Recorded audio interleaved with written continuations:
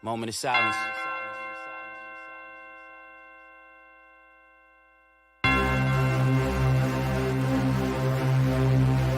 Y'all fucked up. TRP forever. Flow light years beyond y'all, you're not scary. I deserve a statue in front of South Ferry. You niggas dead serious, I'm dead serious. How I feel to be second fiddle, I'm just curious. I know why you don't want me on them group songs, cause I turned a group song into a fluke song. I'm too strong, I get it, y'all niggas spooked. If I wasn't fluke, I wouldn't do a feature with Fluke, dog. Nate hyped me, now I'm about to catch a body. If you ain't Tyrone Briggs, nigga, then tread lightly. Try to chill, I really want y'all to just like me, cause y'all stopping the king, homie, it ain't likely. Not fair how I'm punking these rappers scared niggas local, I'm in the air. How these silly niggas compare when they rapping with they ain't living. I'm literal, be literally, lyrically. Y'all niggas so little to me, little me's. Niggas cornballs, base guard, little bees. You never make it out the hood trying to belittle me. Please, competition is a rap here. We the reason why half of these niggas rap here. Shout out to my real niggas who trap here. Watch your back here, cause half of these niggas rats here. Yeah, all rats, no tails. Just real niggas who tells you details. Ain't do this shit, nigga. Say it again. Big Brook, N.A. Rock, You know what I mean? Side, Shea, the fucking pack, nigga. Stop snitching. We getting money. And fucking a lot of bitches too. I'll holler. Besides becoming Jasmine Walton's husband, my goal's to be with every Staten artist wasn't. To show the effing world I'm the best recording. Kill your dog and bring him back like I'm Seth MacFarlane. Got too many problems to be stressing all of them. With way too much groupies to have sex with all of them. As far as my God, best for sure. Sneeze together cause your knees, God's blessings. All of them. These young niggas sound like Chief Keef on his worst day. The ones my age might as well make a We Are the World tape. Old rappers, war stories got me crucially bored. Plus they stack vocals like they 10 Tupac Shakurs. I'm only spitting the truth. Don't make subliminal moves. I'm now standing alone. Me, I don't fit in with crews. In prime time, I'm Joe Jackson when I write in the booth. Meaning anything related to him, like I abuse. Can't on bad, shorty. Me mad balling, no cash on me, no paper. The only paper I had raps on them. Grace was mad up. I'm and dad with black on me. Beat the black on me. Took a break and beat it back on me. Take a rap, Charlie. Kurt Black and my dad, Charlie, for put me back in that tree with that pen and that bad on me. Shit, that was my past. Back to how well I pedal my skills. You couldn't handle bars with a helmet, some pedals and wheels. Where everybody rap on Drake beats, that's a word. Oh yeah.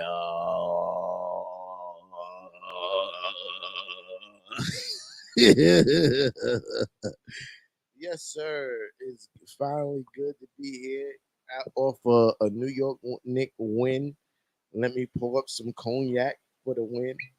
You know what I mean? We gotta pull up some cognac for the win. So we got, you heard? That's all we got.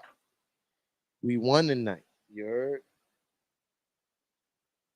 I ain't gonna lie, I'm a little bit saucy. So bear with me tonight, y'all. I ain't gonna hold you. I ain't even barely watched the fourth quarter because I was having such a good time on the Knicks ish spaces tonight. I didn't even watch the fourth quarter because I knew we was gonna win this game. Dwayne. Yeah, I gotta do my shout outs for the chat because the chat always be showing me wild love. Dwayne, see you, Brody.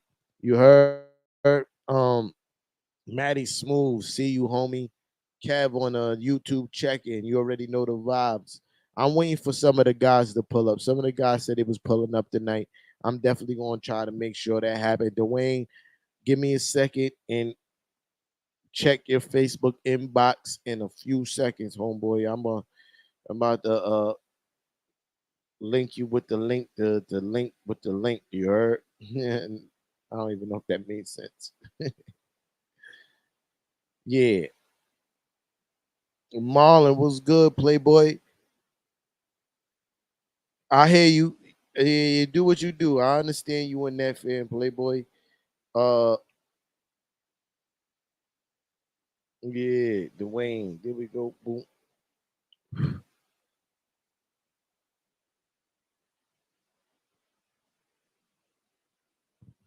Nat in here, bro. It is making me mad. Yo, Dwayne, check your inbox, Playboy. We've been invited cordially to Nixon Ish. You heard? Everybody who had an invite to Nixon Ish pull up tonight. Yo, Jimmy. Oh man, it's too many people. My other phone's gonna die. So I'm not gonna be even invite as many people as I want to invite. Uh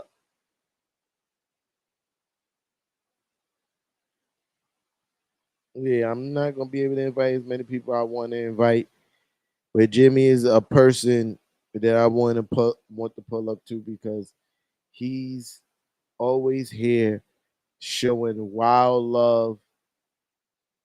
So he needs. Oh, there we go. Yo, Jimmy. Pause. Your name is Wild, but check your inbox, bro. There's a link for you to pull up to Knicks and Ish tonight, Playboy. I need all the Knicks fan energy in the building tonight. I need it. I need it because we gotta celebrate Obi Toppin dropping 35. You feel me? That needs to be celebrated. We're not gonna act like that didn't happen. Even though we won tonight, we're not gonna act like Obi didn't drop 35 tonight. I don't care if the game was meaningless. He dropped 35.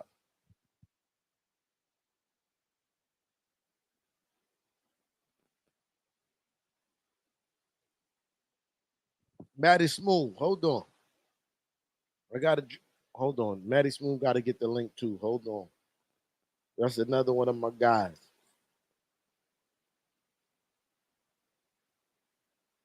That's another one of my guys. Matty Smooth, check your inbox, bro. You and cordially invited to Knicks and Ish tonight. You heard?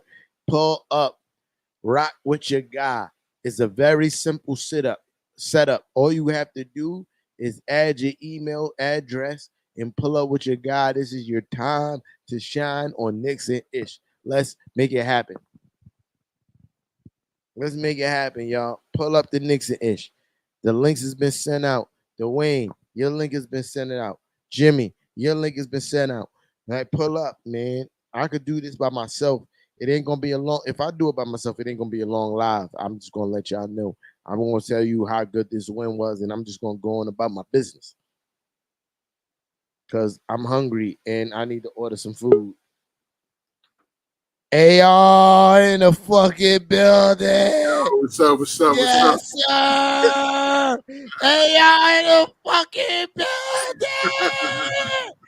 I'm gonna let y'all know why I'm hyped. To all the fans on YouTube land and Facebook, AR is normally on my Twitter Spaces for the lives that I do during the game. He barely speaks, but when he speaks, it's always something profound. Profound. It's never nothing outlandish and ridiculous that I think that he just be bugging. And I'm happy that he's here to share this moment with the boy. You feel me? Shout out to my guy AR for being on Knicks and Ish live tonight. You feel me? All right. Appreciate you. Yo, I mean, I gotta ask you some questions. Oh, Obi, 35 tonight, Playboy. who 35 tonight? Obi. Oh, yeah. You know what? It's crazy because I ain't really get to watch the game. I'm just hearing about all the threes he hit and all that. But I ain't really get to watch it. So, yeah, man. Yeah, that's crazy. He was 6 for 9 from 3-point range tonight. Yeah, that's crazy. That's good, man. I'm glad to see him unleashed like that, man. I think it's good that he's getting the confidence, but do I see him shooting those kind of numbers on a consistent basis? Absolutely not. Okay. I see Obi being Obi and doing. He shot 9 from 3, but he made 14 from the field. I see him doing more 14 for 22 from the field than I do see him doing 16 from 9. Like, I would agree with that. and this is me just watching mechanics. Right. You feel me? Right. His shot mechanics are awful. He shoots rainbows. How many people on a legit basketball court, AR, that you've seen shoot a rainbow jump shot that was water like that?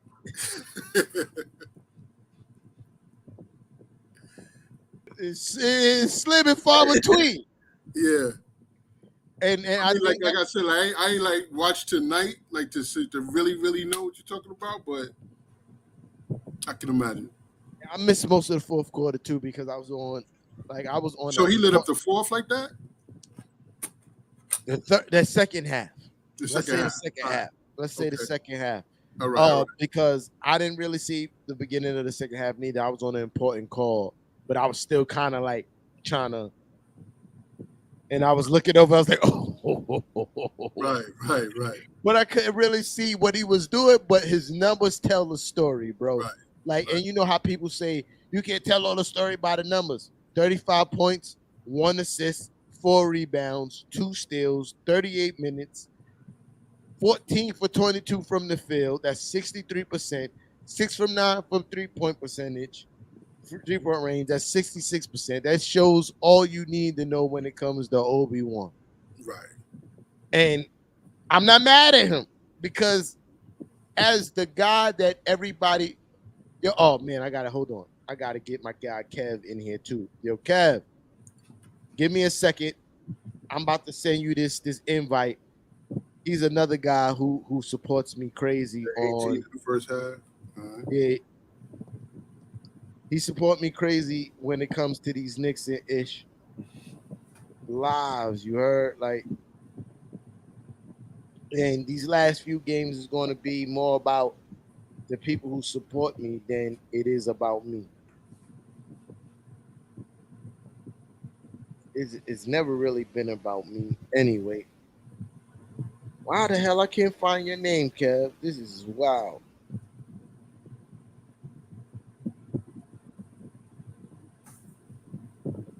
But there we go. Paste. Boom. Yo, Kev, check your inbox, man. The link is in there. You heard? Yeah. The efficiency. That's 18. Yeah, he had 18 in the first half. Really? I felt like he had less than that, Kev. I definitely felt like he did have 18 in the first half.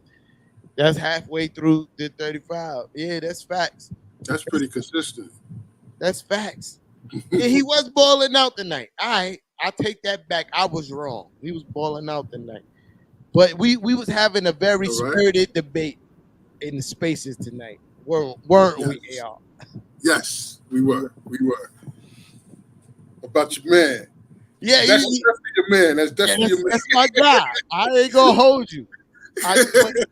But yo, AR, I will tell you this, and all the people who watch me will tell you when he's fucking up on the court, I criticize him. Right. All the other shit, I do not criticize him on. Because I'm a Knicks fan, so it's the same here. Yeah. Same here, so the hearsay, I'm always going to defend him against that, especially when I hear him from his mouth say that that's not the case.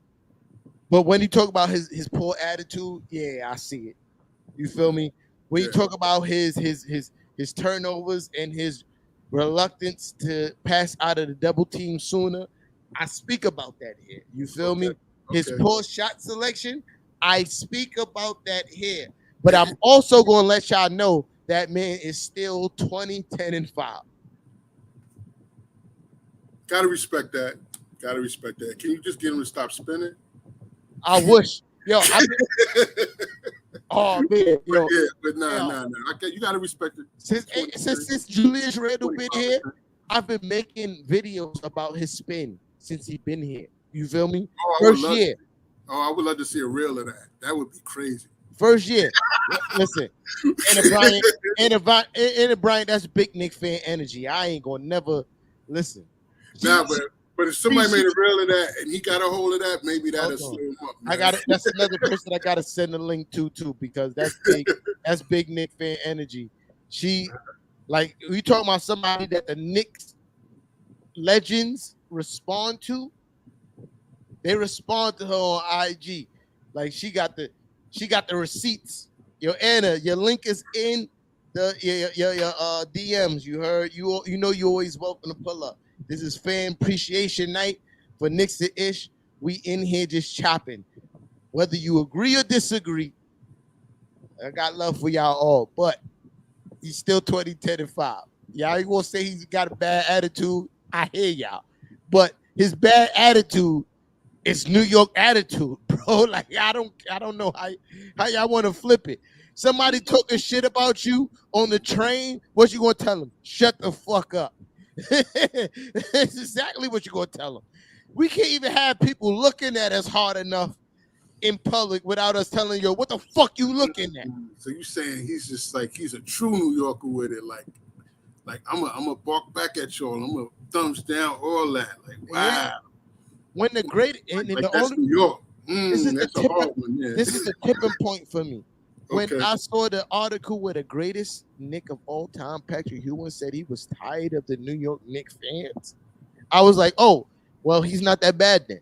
Because if the greatest Knick, the guy who did everything that Knick fans wanted in a player, you talking about giving it all every night, hustling, giving you points, giving you. When did Ewing say that though? When did this is on his way to Seattle? He was saying that. No, he said that in an interview when it was regarding Julius Randle. He said near the end of his tenure, he was tired of the Knicks fans because they turned on us when we weren't playing well. The New York Post. So he said that in defense of Randall. The New York Post put I that didn't know that. as a quote, a direct quote from. Oh, there go Anna. You know that's my people right there. Anna, pull up. Hold on, I gotta get you right. I gotta take my banner off your face, Anna. I gotta get you right there. Hold on. We disagree on Julius Randle, but that's my people right there. All right.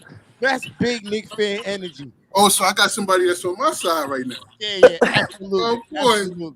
But that's big Knicks fan energy. And I respect her opinion, even though I don't agree. She got the Knicks tattooed on her ankle. I can't say nothing crazy That's about love. that one. That's love.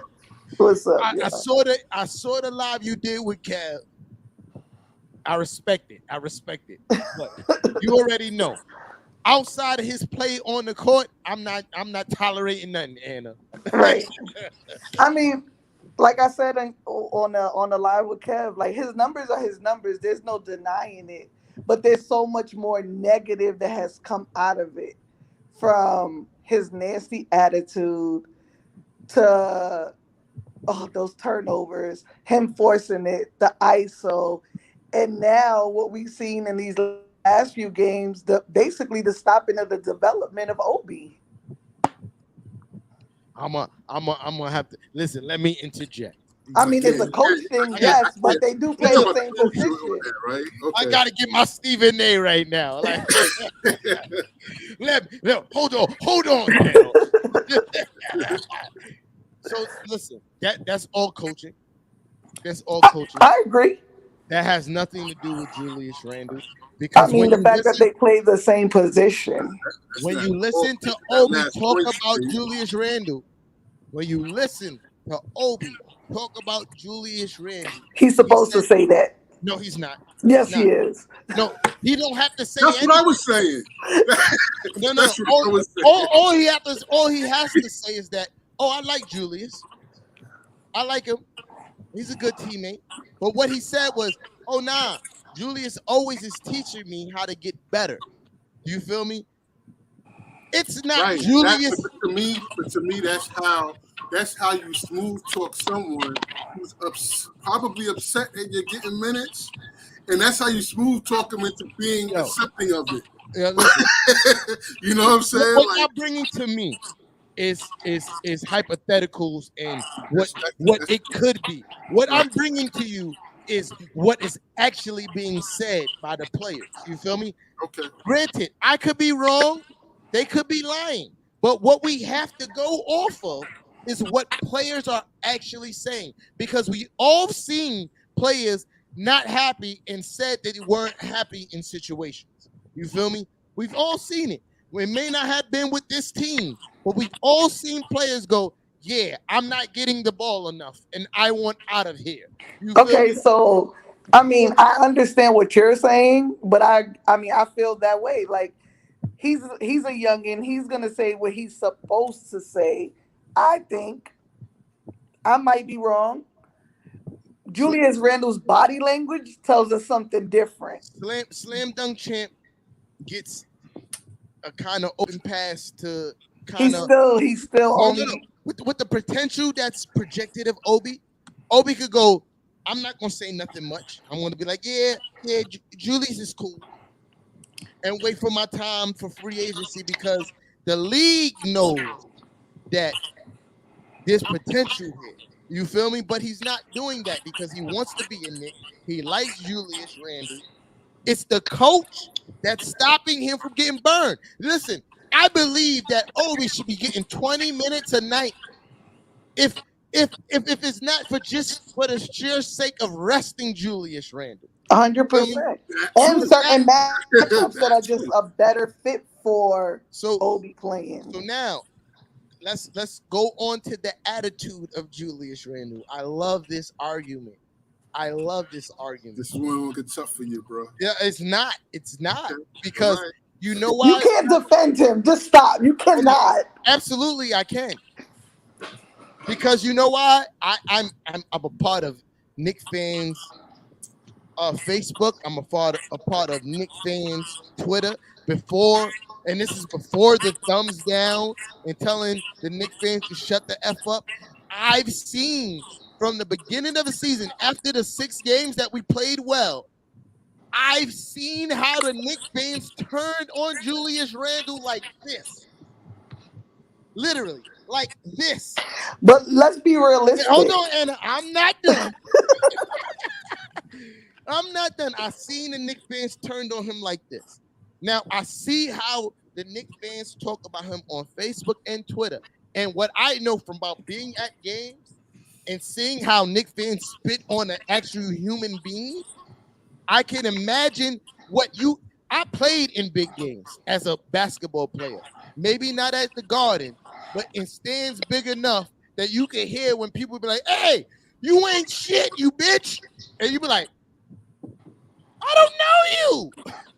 So I can imagine what was said about Julius Randle before the thumbs down and telling fans to shut the fuck up.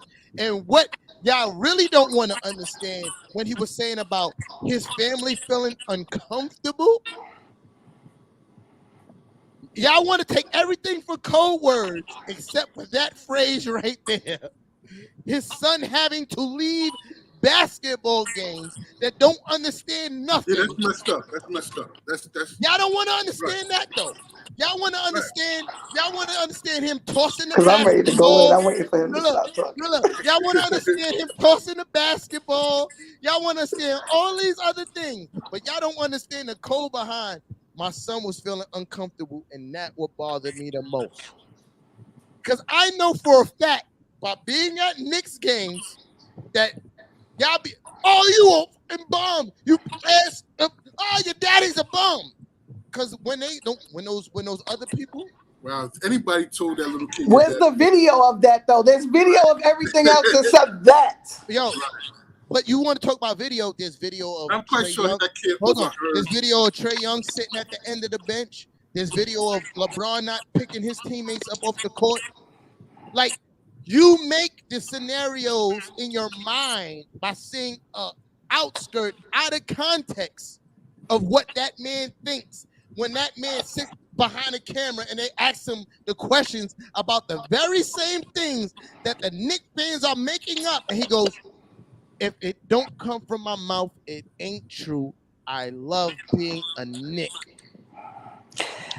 I think he loves being a Knick for all the other reasons other than basketball. I've been to plenty of games. You know, I've traveled with this team this season. His body language is exactly what we see in those photos. Body language is the fact that he's sucking ass. Okay, so all that, but where's his accountability in this? Okay, you playing like shit. New York fans are going to let you know. Let's be honest. The boos weren't all for him. The boos were for the team. The team sucked ass, right? He took it personal. Stop. He took it personal. And where's his accountability in causing it? Not the thumbs down in his play. So Anna, I'm gonna let you know the boos. He was getting booed. He was definitely. No, he was getting booed, but all the boos were not solely for him every night. It was. This was not. And then the same person that we cheered MVP for last year, at the first sign of struggle, we started yelling Obi in his place. Right. A guy that has nothing, and RJ. nothing proven in the NBA. One Okay. thing you can say about Julius Randle, since his inception in the NBA, except for his first year as a Knick and this year, he's improved every fucking year. Except his first year as a Knick and this year. He's only That's been a what I Knick just 3 said. years. That's what I said. But all his other years in the NBA, improvement, including his second year as a Knick. Okay. So why the digression so bad? You know why? I'm gonna tell you why. Because I thought he was injured and they ain't say nothing. That's No. how bad it was this year. I watch every game multiple times because apparently I have no life. You feel me? So since the Atlanta series, every team said, "Hey, we gonna sit on Julius Randle." Pause. That's true. No, that's true. The That's a fact. I have a video clip in my phone, and this is not even the Atlanta series from last year. This is the Atlanta series from this year, where he caught the ball and the whole court just came into the paint. I've seen it. Like, Now, yeah, you also got to equate when the season, after the first 6 games, Evan Fournier was absolutely shit. RJ Barrett, absolutely shit. Evan Fournier, absolutely shit. Emmanuel Quickly, absolutely shit. Obi Toppin, absolutely shit. Getting the main one. Derrick Rose, our Lord Christ Jesus Savior, was absolutely shit. Nah, Kemba Walker. Absolutely. Kemba Walker. I was going to I was about to take it to the highest of the mountains of absolute shit. That was king shit. So now, when you talk about all the things that was supposed to happen right for Julius Randle this season, and all those guys, remember, Julius Randle started off this season hot. He started off hot. Evan Fournier started off okay. Yeah, Fournier, Kemba started off okay. Yeah, they all had certain games. You know what? But they had, And then they started playing like absolute shit. And guess what teams did? You know what? That's back to We gonna sit in the paint. RJ Barrett can't shoot. We gonna sit in the paint. I mean, I agree with you. I'm not saying that's not the case. There's multiple reasons as to why we had no offensive schemes in the beginning, including other players not stepping up the offense, not running the way we're supposed to, coaching being horrible in many a games. The fact that we didn't have a closer because we could have won probably almost double the amount of games that came. On that too.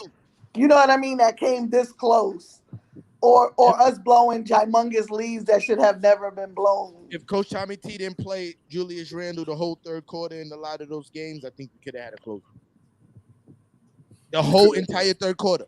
Right. That was another year. Right. Like Julius Randle get played to 2 minutes and 30 seconds in the third quarter and then brought back in 8 minutes left in the fourth quarter. You can't expect your best player to execute at a high efficiency when you play him that minute. His decisions as a coach altogether were just it was very questionable because even in games where, let's say, Obi was having a decent game, one error caused him to be put out. You know what I mean? Like when the bench was playing well and he kind of just shut it down, like, fuck it, I have to put my starters in. And you don't have to put your starters in because we have a very effective bench. That's what screwed us all season.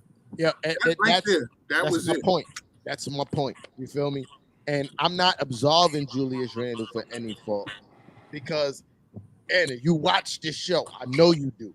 So you know when Julius Randle fucking up, I be in here like, I agree. And I mean, if you heard me in Kev's on live with Kev, like, I'm okay with him staying if he give that effort. We get a real point guard. He needs a real point guard. That's the only way he will be effective. I don't like him. I still won't be 100% happy.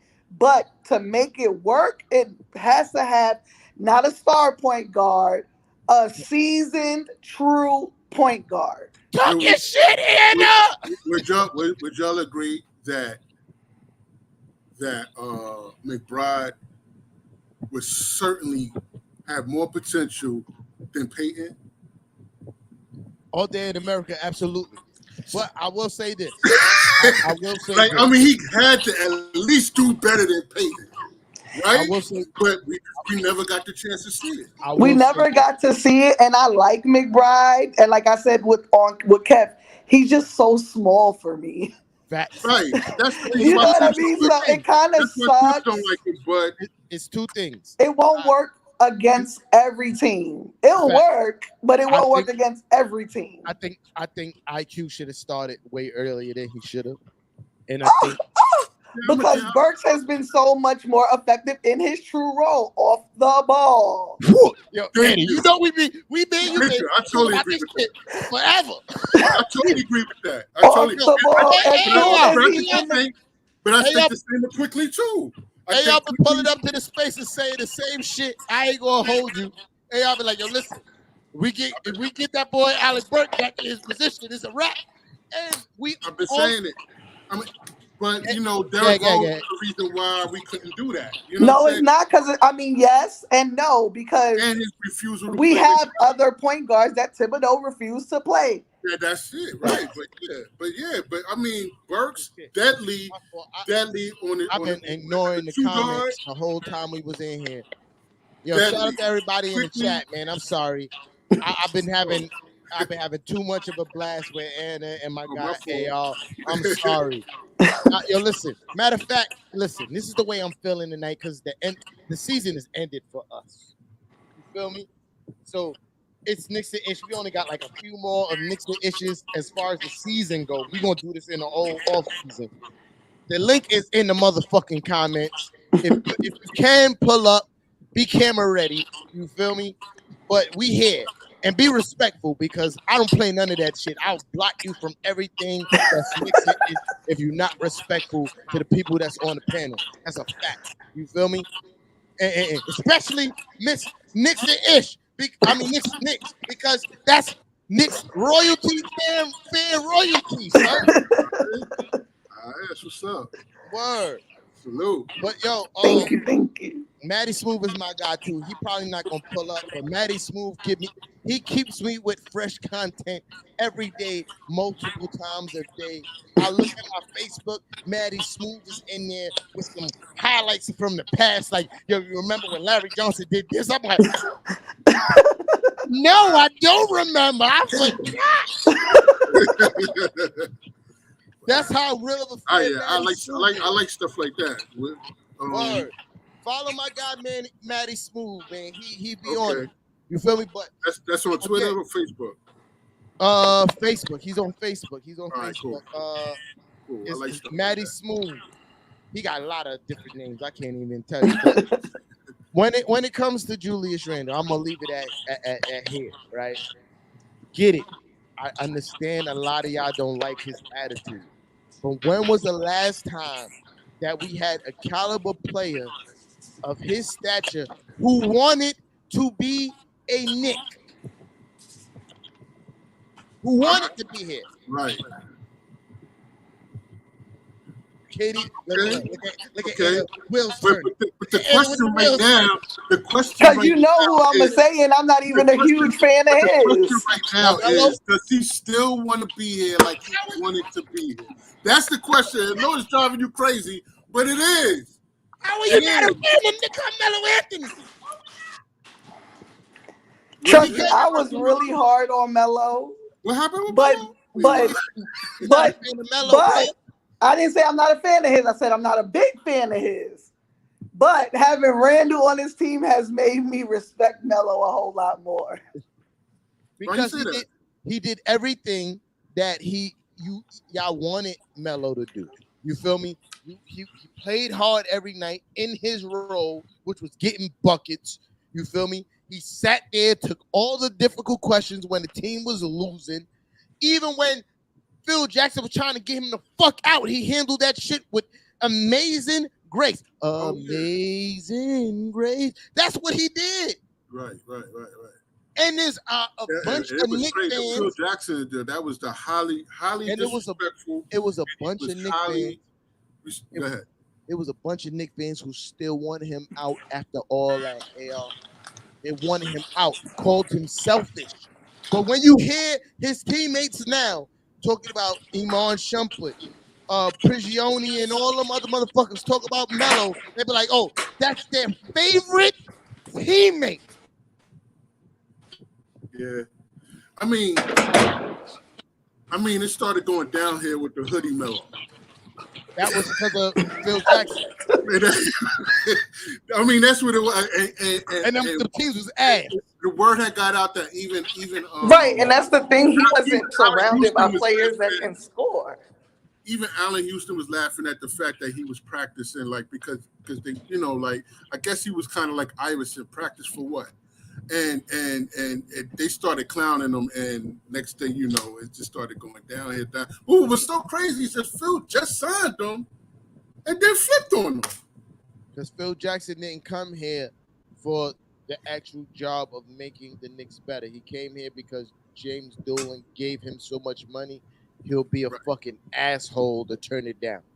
Right. You feel me? Like he got like 4 times more or 5 times more than any other president of operations ever got in the history of NBA basketball. How do you turn that down? You don't. Right. You take the job even though you don't want it because you know that, hey, I'm never going to get an easier $10 million a year. Right. Even if they fire me, I'm going to get $10 million a year. Right. Shit is wild, bro. Yeah. Wow. It hurts my Now, how do we compare Melo to Randall? Oh, because she was saying now that I respect Melo more since Randall. Wow, damn. Damn. Marlon, I don't even know where I sent you the link at, bro. It's the same link. It might be your inbox. It might be your Facebook. I don't know, bro, but I can't do it. I don't know. I don't have enough time to be looking for that shit. I don't got enough patience. Hennessy is kicking in right now, Playboy. Hennessy is kicking in. And I got my guy, Sean. I see you, Brody. Yo, you know what's dope about Sean? I was just on here talking shit one day, and Sean stumbled across the show, and he ain't never left ever since. And that let me know, even though I be talking wild shit, same thing with Starks. Yeah, I be talking enough good shit that they stay. Word. I appreciate y'all. But when it comes to Randall, AR, it came down to the fact that they was talking so much shit about Randall, the same way they was doing Melo. It was a certain amount of fans that was making the comparison, and it just stuck. Yeah, I mean, like, we did the same thing to Melo, and which is facts. When things started going bad with the Knicks, even though it was nothing with Melo's fault, it was everything to do with that whack-ass team. The best player he had at one point was Jeremy Lin, and that was for 7-game series, the 7-day game period. Right. That was the best play he had. For 2 weeks. But, okay. But I remember when Jeremy first started cooking, Melo was injured, right? Yes. Right. Yeah, so. But when he came back, they tried to say Melo was jealous of Jeremy Lin. Right. Same way they trying to say that Julius Randle is jealous of Obi. Why the fuck would Carmelo Anthony be jealous of Jeremy fucking Lin? And why the hell would Julius Randle be jealous of Obi Toppin? It doesn't make sense. If anything, you would think that, hey, this guy could score off the bench. I could get more rest so I could get buckets in the fourth quarter. Right. And then the guy that everybody's saying that Julius Randle is jealous of is telling you, hey, he helps me. But y'all be like, nah, I don't believe it. But y'all believe Ballsack Sports saying that Julius Randle requested a trade. Get out of here. Oh man, I don't know. We'll see how this season, the end of this season and the start of next season. We'll see. When a man tell me he believe him when you hear it come out of his mouth, I gotta believe him, because that means you believe what you're saying. Like, yo, if you don't hear it coming from me, right, don't believe that shit, because you know the outside sources Yo, Marlon, I got you. I see you in the back space, the back page. I got you, Brody. But if you a person and you hear all this shit talk about you, and you see it in the news and stuff, and you know it's not true, what you gonna say? If you don't hear from me, don't believe that shit. Right. And that's what Julius is saying. You could be Right. like, oh, I don't believe it. That's because your emotions is talking, not the logic. You feel me? But I mean, but like we was talking about this Where earlier. Marlon go? We was talking about this earlier. But what else is he supposed to say? What if it is true? Right? What if he did say, I went out? He could have Right? he could have his representation saying that he wanted a trade. But what do you think he's going to really say to the media until that happens? I didn't say. He could have had it. Same thing that Mitchell Robinson is saying right now. Talk to my agent. Perfect example. Perfect example, because I mean, like he's not saying that. He's telling you. Talk to my agent. He's telling you, no, I want to be a Knick. He's saying that. He's saying that in the press, but we all know that he. No, we don't all know. He's going through mad agents for a reason because he's trying to get that check. No, Julius Randle had the same agent ever since he been a Knick. No, I'm talking about. I thought you just said Robinson just now. Robinson trying to get out of here. Robinson trying to get the bag. He want the bag, right? So, but if he's saying he still want to be a Knick, that's a perfect example. No, Mitchell Robinson. Every time he's asked about his contract, he goes, "Talk to my agent." He's never said once in those interviews. Again, remind you. Okay, I got it. My life, now that I do these shows, revolve around the fucking New York Knicks. I watch these interviews, post game, all these shits multiple times. I'm sad to admit it. You feel me? But this is what happens. He's never once said, I want to he goes, yeah, it'd be cool. But he never said, I want to remain a Knick. He goes, talk to my agent. Okay. When he go to Berman, he go, Berman. Talk to my agent. You feel me? Like, he don't even give you an answer. Like, Julius Randle goes, hey, I want to be a Knick. My family loves it here. I love it here. I know what it means to win. Now I see more of your point.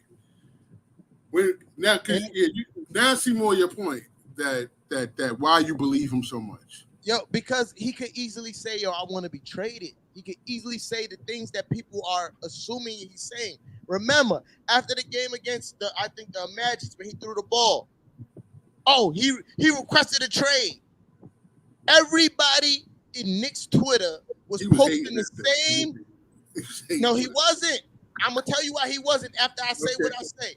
Okay. He after the whole Knicks Twitter after that was posted as one interview where the guys themselves said there was source close to the team and none of it is confirmed. They was like, yo, I'm not saying this is true. I'm not saying that he really said this, but sources close to the team. And everybody ran with it because it fit their narrative. Mm-hmm. And when you say he was salty, there's a game, 2 games before that. We were beating the #1 team in the East. RJ Barrett was getting double teamed. What was about to look like a turnover. He passed it to Todd Gibson for a dunk. Julius Randle jumped up out his seat and flexed. Beating the #1. We went up 7 against the #1 team in the East. Julius Randle in a very fly mauve suit, a short suit, jumped up and flexed with a very VVS out chain on. But y'all want to talk about? That's still his team, though. But look, y'all don't talk about that. Y'all don't talk about that. Right. There's so many other reasons why he could have been like, yo, I'm out of here. Maybe it could have been the fouls he was getting that he didn't agree with so he don't get another technical. Maybe it was the fact that he was 1 from 9 from the field that he walked off.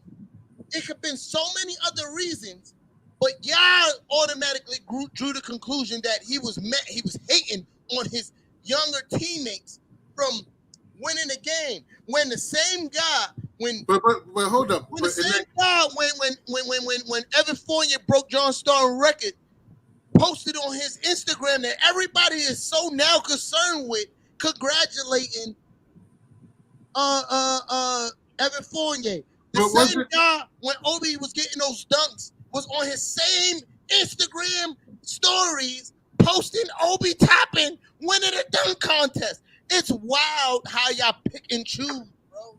But he's supposed to do that. Y'all wild, bro. But the game where he got mad and he threw the ball, wasn't it? Didn't he didn't get that many minutes in that game. He didn't play like that whole third quarter, right? He never wants to play those quarters. He's going to tell you. That was like the first time we were saying like give Randall some rest. So you know what I'm saying? Like let the young players play. And so that game it happened that way, and he got mad. And no, he got mad because again, I watched him get clotheslined across the head when he was going up for a layup that he missed and didn't get the call. I watched him do what we want him to do, is be a bully and not get none of those calls, and said, instead of me arguing with the refs, I'm going to toss this basketball behind my back at a referee and walk off the court. But oh no, he hates the team. When he just 2 games ago, when it was beating the number 1 team in the East without him, he was up jumping and cheering. That don't make sense to me. Because if any time that he was supposed to be mad, it was not because they was beating the fucking Orlando Magic. It was because they was beating the fucking Miami Heat. And he was up celebrating with those guys. After the game, he was in Miami with RJ Barrett taking flicks with superstars. But he hates the team because they what? This is the narratives that Knicks Twitter make up, bro. You feel me? There is no basis behind none of that shit. There's always a counteractive behind it that has the same amount of validity as the shit that they make up. I could do this all day, bro, with some shit that's half-ass. And I'll be like, ah. So we're going to see him in the next uniform next year? Absolutely, all day in America. They're not trading him. Okay. Where else are you going to get a 20, 10, and 5 guy? No, that's the strongest point. That's struggling. Remember, we call that fucking struggling, bro. 20, 10, and 5. There is 2 other people in the NBA that average 20, 10, and 5. That's like Giannis. Tonight? No, Obi didn't average 20, 10, and 5. Obi averaged 30. He averaged 35, 4, and 1. Okay. All right. You feel me? 1 assist. 1 assist. Oh, that's bad. 4 rebounds from a power forward. Bad. I like Obi. That's why I say he's a backup. Because there's games, especially that Nets game, that we could have used Julius Randle's 10 plus rebounds. Because in the second half, second chance killed us. Right. And I saw a lot of them coming from Obi's side of the court. Because Obi likes to leak out. Not knocking Obi. Obi is great at what he does. Let's get those easy buckets. And we need Obi to get those easy buckets. That's about 6 to 10 easy buckets a game of Obi just leaking out. Right. And Obi and Quick being on the court. But you also need a bruiser like Julius Randle who's going to rip down 10 boards and tell the other power forward, you's a little ass boy. I got this, and I'm going to go to the basket. I'm going to get the and one on you, and I'm going to look in your face and talk that shit. You feel me? I'm always most disappointed when we lose to the Nets because we could definitely beat them. Like every fucking time. Every game, like every time. Hey, y'all, every time, bro. I do a show, Knicks versus Net, who run the city. So imagine my shows after the loss. Right. But I still be killing him though, because he ain't built for this. You feel me? What I do, you feel me? What I do, my energy, when I get in my shit, he ain't built for this. So I make sure I'm always on A1 every time we lose to the Nets, because I'm gonna kill him. But Julius Randle, I only back him up when it comes to the place where it's like, yo, y'all not even talking about his play anymore. You feel me? Y'all talking about some other bullshit. Oh, he threw the ball into the court. I mean, the antics adding up though, but I get you. I get what you're saying, but that. And when we talk about when we talk about, and the crazy part is when we talk about the shit with the Suns, where young boy pushed him in the back and he retaliated. I'm like, yeah, I forgot about that one. Anthony Mason will be turning over his grave to see all the Knicks fans talk about Julius Randle shouldn't have done that shit. Right. What the fuck are you talking about? Anthony Mason would have gave that boy hands. But we all know how much the game has changed since them days. So like, I get it. But at the same time, for Knicks fans to be so appalled that he did it, like it wasn't even on some yo, Jules, I get you, but nah, bro. It was like how could he do that? And I'm like, because it looked real whack to do that because you got cooked. You know what I'm saying? He wasn't getting cooked. He was cooking, boy. And we talking about the same year that Markieff Morris got pushed in the back and was out for the whole season. That boy didn't push him in his face. He pushed him directly in his back. Right. And everybody's like, how can he do that? I'm like, bro, you got to protect yourself. It ain't no other tough guys on the team. Ain't nobody else going to run to Julius Randle's aid. After it, like you wanted to fight after it. Listen, it was the antics. I'm 5'5", 180 pounds, and I'm that fucking guy. Don't touch me when I'm mad. And I got guys that I consider my brothers, and I love them to death. And they already know the vibes. If T-Time is on that time, he's on go. We're going to have to verbally talk him down because if we touch him, right, he's going to push us. And I get that. You feel me? I get the fact of being on go. We also forget that these guys are fucking human beings, bro. You also got to realize there was a face-off before that. You don't know what that little nigga said to Julius Randle before he turned all the way up. Okay. It could have been La La tastes like Honey Nut Cheerios. Was anybody mad at fucking Carmelo Anthony when he was standing in front of? No, nobody was mad at Carmelo. Nah. That man got a wife and a kid. Right. You don't know what was said, and I don't think Julius Randle was the kind of guy to be like, I think you could see that. You could see, he ain't won it. He was just like, nah, it was nothing. Like, he said something to Julius Randle because Julius Randle turned around, pushed him, and they stepped back, and Julius Randle was saying something to him, and a little boy said something to Julius Randle that set him off the handle. You feel me? Like, now, again, I'm a person who sit here and I do this. Analyze. What he said right now. All right. I agree that Julius Randle probably could have held his composure, but what happened at this moment? Because he said something. Because that situation was almost about to die. Mm-hmm. The ref was in between, and Julius Randle said something. He said something, and Julius Randle started smacking everybody after that. He said something. What did he say? Right. These little niggas is, listen, I still live in the hood. I live in a building where all the little high school kids come and smoke in my hallway, and I walk down the stairs every time. I live on the 6th floor. I walk down the stairs every time. Them niggas be talking crazy. And this is my own place. So guys his age, I understand them being like, fuck out of here, old ass nigga. SMD, old ass nigga. All right. And I'm like, I'll kill you? and I don't know what was said. Julius Randle could have been 100% wrong. But y'all letting that situation go all the way off the hook is the fact that that split second what was said. Nobody knows. When Julius Randle complained about, my family being uncomfortable and have to leave games, and the best that Knicks fans have to go, you shouldn't bring them to games? That's stupid. Why shouldn't his family enjoy you watching him play basketball? Because you want to come to be a game and be a dickhead because you spent $200 on a stick. That don't mean shit.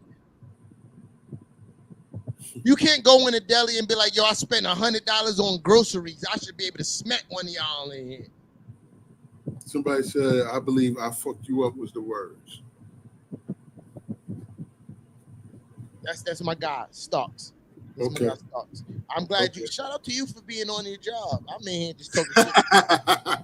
I've been here drinking. You feel me? I've been here. All right. You feel No me? doubt. Yeah. No Shout out doubt. to Starks.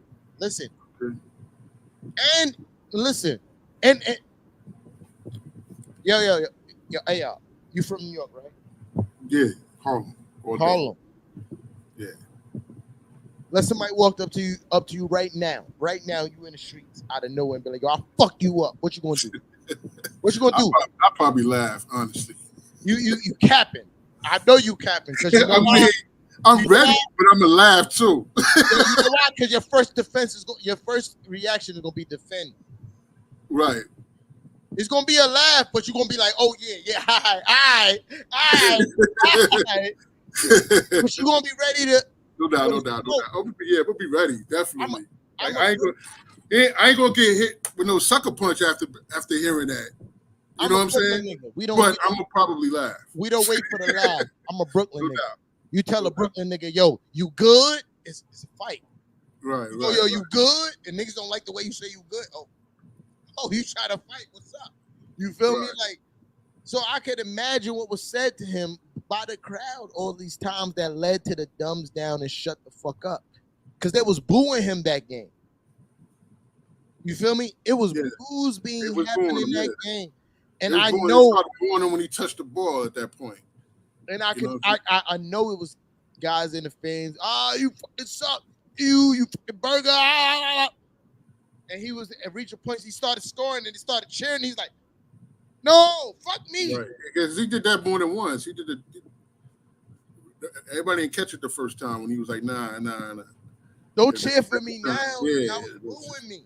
Second time, he was like, oh, okay. And to me, that's the most New York thing you could do.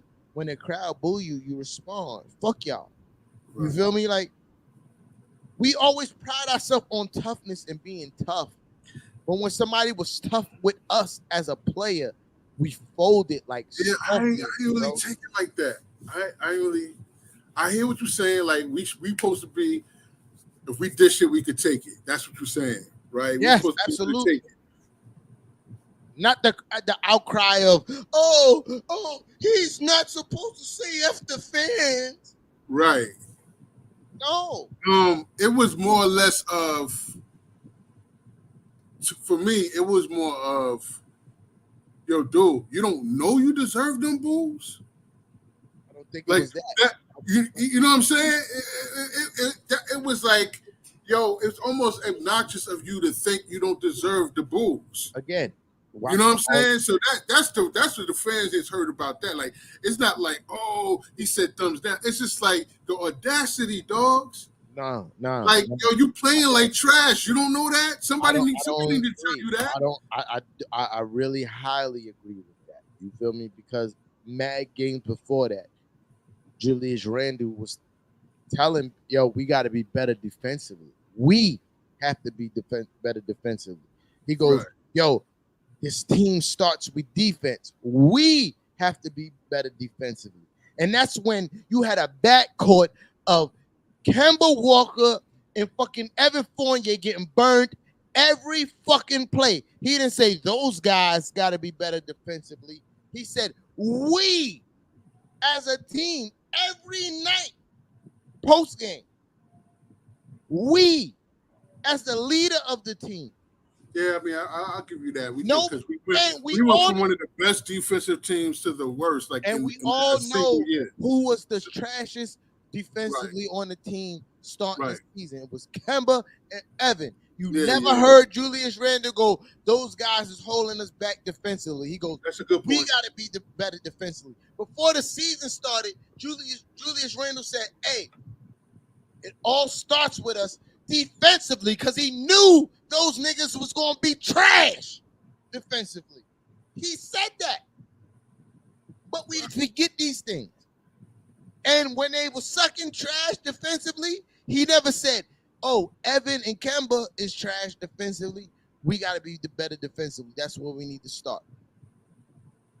And then when he decided, oh, since this is the effort we get from them two niggas, and I gotta play 40 minutes a night, I'm not gonna compete the whole game.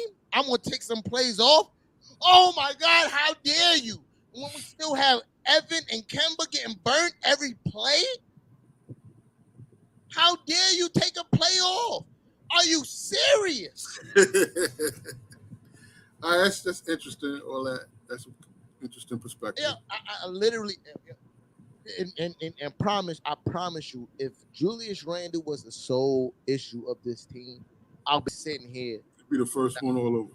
Bro, when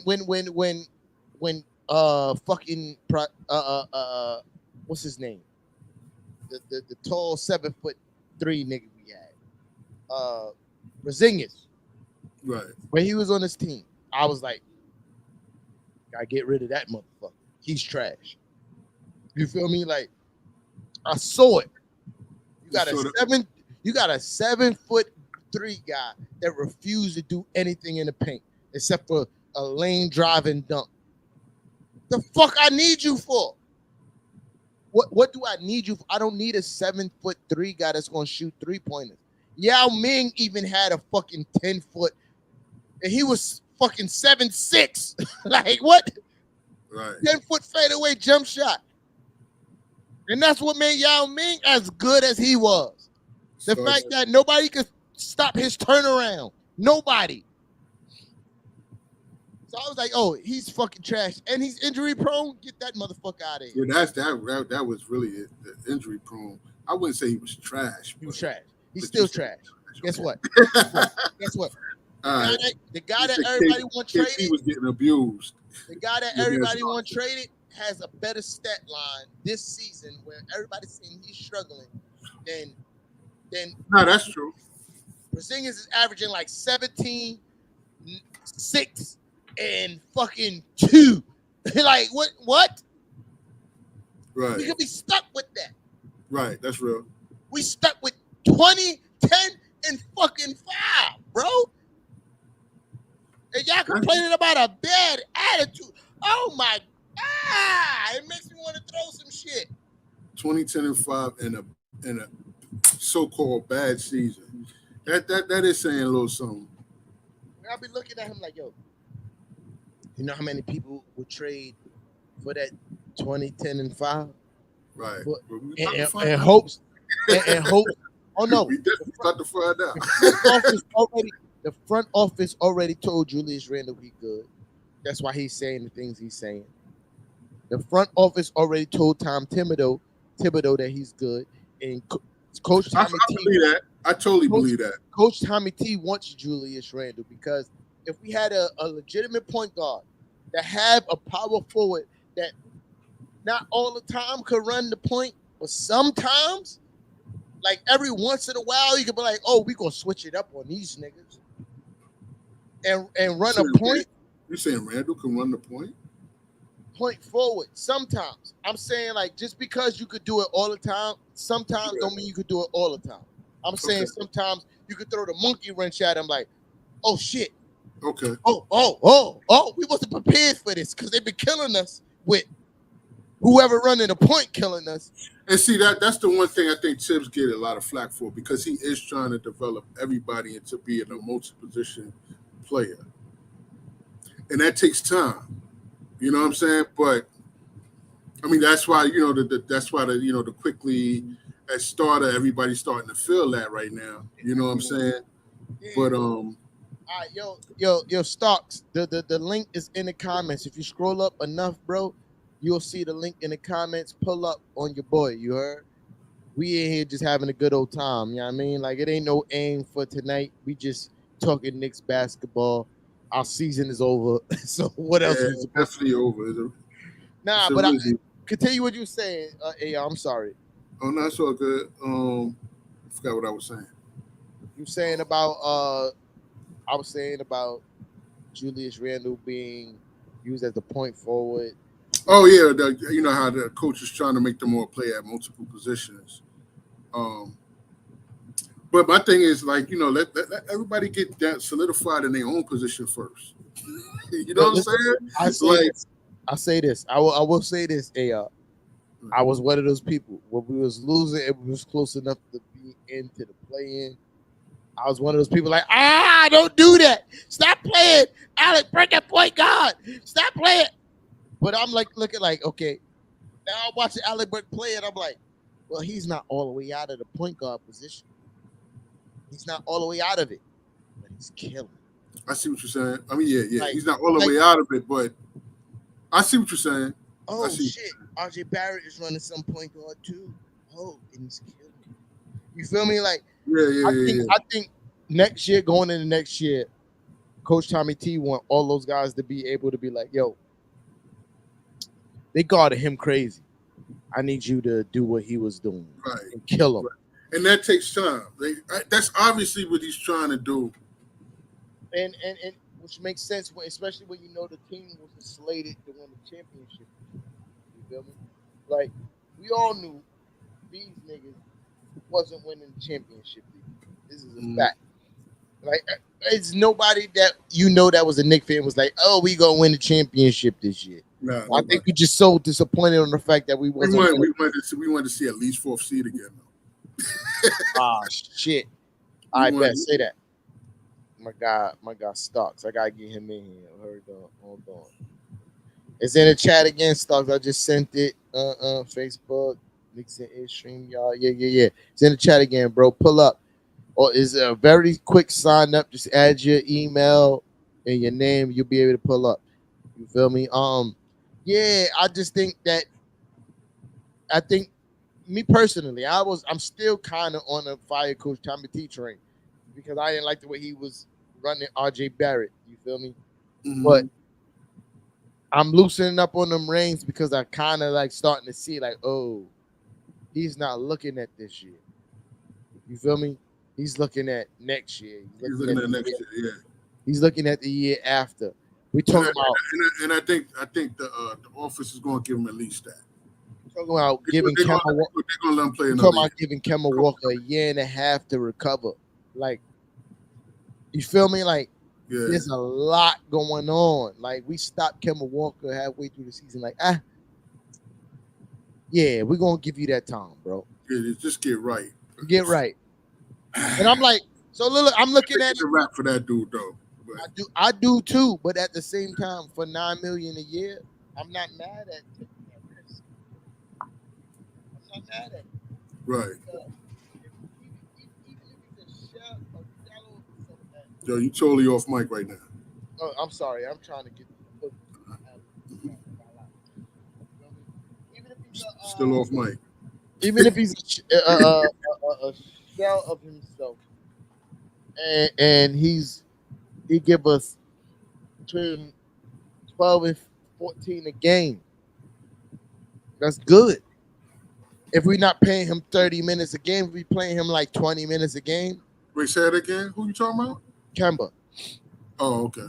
If we give him, say you feel like start him, you give him 15 to 20 minutes a game, and he's not closing out games, and he's giving you 14 to 15. Mm-hmm. But you got a better defender at i.e. Emmanuel quickly, guarding up, closing out games. I'm not mad at that. Oh my God. Think of my guy. I gotta ask him how you Yo. How you pronounce your name so I can start calling you Starks? Say that again? How you pronounce your name so I can stop calling you Starks and call you by your first name? Oh, Dinez. Dinez. All right. I'm respectful. I don't never want to call you by your like a wrong name. Dinez. I got you. You always here. I appreciate you. Bro, like the flag that Julius gets is absurd. Like it's absurd. Move, my fucking dog. Yeah. Here we go. Yeah. Here we go. More Julius love. Absolutely. As it should be. Think right. Think about it. Your star player telling you that he wants to be here. And instead of embracing him with love on some, oh, you want to be here? Well, we gonna support you. It's more, get him the fuck out of here. Fuck that guy. What? It don't make sense to me. Go We sit down. show more love to Jared fucking Jeffries than we showed to That your Julius Randle. headphones? Jared Yeah. Jeffrey was ass. Right. We showed more love to Jared Jeffries than Julius Randle. Wow. That's a statement right there. And I remember it because I was sitting there Yeah. like, why do we like this guy so much? Right. That's a statement right there. This nigga won't even shoot. Yeah. He could look at get a rebound, offensive rebound, look at the backboard and be like, no, I got it. But we love Jared Jeffries, but we hate Julius Randle. We love Jared Jeffries was a bum. we love Chris Duhon. Oh, chill. Lou Armisen. Yeah, we Mr. Get right underneath the basket and kick it all the way out to the 3-point line. We love him. Chris Duhon. Yeah, I used to. I mean, we don't hate Randall. We don't hate. No, they hate Randall, son. I've never We seen hate Randall because of no. That's it. That's all it is. Yeah, Like, you know what I'm saying? Like, I hate Randall because of the media-driven hyperbole behind what he does. right. You could find clips of every player in the NBA and compare it to Julius Randle, and teams will be cheering that man still. I've seen literally pictures of fucking DeMar DeRozan on the bench when they getting their ass whipped, looking sad. And you never hear that team or that organization of the fans saying get rid of him. I've seen it. Like literally watching the games because I got Ain't no more. I got the league pass, bro. But yeah, because he's performing. But I'm saying even on nights that he's not performing. Okay, Like, all right. Julius Randle, we already crossed this bridge. Julius Randle at the beginning of the season. After the first 6 games of the season, they started shitting on him. Right. Shitting on him. Even though the whole team was shitty. It was a little bit more than 6 games, but okay. No, I'm saying after the first 6. After Right. first 6, we were really good. That's when we was cheering. We was going to the championship. The first 6, we thought we was going It to seemed like his jumper just disappeared. poor shot selection. See, my thing is like, when we like first started, right? Player, We had Kemba Walker getting abused. We had Evan Fournier getting abused. Oh, why didn't Julius Randle help defense? How can he help? And he way on the other side of the court, like the weak side of the court. I'm gonna say this. He was talking about. I'm gonna keep it 100. He was talking about the Julius Randle jump shot, and I'm gonna tell you why. It's the same shit that happened to Carmelo Anthony. You a whole bunch of guys that couldn't get buckets. What you supposed to do as the number 1 player on your team?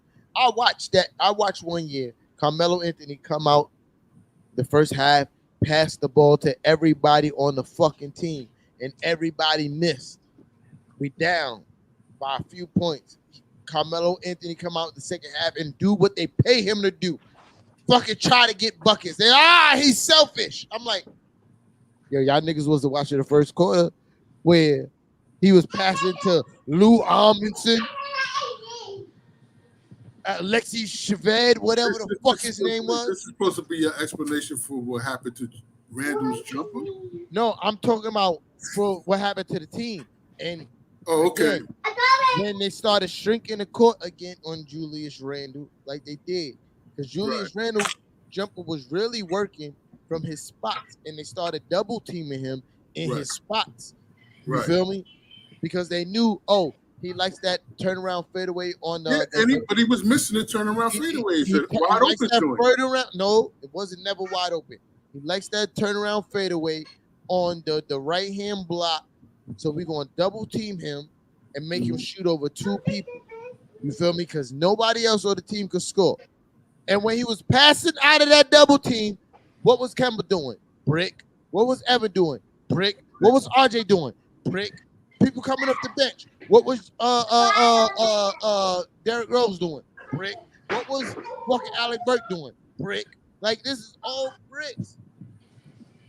You look at I guarantee if you go and do your research and look Derrick at Rose was bricking at the beginning of the season. Derrick Rose is averaging 10 points a game coming off the bench when last season before he was averaging 14 plus.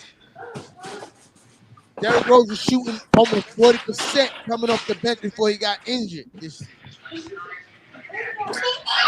From a guy who drives more than he scores. Derrick Rose was playing like ass cheeks. And he got hurt. He was after the first 6 games before Derrick Rose got injured, he was under 500 while Derrick Rose was still in the I don't remember it like that. But all right. Yeah, no, it's fact. Believe you. Yo, listen, you don't have to believe me. Ooh, promise you. Yeah. I promise you. Like, we weren't good even when Derrick Rose was still on the team. Like, Derrick Rose is subpar. Obi was subpar. The bench was subpar. And I remember sitting here like, the starting lineup, I get it why they bad, but why is bench bad? That's for the bench. Goodness gracious. And when you look at the starting lineup was horrible early on. Both of them. The bench was coming in and doing their thing for a minute, and then they started falling off too. Remember. What I remember. No. Again, the whole team in the beginning was clicking on all cylinders. Right. When we starting that bench, after the first 5, everybody was playing bad.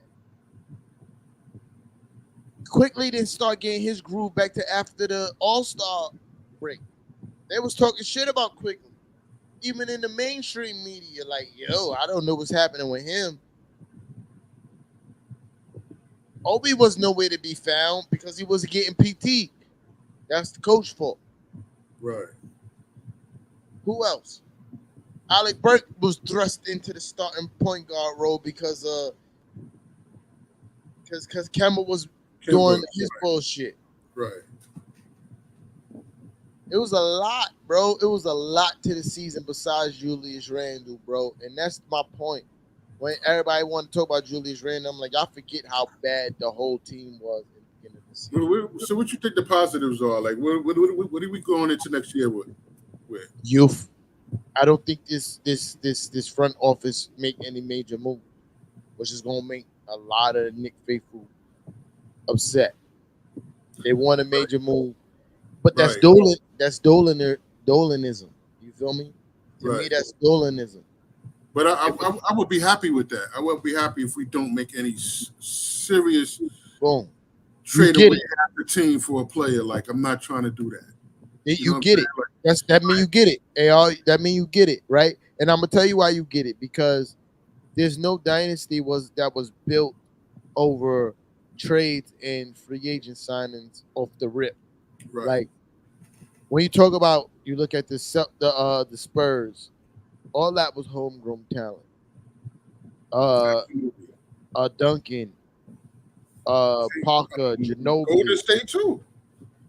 Golden State. Clay, Draymond. All that was homegrown. Yeah. And they added the essential pieces. You feel me? Like, let's look at let's go to who else? The Lakers. You feel me? Let's look at the Lakers. First, they signed Shaq, but everybody else around Shaq was homegrown. Kobe. Absolutely. All them shits. Right. Rick Fox. All of them homegrown. Right. You feel me? Like, your supporting cast has to be homegrown. You have to see what you have. You decide if your star that you sign is a star, or you have to trade him. Is the homegrown guy your number 2 or your number 1? And you decide the front office is doing an immaculate job. We have a Beverly of fucking draft picks that could be used as assets or just straight up signings. Right. Yeah, we got Hush. like 2 hands, right quick, off my mind right now. 1 or 2 year players that could be solid role players. I'm talking about or stars, even stars. Even we got RJ as a star. We got Mhm. Quickly as a solid role player. We got Mhm. Sims as a solid role player. Obi, solid role player. We got come to find out, we got Cam Reddish next year, solid role player. I think Grimes, you could throw him in there. Everybody keep thinking they're gonna trade him. I think I got Grimes in there. I think I do. Okay. Yeah, I think I do. But we're gonna start over. RJ as a star, Obi as a solid role player, Grimes as a solid role player, Cam as a solid role player, Obi as a solid role player, Quickly as a solid role player. Burks. Burks, we talking about the young boys. You feel me? Oh, gotcha. Okay. Sims is a solid role player. That's 7. 7 guys that we can say that. You might as well put McBride in there too. 8. Right. Let's do 8 solid role players. Solid role players, right. As rookies or sophomores. And that, like you said, the key word is dynasty. If you're trying to build a dynasty, that's the smart. Keep that 8 and build with, you know what I'm saying? Like, we need a point guard. We just need a point. We need a point. Yo, and if you listen to what the front office said in the beginning of the season, we about 2-3 years off from being contenders. Literally, that's what the front office said at the beginning of the season. Right. 2-3 years. Right. Does it not seem like we on pace? I think so.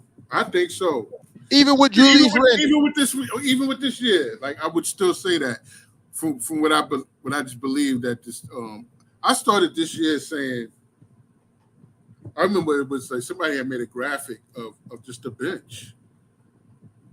And I was like, yeah, we got one of the best benches in the league right now. I agree with that. I thought that we did. I still believe that. I just feel like they didn't get enough tips playing them right. But I still agree. believe that. Yeah. I agree.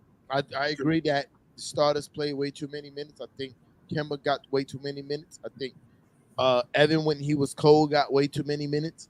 Like, there were players on his bench that was hungry and ready to play. But I also think that Coach Tommy T knew that we wasn't going nowhere this year. Okay. And made these guys hungry. Again, this is coming from the fire coach Tommy T brigade. Once RJ Barry got injured, I was like, fuck that, fire that guy. Like, once I saw that injury to RJ Barry, I was like, fuck that, fire that guy. Right. But on like starting to be a realist and watching games the way I watch them. Like, he always go, yo, he said that statement about guys don't watch games more than once. And I took offense to that because I was like, motherfucker, I watch games 4 or 5 times. That's over exaggeration. I was about to say, no, I can give you mad credit, mad props for that one. at 2, 3 maximum. I ain't gonna lie, 2, 3 maximum. Okay, that's still major. I watch it once as a fan. I mean, sometimes I watch the rewind. I definitely do, but that's it after that. No, because I do this. This is right. Yeah. I do it because I want to make sure when I'm watching, I can get my own personal. Absolutely. I'm bugging because I watch it. That's I never. Yeah, if I was doing what you do, I would definitely do my homework like you do. Definitely. Yeah, I don't shit on nobody for their critique. You feel me? Right. I will tell you bugging though. Yeah. But your critique is your critique. But I also like when I say, oh, now you bugging. I'm like, bruh, you gotta understand. This is not just the one time watching the game. This is me 2, 3 times. I know why Obi wasn't shooting well. I know why Julius Randle wasn't doing his thing. I know why, like before, I know why RJ Barrett against the Nets wasn't doing his thing. He was forcing it. His lack of a pull-up jumper is the reason why we lost that game. You feel me? If RJ Barrett has everybody on their heels. But the help defender knows that he's coming all the way to the basket every time. Because he can't pull up and score from the mid-range. That's what separates RJ Barrett from the likes of DeMar DeRozan. Separation from the likes of Kawhi Leonard. Mm-hmm. You feel me? Yeah, when he develops that, he's gonna be RJ, RJ is scary. It's scary. I'm talking Right. about 25 a game, easy. Yeah. Because he could get 6 points off a pull-up jumper every game. And now you gotta honor it because if he give you a hezzy around the elbow, what you gonna do? Because you know he can give you. If you leave him that shot, he gonna give you 20 from there. That's what's so important. Like, yo, that's the thing that's so dangerous about DeMar DeRozan. Why people he pulls up a lot, but you also know he can go past you for easy too. So when he pull up, you usually late because you know, oh shit. Right. Like he mastered that jumper in the paint.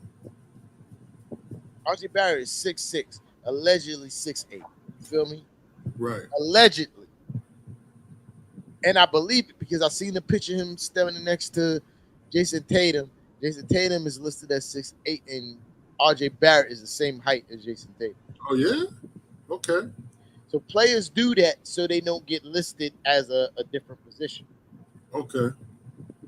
And I think RJ Barrett is doing that until he get his next contract. He don't be listed as a small forward because he's gonna be asked to guard the likes of LeBron James and Jason Tatum every night.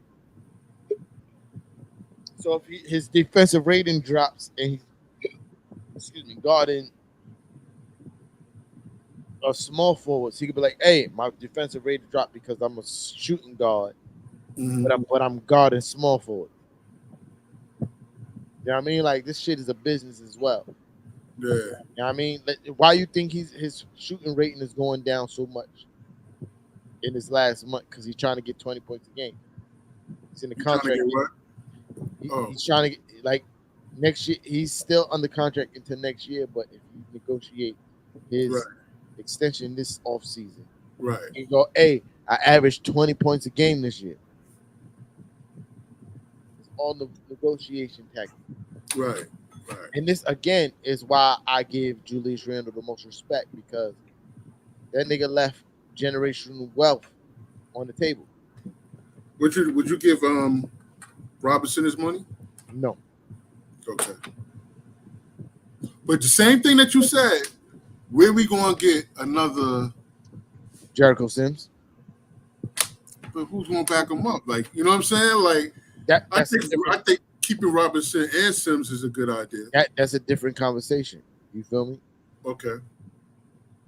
But I'm not paying Mitchell Robinson for no offense outside of 2 feet from the basket. $15 million. I'm not doing that. When I got a Jericho Sims that just gave me 10 and 13 tonight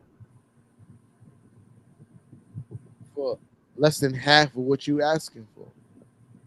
We got him for like the next 2-3 years. That's what and he's more fundamentally sound than you are. Defensive and offensively. Mitchell Robinson, yeah, absolutely. Mitchell Robinson just blessed with the fact that he's 7 foot with really long arms. So he can block. Jericho Sims, if you literally watch Jericho Sims play basketball, there's some things that he needs to polish up with PT. You feel me? But Jericho Sims, 90% of the time, before he bails out of the situation, is in the right position. Pick and roll, Jericho Sims is usually there. But he expects the guard to fight over. Somebody gave me a private chat. I don't know who that was. We got a lot going on. Keep Sims at all costs. Yeah. Nah, somebody, because I'm in the backspace and some other shit. Okay. My guy, I forgot his name. Dinez, whatever the fuck his name is. My fault.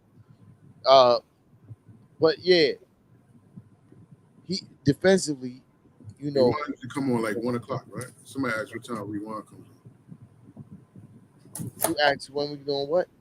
What time Knicks Rewind come on? I don't know.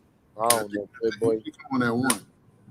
Yeah, but yo, listen. If you see the link, y'all more than welcome to pull up. You heard? Because once I'm done, I'm done. But yeah, you can see Jericho Sims like he's in the right spaces. Oh, there go Marlon. That's my guy. He's a net fan. Before I let you, nah, but he's one of those sensible ones. That Okay. All right. and he lives in Texas, so he kind of root for everything New York, but he's really a net fan. So, Okay. All right. but that's my guy though. Marlon, what's good, Yo, bro? what up? What's your loud ass microphone? Word. You blowing my speakers Oh up. shit! Oh shit! Oh shit! My bad! My bad! My bad! Damn. Yeah. Nah, I What can about hear now? What about now? A little bit more. Turn down a little bit more. Damn. All right. What about now? Yeah, that's reasonable. Word. Reasonable. Yeah, this ain't No, Big Man Breeze with the Brooklyn Net vlog. He like you. Felt like you about to drop a verse. you gotta see the guy that he be on his show a lot. His mic when we get on the show, I'll be like, yo, bro, what are you doing? Why your mic doing? Nah. Rampage Ray, he's a friend of the show. That's a fact. Word. And he watch all the Knicks games with us on Spaces. Okay. That's Marlon. He be in there. He don't say a lot just like you, but he be in there. Yeah. He watches all the Knicks games with us. You feel me? I'm gonna keep it a buck with you. The main reason why I'll be listening to, because when y'all start talking about trades and who we can get and who we should, I'm kind of lost on that. I ain't going. My knowledge is not that deep. It's like, so I'll be listening and learning a lot too. So Now, I'll let you know one thing. When you That's start what's up. hearing about trades and it's coming from Tea Time, yeah, understand it's coming from the most credible sources. I'm talking about Woj, Sam's, right. those sources. You feel me? I don't do the hearsay from. And I gotta stop using Knicks Daily as a barometer. I do respect what they do. You feel me? Right. I do respect what they do. But they also clickbaity. You feel me? I'm gonna keep it a buck. Yeah, that's a fact. A lot of them are clickbaits. They clickbaity. You feel me?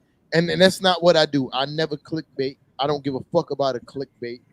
I live my life the way I live my life, and I report the Knicks the way I report the Knicks. And I'm never going to do that. So if you hear some shit and I go, yo, that's what we doing? No. T-Tom got it from the most credible of credible sources. Okay, that's what's up. You feel me? Like, I'm never going to do that to y'all. That's a fact. I'm never going to do that to y'all. Because I don't want that shit. But like, I don't be knowing like whose contract is up, what's the who could sign for what, we could trade this piece for that, and that many picks. And you can ask me those questions. I ain't that knowledgeable, but I just love the game. Yeah, a lot of people are like that. A lot of people. I'm sort of like the same way. Yeah, if I don't got the knowledge, Kev got the knowledge. You feel me? Pause. Because that's my co-host and my partner in this Knicks-ish realm. You feel me? Okay. So if I ain't got the knowledge and Kev is rocking, yo, Kev, what's happening with Kev ain't gonna give you no bullshit, bro. That's not what we do here. And and this is what this platform is about. There's so much bullshit out there from the bigger Twitter outlets, the bigger outlets to the smaller ones. You feel me? You know what I mean? I'm not gonna name nobody, but I'm pretty sure people know what the fuck I'm talking about. You know what I mean? Because be perfectly honest. This is perfectly honest, not shitting on nobody. I was the first person to do a Knicks live sports show ever. Okay. Before anybody you could think of. You talking about Twitter or just in general? In general. Okay. All right. And before anybody you could think of, not saying no names, but before anybody could think of, I was the first one. I started in 2019, I believe, 2018. Okay. The other ones, the closest one close to me, didn't start until like a year after. Okay. You feel me? So I does this for real. I haven't been as consistent as the most because that's all it takes. Right, yeah. But that's all it takes to be like, But I've been doing this. I used to wear suits and ties, nigga. Yeah, I seen those videos. Yeah, I used to wear suits and ties. We're gonna get back to that too. You feel me? Because I take what I do seriously. I really do. I might joke a lot. I might talk a lot of shit. I curse. Because you know what? I love talking sports the way we talk about sports. You feel me? The New York way. We grown ass men, dog. Right. We don't talk about sports like, oh, excuse my language. No. Now fuck Yeah. that motherfucker is trash. You feel me? That's how we talk about sports, and that's the platform I'm trying to bring, but I'm also trying to bring it in a respectful manner. The same way you enjoy the spaces. I don't know if you've been there when I had to shut motherfuckers down in the spaces for getting crazy. Yeah, once or twice. I heard. Yeah, once. Yeah, twice. we don't fucking do that. A troll once every now and then. You know? Yeah, every now and then there's a troll. We don't do that. You feel me? Everything we build is off of love. This is love, man. All love the Knicks, whether we agree or disagree. We disagreed all night, didn't we? All right, y'all. We did, but respectfully. You know what I'm saying? Like, this is the way it's supposed to be. That's a Nets fan that's on the live with us. I can't wait to hear. But he's reasonable though. You feel me? So you ain't gonna hear nothing crazy. If you hear, nah, you'll never hear nothing crazy from me. If you watch my other show, Who Run the City, bro, that Nets fan is crazy. Let me tell you something. I just got one question. Go ahead. Do you think even with us being out of the playoffs right now, do you think Durant feel like he made the wrong move? No. I'd say no, and I'll say no, and I'll say this, and I'll say this. The reason why he didn't make the wrong decision is because the team gave him power.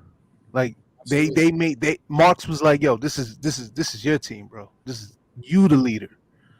You know what I'm saying? He wouldn't pull that shit with the Knicks. Okay, but how do you think when they playing on their home court and the Knicks fans is louder than them, their fans? Well, I'm gonna just say this. Only because of his statement that New York ain't the cool team no more. The Knicks ain't the cool team. Nah. You got to understand. Like when it comes to that discussion, the Knicks has always been here. Like they've been here forever. I know he know that now. So it's like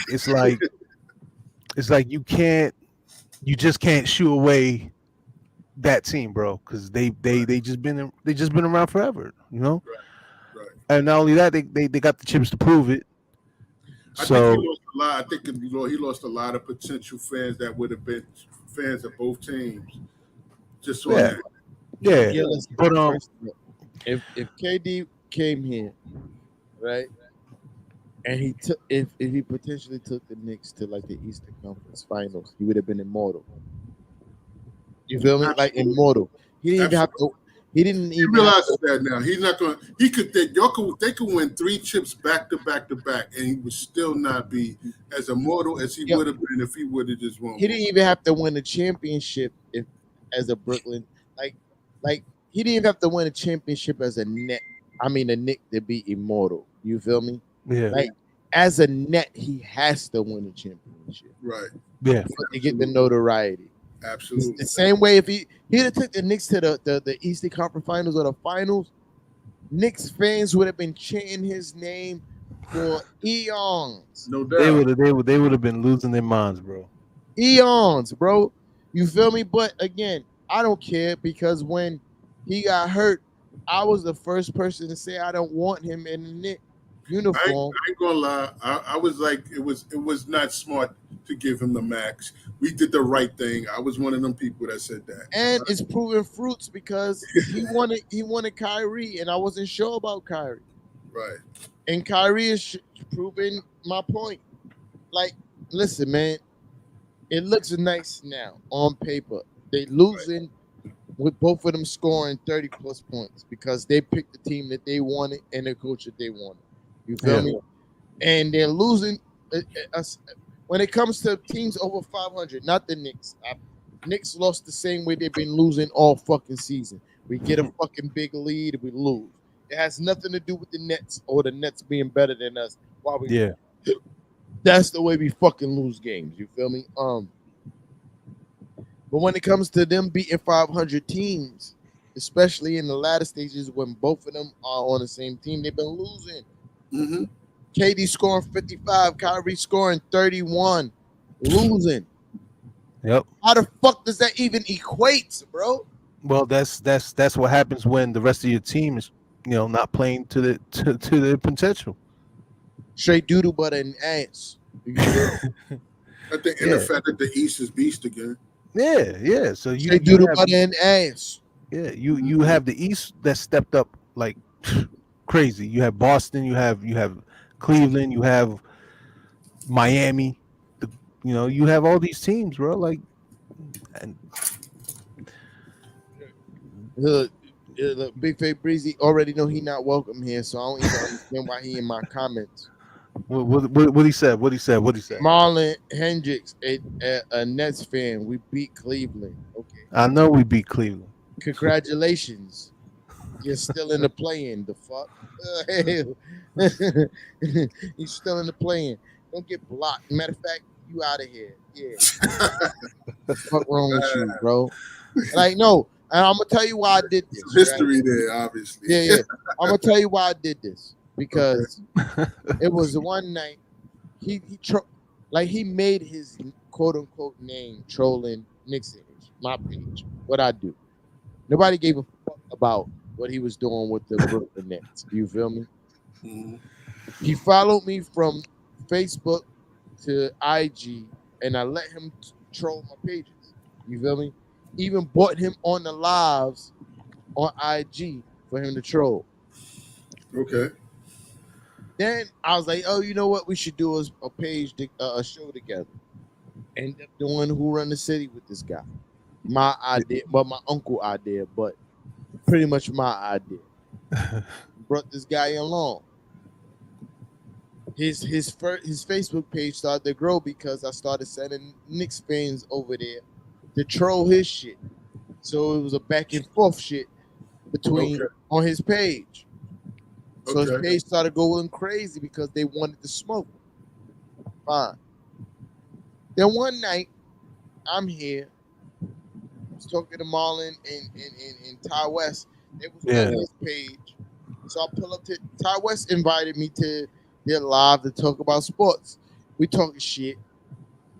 So we on his Facebook page and he pulls up. He's like, yo, I'm about to go live in a few minutes. Y'all pull up. He didn't say net fans pull up. He didn't say Ty West and Marlon pull up. He said, y'all pull up. Now, he's using the same platform I'm using right now because we share this. Okay.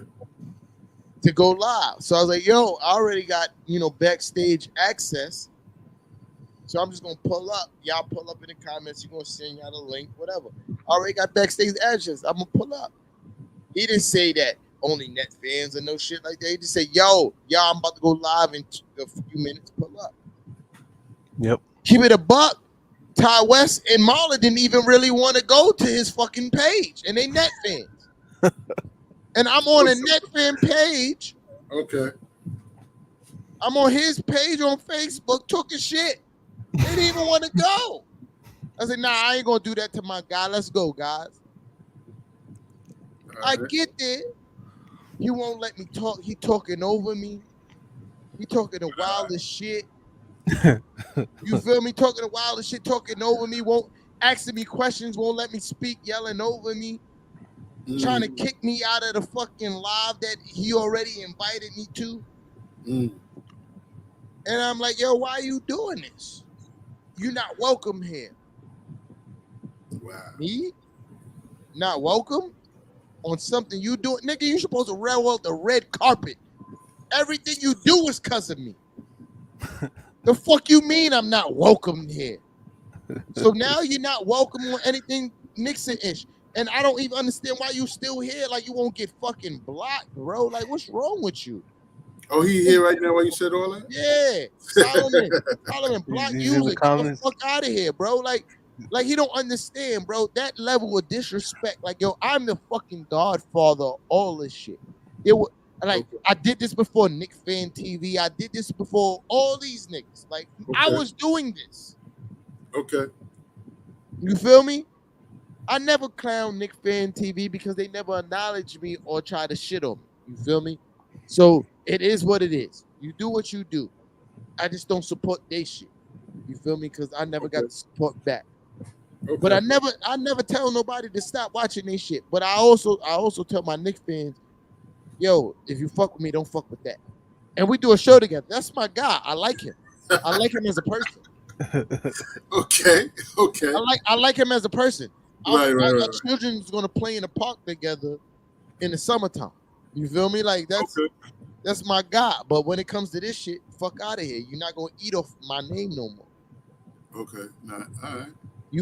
And especially when I pull up and you be he can easily say, yo, AR, he could say, yo, T-Time, we're not doing that tonight. We're not doing that tonight. We're not doing no Nick talk tonight. Because I do Right. that to him. Right. Before when he was allowed, I'd be like, yo, Breezy, we ain't doing no net fan talk tonight. You can stay.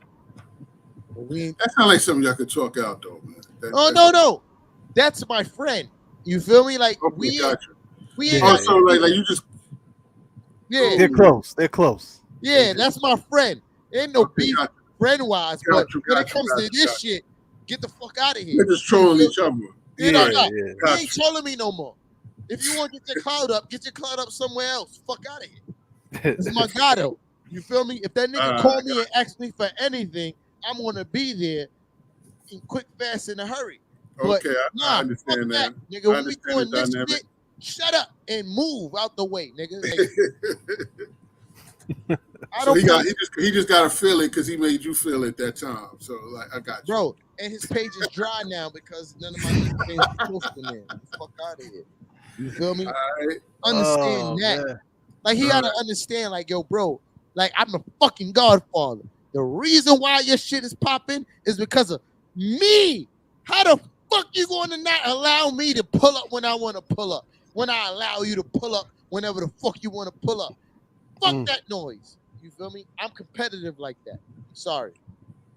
I got a crazy listen, we could be the best of friends. If you be like, yo, I bet you such and such. Oh, nigga, you my worst enemy. Until that bet is over. I want to win. I want to win. I don't like losing. All right, I respect that. It's crazy because I'm a Knicks fan. I done too much of losing to be this competitive. Yo, can we get MSG to do more commercials with fans, man? I'm tired of the same old fucking commercials. Nah, listen. They're not going to do that. These commercials pay so much money. The Knicks twins, I respect their grind. I watch their grind go from nothing to them doing like thousands of dollars worth of fucking team-sponsored events. You feel me? Like, I watched it. I watched them going from just them being the Knicks twins and showing their little events at bars to they being on a fucking court at shoot-around. Being in other fucking cities in the front row. Okay. He said, Kevin said he went to elementary school with them. I went to junior high school with Taj Gibson. I'm always going to say that. Even though we didn't know each other. I didn't know him. He's a year above me. Right. You know, in junior high school, you don't... You said the twins is 1 year apart, actually. Yeah. You know, in junior high school, you don't go to the same class with everybody. Y'all always split up, but y'all stay with the same class. Yeah. Split up. He was a year above me, so I ain't never really meet him. But I'm sitting at the game. Not at the game. I'm sitting watching the game, and this motherfucker's like, yeah, you know, I'm Brooklyn all the way through. Fort Greene Project, junior high school 117. I'm like, junior high school 117. How old is Taj Gibson? Oh, I think I heard you talk about that in the room the other night. Yeah, I was like, yo. Yeah, I remember that.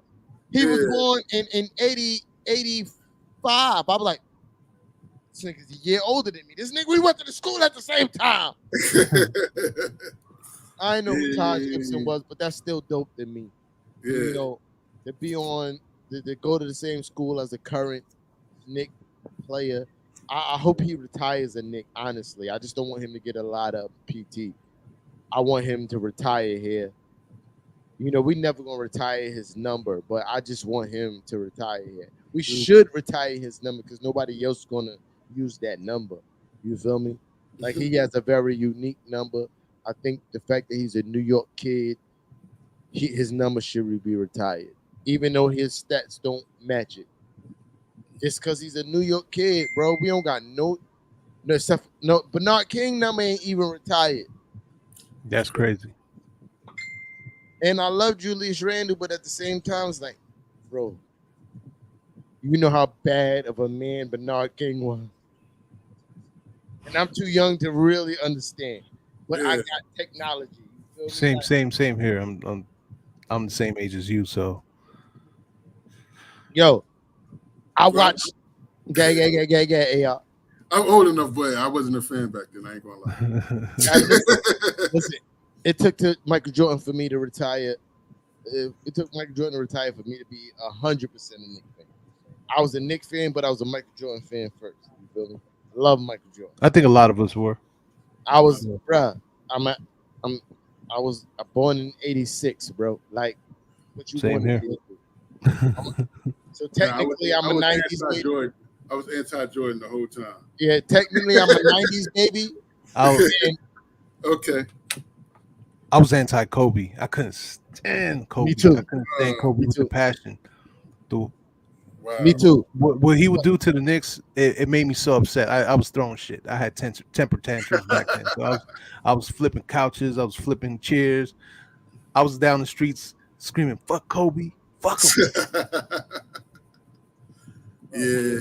I still get mad when I see kids fade away and yell Kobe. I'm like, R.I.P. to the Mamba, but that's Jordan, bro. We was yelling Jordan, bro. Yeah. We was yelling Jordan. I was doing that same fadeaway, yelling Oh Jordan. yeah, Reggie. Kevin said Reggie Miller too. I hated Reggie Miller too. Oh man, Reggie. I hated Reggie Miller, but Kobe was the worst. Kobe was the worst. Yeah, I think I hated Reggie more than Kobe. I hated Reggie, but again, when that shit was happening, I was still a Jordan fan. Like, so it hurt me, but it was like, I'm gonna tell you this: like every time the Bulls did beat us, and he went on and got a chip, I was happy for him when he got a chip. Because at least you lost to the champion. Right. Yeah. But beside that, you know. In my worst Nick moment, to me, when I really started like transforming, was Patrick Ewing missing that layup. I remember crying. I remember literally sitting there at the TV crying. Yeah. Like, there's no way Patrick Ewing did not miss that. Right. I could expect any fucking body else on the team missing that. Right. Not Patrick. Yo, I was in tears, and my mom was like, "It was okay. It's just got away with the travel and everything." I was like, "Nah, you don't understand. That's Patrick Ewing." Right. Nah, that's they gave him the respect to get away with the travel and everything, and he's still with that. I thought, he thought he was going to dunk it. He thought he still had enough power in his leg to dunk that, and when he got up, he realized, oh no, I'm washed. Let me try to finger roll it. Oh man. I love Patrick Ewing, bro. Even though I wasn't a Knicks fan for most, like I was a Knicks fan, wasn't a diehard Knicks fan for most of Patrick's career. You feel me? Because I was a Jordan fan. I love Jordan. And that's I get clowned for this a lot, bro. Yeah, like, Kevin said he had a better chance shooting the fadeaway. That's true though. He did though. That's true though. He did. That's the crazy part about it. Word. Like he might have had better luck going for the fadeaway. Word. Yo, yeah. I love Pat. I mean, yeah, he's a legend, bro. Like even though I love Michael Jordan, it was more of my love for Michael Jordan than me liking the Bulls. Because when Michael Jordan retired, I hated the Bulls. You feel me? He had me wearing the Bulls hat. I wasn't even a fan of the Bulls. I was just a fan of him. When Jordan returned, I was like, oh, 4-5, that's my guy. But other than that, when he retired, I was rooting for the Knicks. Like hard body. Fuck the Bulls. We gotta beat them now. Jordan ain't playing. You know what I mean? And when he missed it, that was my saddest moment in sports history. So I remember crying. Bad. Oh, it's right up there with the Charles Smith. I'm not old enough for that, really. Okay, all right. Those two right there, those are two for me, I've bro. seen it, and I was like, "Ooh, boy!" I'm glad I wasn't in that moment. My saddest moment with the Knicks had to be when Eddie Curry came in. That's not his fault, though. I know it's not his fault. And you know what? Yeah. Just that season, I was like, I'm done. I'm gonna let y'all know how good Eddie Curry could have been before all the bullshit happened to Eddie Curry, right? Eddie Curry before he said signed with, got here, he was like, I'm done. Yo, Eddie Curry before he signed with the Knicks averaged 18. His rebounds was sorry, but he was like 21 years old. You feel me? Like he averaged like 18 and 6 rebounds. Is like okay. Right. There's a lot. He's under 20 years old. There's a lot to be young. For. He was definitely young. That niggas in Chicago started violating that nigga, bro. They was robbing his house every other weekend. Yo, didn't he get a gun charge or something like that? Bro, and he caught a gun charge for protecting himself from getting robbed every other weekend. And that's when you started seeing Eddie Curry sitting on the bench like. You know what's the saddest shit that I ever seen? Was Marcus Camby. Marcus Camby got robbed. Yeah. He did. But nobody was hurt. Nobody was hurt. Oh, This nigga was sitting on the bench like that. I'm like, yo, nigga, everybody is okay. Play basketball. We need you. No, that ain't. Wasn't there something about his sister was like held hostage or some shit? Yo, listen, everybody told me anything about Marcus Camby. Fuck Marcus Camby. He's not a Knick legend to me. Because that one game, he could have played. Nobody was hurt. Everybody was recovered safely. I remember them doing the fucking report, and it was like, hey, everybody's okay. Somebody was doing this and that, but now everybody's okay. This nigga's on the right. I forgot about that, yo. Fuck Marcus Camby, bro. What about the 1999 Knicks that went to the He final? wasn't even supposed to be there. He wasn't. Marcus Camby was part of that. We wasn't supposed to be there. Oh, man. That was off the back of who? Allen motherfucking Houston. And that's the crazy part, that when people be like, oh, we pay Allen Houston too much. I'm like, nigga, he just took us to the finals. Oh, that's a fact. Spreewell was okay. Okay. He was okay. But who did it? Allen motherfucking Houston. Okay. He deserved everything that he got. Especially after Ewing went down that year too. Like, yeah. His body betrayed him, bro. How are you mad at that motherfucker for catching arthritis in his knees? He said they was both all-stars that year. Yeah. Allen could have played. He could have played more, but his knees. Arthritis in your knees is clipped, especially when you're not a driver. Everybody know you a pull-up shooter guy. Like, who you said could have played more? Allen Houston.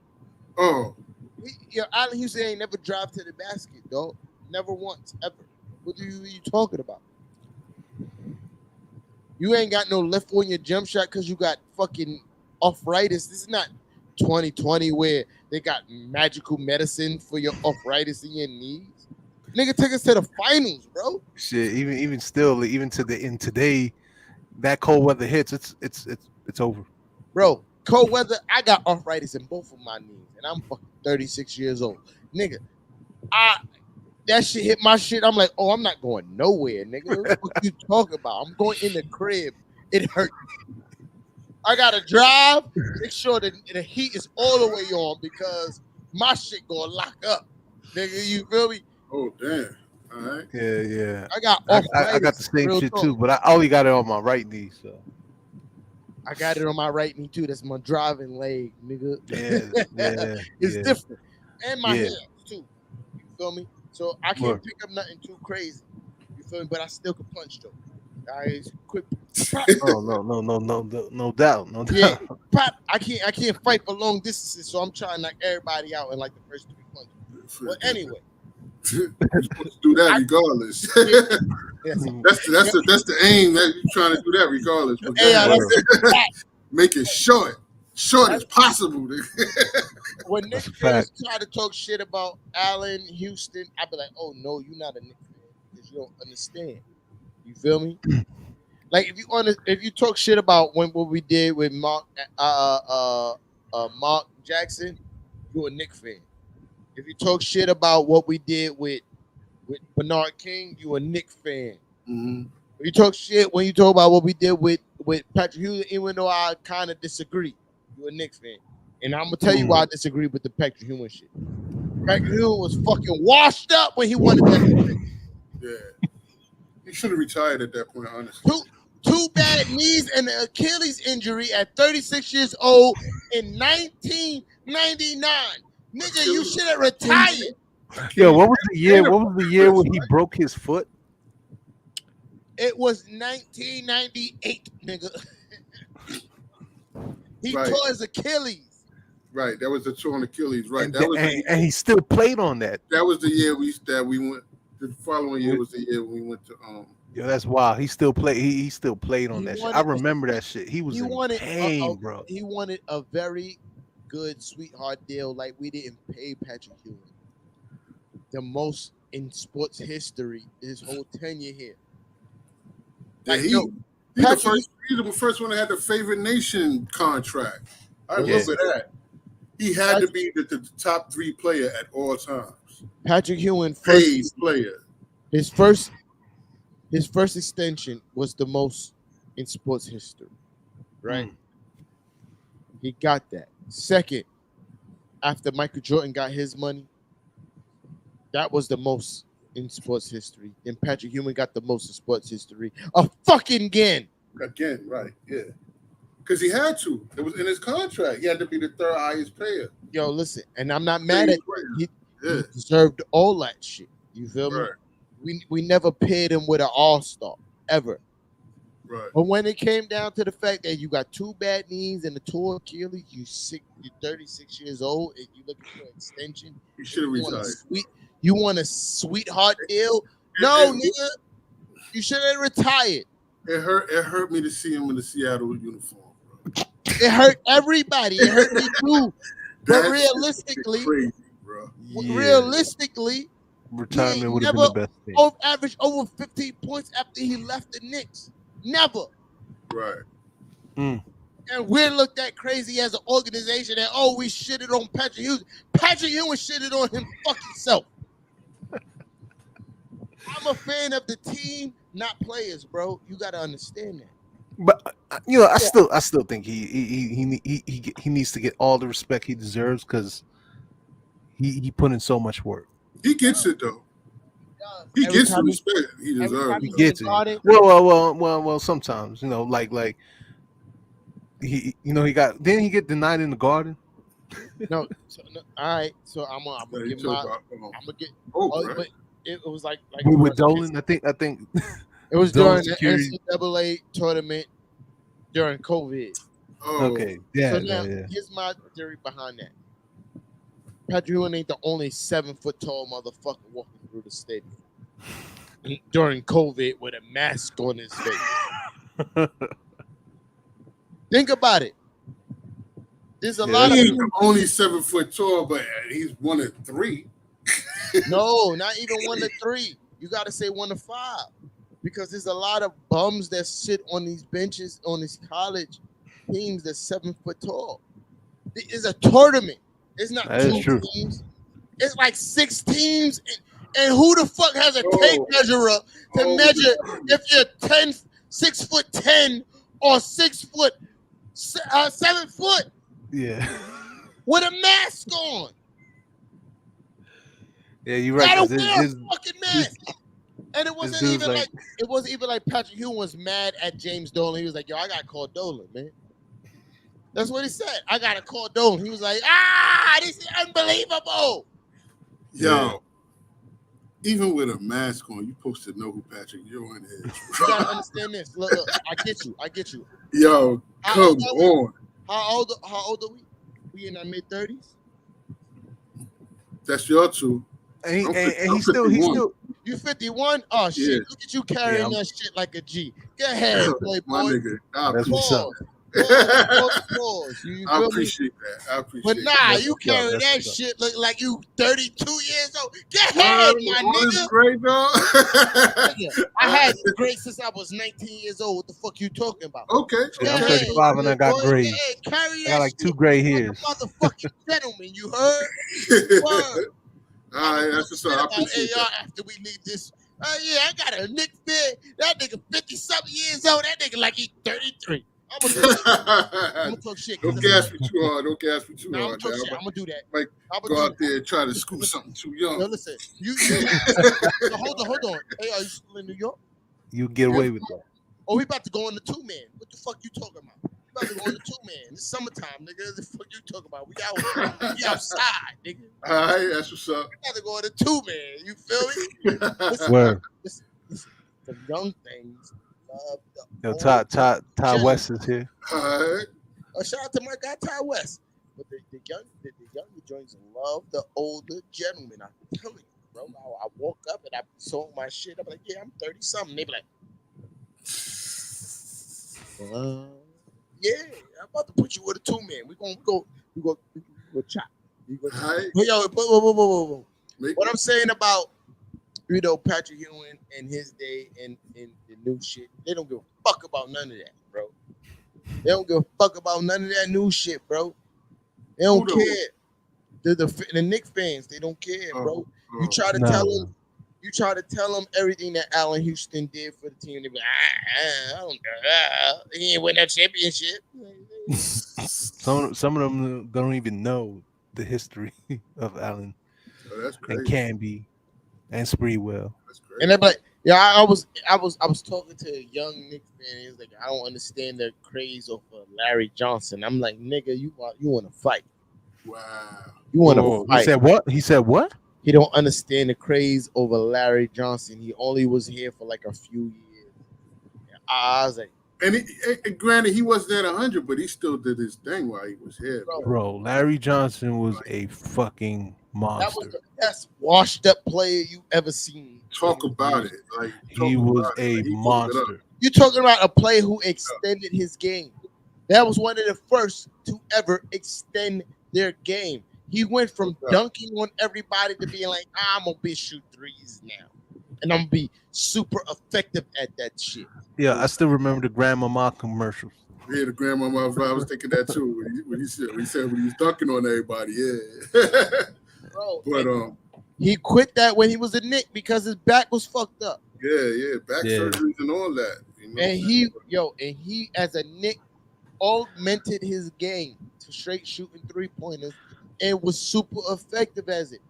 Yeah, One of but the greatest. You all know the 4-point play that That's a was. fact. one Yo, of the I greatest- lost my voice that night, dog. Like I straight lost my voice that night. I saw that shit live. I was like, yo, oh, that shit. And this is why I say like Zion Williamson, he's a liability because of that. The way he plays. Yeah, Similar to that. we're gonna get back to that. Hold on, give me a second. We'll get back to that. Talk your shit. I'm still Yeah, listening. that logo is fire, bro. Yeah. I can't hear you. You said that's my PT time. I can't hear you, bro. Oh, this is my shit. This is what I do. You heard? Yeah, that shit fire, Yeah. bro. Listen, if you want merch, I noticed it in the corner of where I'm at. Like, you know, Yeah. and I seen it on your shirt just now when you stood up. Yeah. I got a hat too, same shit. But this is what I do, man. And not only do I do my own merch, I do other people's merch. If you got a logo, anything you want to put to life, holla at your boy, bro. All right, that's You what's feel up. me? Anything you want to put to life, we make that happen. I make merch too, so definitely we could. Yeah. So look, whether it be putting it on clothes or just you trying to get the fucking digitalization done? You know what I mean? Okay. This is what I do. You heard? Okay. That's what's And up, bro. you Nick fam. You know what I mean? We work. You heard? All right, that's what's up. Yeah, but let me give me a second so I can get some chaser going in my cup. Hold on. All right, yeah, I should do the same thing. Yeah. Right. Yeah, man. Net fan. All Yeah, right. bro. Well, you could say you I'm sound both. like you definitely You can both. say I'm both because I'm pro New York. Right. That's Pro what's up. New York. I Yeah, support I anything. was ready to be right there with the pro New York until your man went a little overboard, bro. I was like, yo, this nigga coming from the West gonna tell us what's popping in New York. Like, Who? what's wrong with your man Kevin? What I was talking about earlier, Yeah, Kevin yeah, Durant. yeah. Kevin, yeah. With Ebro and them. I mean, The fuck Yo, is wrong with this nigga? fuck Kevin but, Durant, bro. but you like, know, what made you think you could say that? Like, you understand where you at? Like, bro, Kevin is reckless. You know what I'm saying? He's reckless. he's definitely right. And he and not only that, he has thin skin, bro. Like he's sensitive. Like you talk wild shit, but you sensitive. I don't understand that. Right, which is I don't kind of understand like he had a few bitch antics that made me feel like, you know what, I'm glad we don't have that nigga over here. Yeah, especially the last antic where he You know told what's the fans. crazy, right? You know what's crazy? Kevin Durant is everything that everybody claimed Randall is. He's everything that everybody claimed Randall is, bro. Everything. Yeah, my eyes is tearing like a motherfucker. But yeah, Everything. that's an interesting point, yo. Everything. Because if niggas did what they did to Randall this season to Kevin Durant be firing on all y'all on Twitter. All y'all. All y'all. And he had a burner for real, not a fake burner that some of these Knicks pages is trying to say that Julius. Yo, listen, I try not to beef with other Nick pages, bro. I really do. But when they do corny shit like saying that Julius Randle is making fucking burner pages to beef with their fucking Nick pages, get the fuck out of here, bro. This nigga's a fucking millionaire, bro. What the fuck he give a fuck about your puny ass Nick page, bro? What the fuck? Like, yo, listen, I understand y'all got a little Okay. I got a little bit of I think they be low key on Facebook. See what everybody's saying. No, Facebook is different, but some of them names is definitely really dumb. But go ahead. No, bro. Listen, I've seen real fake pages, and I'll be like, "Oh, y'all make them shits up." You feel me? Like anybody can sit at a computer and be like, "My name is Dick Henryson Harrison." You feel me? Like anybody could do that shit. Right. Anybody. I'd be surprised if someone actually has that name. And guess what? They gonna do that shit because you know why? KD made burner accounts cool, and they know if they get the popping burner account, everybody's gonna respond to their burner account. You feel me? How do we know that? Because KD made a mistake and wrote from a burner account or something like that. That's how we know he. It's just been pretty much confirmed that KD made a burner account, and KD kind of pretty much confirmed that. Oh, my bad. Right. Yeah. That's crazy. You feel me? Like that's crazy. So that's the difference. I'm not saying that it's impossible that Julius Randle don't have a burner account, but what I'm saying is y'all don't have no fucking lead way to it except for Nick pages that gain everything in the world for saying that, hey, he made a burner page to troll my page. Bro, if I say, yo, Julius Randle made a burner page and he trolled my page right now, bro, that's at least on Twitter another 10,000 followers. Just off saying Julius Randle trolled me. That's true. And that's currency now. It's advertisement sponsors if you get 100,000 on Twitter. Right. That's advertising sponsors if you get a blue check on fucking TikTok. Okay. This shit is all money, bro. All money. But YouTube especially. Guess what? They could never tell you a valuable source because they be lying. It's all from sources close to the team. When I see that, yo, real talk, I turn my ears off and I click off. Sources close to the team, all right. Because if you really had a source, you're gonna name the name because you want to be fucking, you want to be on Shams and fucking Woj level. The reason why Shams and Woj is on the level they are is because they get the real fucking sources. They drop names. Real sources. Undisputable. Like even That's if they fact. go, even if they go a source close to the team, you know that they say they mean that shit for real. They was in the board. They was in the board meeting like this. Oh, that nigga getting traded. That nigga getting traded. You feel me? Mm-hmm. But it's not the same, bro. And that's what killed me about Nick Twitter. They be making up anything, and I be sitting there like sources close to the team. What source? What source? And that's what Julius Randle did to Nick Twitter, and they hated it. Mark Berman is still furious behind that. That's why he's so quick to shit on Julius Randle every time Julius Randle have a bad game. Julius Randle, 0 for 16. Oh, look at him sucking ass. That's Mark Berman. Because he put who reported it? And that fucking guy who's on ESPN, that nigga's trash. That fat white guy, I forgot his name. I don't watch ESPN. The fat white guy on ESPN. Yeah, he was a rumor guy too, but I think somebody else who was a prospect when he was covering that made his name is not fucking with him no more neither. Fat white guy, I forgot his name. Yeah, I don't watch ESPN at all.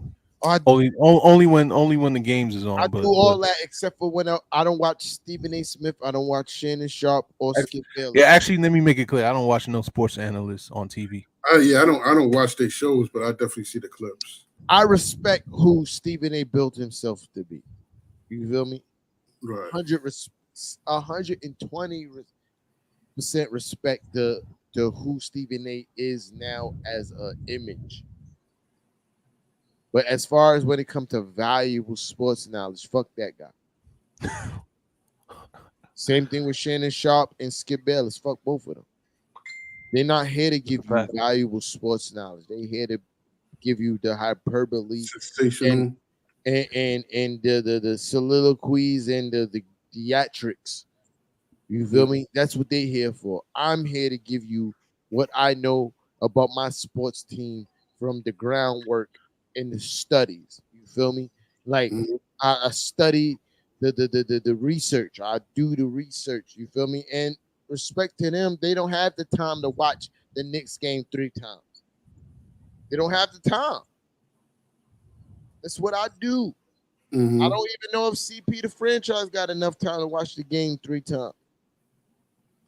Because he's a clickbaiter now too. Uh-huh.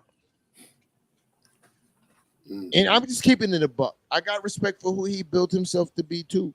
You feel me?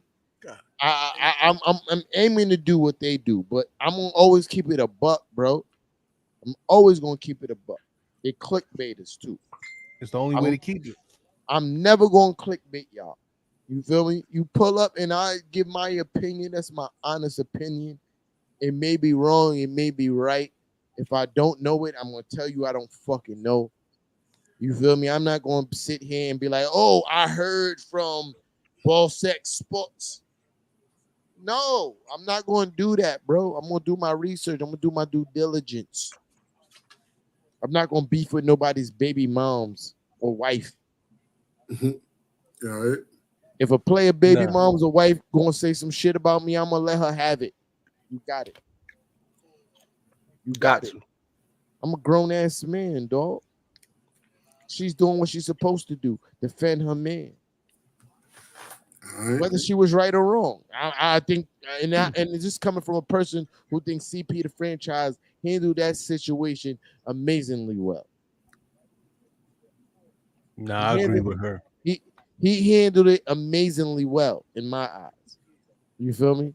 But at the same time, he should have shut the fuck up. What she's supposed to do. It's her husband, Exactly. father of her son. Like, yeah, she's going to defend herself about anybody. Even if you wasn't the one going crazy, you allowed your platform for fans to come and talk crazy about her husband. That's a fact. I do too, but at the same time, it's going to be respectful.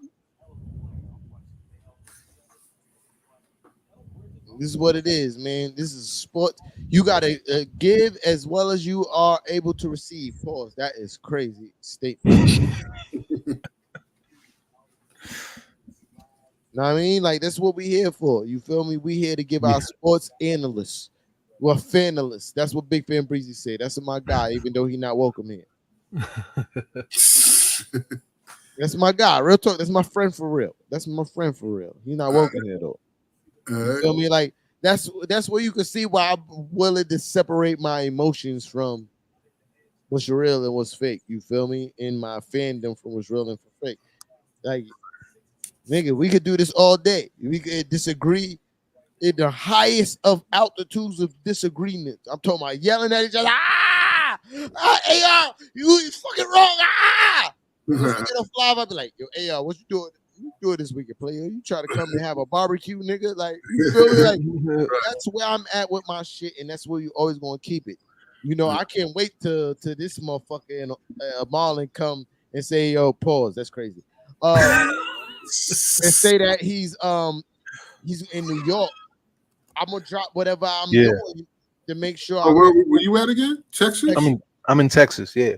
Yeah. I'm gonna drop whatever I'm doing to make sure I get some time to see my guy. You feel me? Because Word. the love is that real, and the love is always gonna be that real vice versa. You feel me? Like, most definitely. Brooklyn, Flatbush Junction. Yeah. You feel me? Like, we out here. I'm East Flatbush, Brooklyn. When I don't have my daughter, I'm 100% free and I move how I need to move. You feel me? I get my daughter 7 days bi-weekly. So them 7 days I don't got my kid, I'm outside, bro. We can make it happen. You feel me? Summertime is about to happen. Like, we could make it happen, bro. I'm trying to build a culture here. Even though my guy Big Ben Breezy too. You feel me? Even though he's a net fan, what we do is building the cook culture. We talk a whole lot of shit about each other's team in the most respectful manner as possible. You feel me? And that's what we do. It's fun. You feel me? I ain't gonna lie. I remove myself because he ain't give me the respect I reserve. But my Knicks fans are still on his page talking hella shit. It's the funnest thing. It's fun, bro. I ain't even gonna lie. We talk shit. It's respectful. And if anybody get out of line, we kick them out. That's what it is. That's what the cook culture is about. You feel me? And that's how it should be when it comes to sports. We grown ass men, bro. Yeah. We all do this to release some kind of animosity and steam. Stress. Right? But at the same time, you also got to understand the people you talking to are other grown ass men. And if you was in niggas' faces, a lot of things that was said in some of the conversations that I've seen wouldn't have been said in a lot of guys' faces. That's a fact. Denise got a question for me. Oh, what's your question, bro? Oh yeah, I'm mad that you dipped, bro. You should still be here. Yeah, we gonna pull up. What time was that? What time is it now? Oh, Yo, he just like, posted that. Yeah, he just posted. I think it's like 12 your time. No, yeah, he's just posted that. He just posted that. Yeah. Yo, if you could pull up, Brody, and speak your shit loud. He had a lot going on, he said. But your question is still valid, bro. Yo, your question, yeah. You could. We just here shooting the shit. Whatever, I'm having a great time. I would have been hung up. It's 2 hours and a half right now. But time, I just seen Phoenix pull an upset. Oh, word? Yeah, they beat the Jazz. RJ Barrett kind of fucking screwed. The Jazz was blowing them out, like blowing them out. And they came back. Yo, all I needed I had a 4-game parlay, a 4-leg parlay. I need RJ for 20, Obi for 15. I needed Milwaukee to beat the Pistons, excuse me, and I needed Um, Donovan then, Mitchell, then Donovan Denise, Mitchell okay. to win Denise 20. asks, were you disappointed with the expectations of the Nets? I I'll say no. I wasn't wasn't disappointed. disappointed because I knew what was coming. I knew it. The moment we hired Nash, I was like, yeah, it's a wrap. It's a wrap. Nah, that was a slick ass comment right there. Yeah. Yeah. But Wait a minute. I'll give you the He said he knew they was gonna be trash. You knew they was gonna be trash because they hired Nash. yeah. Yeah, and the fact that we gave up the whole team for Harden, yeah, of course. We gave up our whole identity. Yeah, I can say this. He ain't lying because we've been doing this for that long. You feel me? And Yeah. I've been saying the same thing to Big Fan Breezy since the beginning of the season. I'm like, yo, listen. But that's a flunky coach. I know that, right? I mean, he's just there. Yeah, he's not Yeah. not a coach, bro. He never coached. He has no coaching credentials. Right. Exactly what I said. I He's said, just yo, and which was confirmed by a reporter who was following the team last year, was saying that Steve Nash is a shell coach. He's a glorified babysitter. Right. Because that's Kevin Durant and Kyrie Irving's pick Those are the for coaches. coach. And then Kyrie Irving literally said we can have anybody for a coach. And here's why the expectations were so high. He did. I'll tell you why the expectations were so high is because you have the best players on the game on the team. So they just look at those two players, but they don't look at the team as a whole. And they don't look at the coaching has a like, what do you call it? They just don't look at the coaching, put it that way. All right. So so when you when you have poor coaching, the inexperienced, and you have just two superstar players, but you don't really have a solid role players, you're not, the team is not going to get far. Yo. Now I'll give some props to some of the role players. I ain't gonna lie, like Bruce Brown, he steps his game up. We have Edwards. He's a great perimeter defender. So I mean, Who was your thought when they brought in? Yo, Like when y'all let go DeAndre Bembry, I said, oh, it's a wrap for these guys. Yeah, because DeAndre Bembry was their second half come back. I'm gonna get this squad back into the game kind of a guy. Word. Like his energy alone on defense. He was in passing lanes. He was pressing up on the best player. Like his energy led them to win a lot of games. They don't got that no more. Like Bruce Brown is a decent defender, but he ain't that guy that's gonna turn the shift the game. DeAndre Bembry was that fucking guy to do that. Yeah, that's a fact. But we kept James Johnson instead. Bruce Brown, when he gets against those top tier teams, they're gonna fucking cook him like toaster strudel. You feel me? They're gonna put icing on that man. Like this is gonna Kevin said he likes Cam Thomas. His mid range is gonna be quite crazy. Well, Cam just has to work on these things. Like he needs to work on his defense. That's what he needs to work on. I also like Quentin Grimes, but I don't think Quentin Grimes is the answer to the Knicks' problem. And he's a better defender than Cam Thomas and a 3-point shooter. Cam Thomas need 20 shots a game to be effective. 20 shots a game. I'll pick Grimes just off the strength of his defense. You feel me? Like Cam Thomas is not that guy, bro. And I've been telling y'all since the offseason. He's a volume shooter. You feel me? He's not, once Kevin Durant and Kyrie Irving get on the team, he's not going to get fucking PT. And look what's happening. Look what's happening. Kevin Durant and Kyrie Irving is back on the team. Guess who's not getting fucking PT? Cam Thomas. Y'all gotta stop listening to Big Fan Breezy and listen to Tea Time, bro. Like I'm not just a Knicks fan. I'm a fucking basketball fan, bro. Oh, you can listen to me. I'll tell you. Or Mayhem Marlin. You feel me? This is why he's the only net fan allowed on Nixon ish because he keeps it a buck. Whether he agree with me or not on Knicks shit, he gonna keep it a buck. You feel Yeah, me? most deaf. But y'all like big fan Breezy because he fill y'all with that false hope. He gonna tell y'all gonna win a championship, even though y'all want to ship. No, y'all want a ship named champion it, even though y'all want a life raft named opportunity. Get the fuck out of here, bro. Yeah, the Harden situation was a huge disappointment.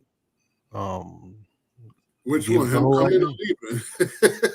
Both of them.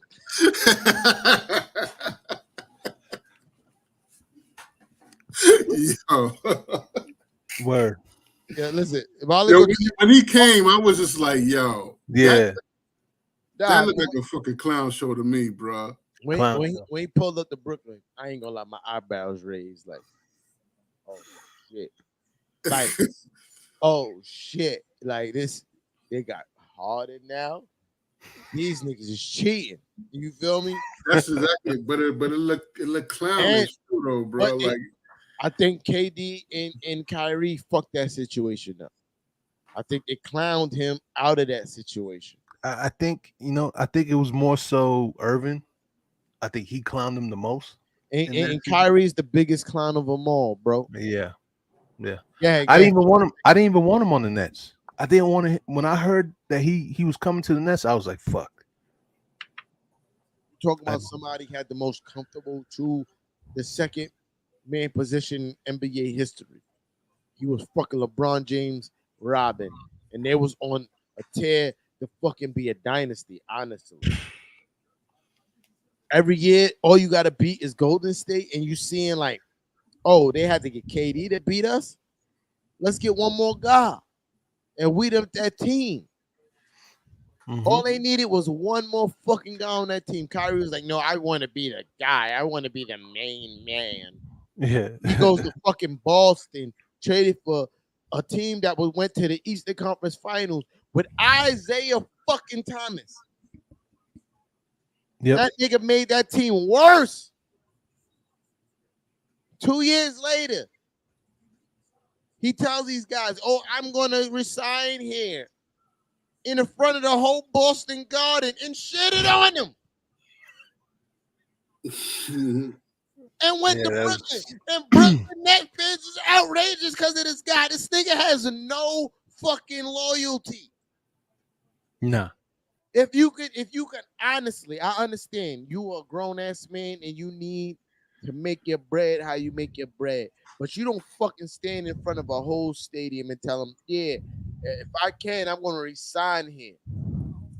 You have the organization do what they need to do. Watch this. That's what Randall's doing. No, he's not. It's not. I'm just fucking with you, Dad. He's not. I'm just fucking with you. I know you are, but you want to make sure you clear on that. Make sure that the team clear the space to resign you and then dip. And then go back to the stadium and step on the logo in the middle of the fucking stadium. Like they did you something wrong. He damn sure did that. Like they did you something wrong. He damn sure did that. Yeah, when I seen that, I was like, did this nigga really just step on Lucky? Like, no. Really, bro? The Boston Celtics was that needed? Kyrie Irving, nothing wrong. They boo you because you shitted on them. They proved they didn't. And that bad juju. That's bad juju because we've been getting. Now Jason Tatum is gonna whip their ass every chance he get. We've been getting smoked, bro. Fuck with Boston Celtics. Kyrie and fucking KD as they are cannot fuck with Boston Celtics with Jason Tatum and Brown as that team is. Talk about team wise. Here for peer, Kyrie and KD got it. Team wise, Boston Celtics got it. Yeah, I hate Boston. I do too. But even I wouldn't step on Lucky's face. I'm a Yankees fan and a Giants fan. So fuck the Boston Red Sox and fuck the Patriots. And fuck them. Fuck them, And fuck them, fuck them. Boston Especially the Celtics. Red Sox. Fuck everything Boston. Fuck Boston baked beans too. Fuck. But at the Fuck same the baked time, beans. Fuck the chicken. Fuck the pizza. to Everything. watch them kick the Nets ass is amazing. Amazing. Fucking hate the Nets. Hate them with a passion. And it always didn't start like this. I'm a Brooklyn kid, bro. Born, I grew up in Bedford Stuyvesant, bro. Talk about sleeping in my winter coat and under 4 mattresses in Bed-Stuy. I'm a Bedford-Stuyvesant fucking kid, bro. Like, so when the Nets, so when did you first start hating the Nets? Like when? So boom, when they first came to Brooklyn, I was like, all right, I could fuck with it. Right, I figured that. And then when the first game between the Knicks and the Nets won. And Jay-Z said the city's under new management. I'm like, I forgot about that. Who the fuck? What the? And I think Hov is the greatest rapper of all time. I love Hov. Every time Hov got a verse, I'm like, and I'm like, nigga, what the fuck you talking about? This is a Knicks city. Well, see, I understood the whole logic behind that. He was trying to again look for shock value, basically saying outrageous shit. There you have it. You have people saying what? Trying to sell tickets. I get it, right? But he was part owner of the ticket. Year of Sandy, right? Trying to sell tickets. So the first Knicks game in the Garden was postponed. It was? No. I got it reversed. They had the first game in the Garden. Mm-hmm. The Nets won. Second game was supposed to be in the Barclays, and because the Sandy was postponed. Oh. And then I ended up going to the first game in the Barclays in the Loge Lounge. I don't know if y'all know what the Loge Lounge is, but that's where the 40-40 Club is, and you got those little bleacher seats on the side. Oh yeah. I seen them once. Oh, I was over there. Yeah, got a waitress. She was bad as shit too, and flirting with me. Thought I had money, but I was over there off my aunt. I ain't gonna hold you. Right? She worked for Essence, so back then she used to work for Essence, so yeah. The Douce was flowing freely. You heard? But she was over there looking at me crazy, and I was we was doing the thing. It was nice. Okay. Or you can eat buffet in the back. I ain't gonna hold you. That was nice. But the Knicks won that game. I was in there. My aunt was scared because I was in there talking so much shit. And I got a fucking autograph from Victor Cruz because he was in there. Oh shit. But I was in there talking so much shit. Fuck y'all niggas. Yeah, I mean, wow. Yeah. That's what my hate came from, because they thought they was running the city, and I'm like, that's what's up. That's what's how up. you gonna run the fucking city and you ain't bring nothing to the city? That's my thing. I don't give a fuck. Y'all could beat the Knicks 108-0. As long as y'all don't bring no kind of accolades to the city, Eastern Conference Finals, none of that, it don't matter. It's still a Knick town, because how you gonna say you run somewhere where you didn't bring no accolades to? Right. So you sound just the same way I felt when Kevin Durant years later said what he said, but you felt it back then. Wait, that's I knew Kevin Durant was a pussy. I never cared about the politics around both teams. I honestly never cared. I knew shit was going to be said. A Brooklyn fan after that. I don't get it, but that's how important it was. He alienated a lot of fans. I knew like because we wasn't, when the team started, there was never no ego involved when it came to superstars. We didn't have superstars. Right. Except for washed up superstars like Garnett and the Rose. I mean, Deron Williams. Yeah. So yeah. You know, there was never no politics with Brooklyn. Brooklyn was actually, that team with D'Lo actually represented what Brooklyn stood for, just hard work, dedication, grind. That's what I loved about the team. So when KD came in, that's when I didn't like, I didn't like the direction we was going, because it was like, why we need him? We don't need him. We don't.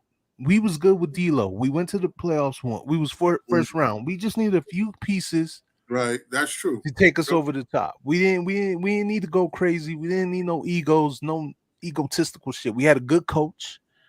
Kenny was amazing, bro. Kenny was the guy. Yeah. So we didn't need to do all of that. But when we, of course, superstar brings, drama. And then of course they want to win the chip as quick as they possibly could, but they didn't understand how left shit was gonna go. You can't. And this is why we're in the situation we're in now. Kevin Durant is gonna regret this situation when he will at his whole career. He already does. The window for them, the window for them to win a championship is already passed. Yeah. Now he does have some time to correct it in this offseason. He got to it got to be this off. This he got to demand a trade or tell them he don't want Kyrie to resign. Exactly. But if he don't dip or tell Kyrie he don't want to resign, it's clip for him. Yeah, or he could basically say, "Hey, I want to be really coached well," and watch how fast Nash goes up. Nah. You know why I'm gonna say that? I don't say nah is because even if he say he want to be coached well, you still gotta hope that there's reasonable role players who want to take less than what they're worth to sign with that team. Yeah, and I don't think that's going to happen because I think I got the cream of the crop when it comes to players who's willing to re-sign underneath their value, especially after releasing James Johnson and DeAndre Bembry. Yeah. It's gonna be players that's looking like, oh nah, nigga, my money not even guaranteed. They gonna fucking cut me. Why I'm gonna go there? You feel me? If Katie and Kyrie ain't playing the way they supposed to be, I'm not gonna get my money. I'm out of here. No, I'm not doing that. And that's the situation that they put themselves in. Like, granted, that is an option. That is an option when you a team that's on the cusp. But when you a team that's not on the cusp and you release a player like the Andre fucking Bembry, a guy who literally exuded everything that Brooklyn Nets basketball was supposed to be. He loved being there, bro. Yeah, I ain't gonna lie, that did hurt, and a lot of fans were hurt about it. There's like, well, Bembry, why? That nigga used to change a game without actually having to score a basket. Like, exactly. About defensively, he'll come out and get 3-4 steals back to back. Like, I've never seen nothing like that, bro. Like, bro, he's a monster on defense, bro. We needed that. I swear to, if you guys fucking play the Bucks in the playoffs, he's going to fucking murderize y'all, bro. They're gonna make sure that he plays, bro. He's gonna murderize y'all, bro. He's gonna murderize y'all to the point. Same way Bugs Bunny. Yo, hey y'all, big Bugs Bunny, murderize. I never heard that before. Bugs Bunny said that. Murderize Bugs Bunny, Elmer Fudd. That sounds like something Elmer Fudd would say. Elmer Fudd, murderize. I'm gonna use that. I'm gonna start using that one. Or Sam, bro. Yo, I kid you not. He gonna murderize them, bro. You feel me? And I'm watching. Same thing with James Johnson. Contender is gonna pick him up because y'all been using him wrong the whole time. Y'all been having him guarding guys that's perimeter players and also post players. He's not that fucking guy. He's a post defender, bro. He's slender, but he's a post defender. Y'all been having him defending guys that could go to the. Y'all been having him guarding Giannis. How the fuck he supposed to guard Giannis, nigga? Nobody could guard Giannis. No one could guard Giannis. That's one guy you just. I'll be like, get ahead, fucking James Johnson. Oh, you got 6 fouls? That's your problem, nigga. What you Now, mean? in a couple of years, I could say Sims could defend him. I could see I, that. I No. in I a could in a couple 6 years? No, yeah, because he's going to get older. Sims going to get better. Yes. yeah in a couple of years, I'd say I'll give Sims to actually he could probably stop him I say in a couple years. I could see that. in a couple of years. I think he could actually stop him. If Sims decide to make defense his thing and just Which I think he will. I think so He's on his way. But you also can't, accumulate for how these millionaires start to train their mind. These niggas Yeah. get millions and be like, fuck it, I'm just gonna be rich forever, which is never the case. Nah, nothing's never guaranteed. Yo, listen. Look at Spreewell. He's been I'm financially a poor struggling. ass nigga. You feel me? I'm a poor ass nigga. But I've been in spaces, sports spaces, with celebrities, and I'm looking at how they train. I'm like, nigga, if I had the power, and then I watched them the next year, be like, see, I knew he was trash because I seen his training camp. That shit is poop.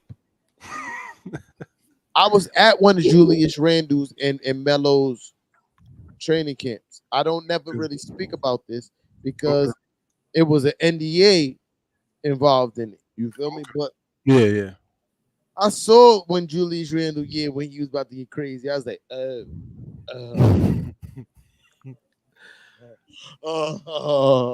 this thing. Yo, you see, he hit the nigga that we had last year. That ain't the same nigga. Oh man, we had a great year with that Julius. We definitely did. I still think he's the same guy. I just don't think listen, as much as we all hated Alfred Payton did a role. You feel me? Yo, was the Mavericks in your parlay? No, I ain't even stopped checking once fucking RJ Barrett got injured. Oh, okay. It's clip for me. Nigga had 14 points. I need him to have 6 more points, bro. Damn. Clip. I put 50 on that. I would have had 150 if he would have had his 20. So I stopped watching. Like, I only bet on things I feel like is a show. I do 4-game parlays all the time. I mean, how often do you hit parlays? Often. Really? 4 games. Okay. Giannis 25, Luka 25. You feel me? Okay. Trae Young 25. You Okay. feel me? And then I give you RJ Barrett 20 because I know RJ is going for his 20s. Mm-hmm. Yeah. So 20 at least. now with that, if I do $10, we already get doubled 20. So I'll be like, yo, fuck it. If I only got a 4-game parlay, I'm going 50. I'm gonna get 100. You feel me? So I hit often. What most people and they complain about is the fact that they do 10-leg parlay and they miss one. Of course you're gonna miss one. It's a 10 fucking leg parlay, bro. Right. So you only do 4. I do what I consider sure shots. Okay. But if you do a sure shot and then you look and it's not, double, you also gotta understand, like, I really feel like this is gonna happen. So I'm gonna put $100 on this so I could get $150 in winnings. You feel me? Like, okay, it's scared money don't make money, and that's where this shit comes to. That's You're gonna lose. You're gonna lose something, and it's gonna right. That's the premise of all gambling. That's why yeah. I don't get it. But I have been very tempted.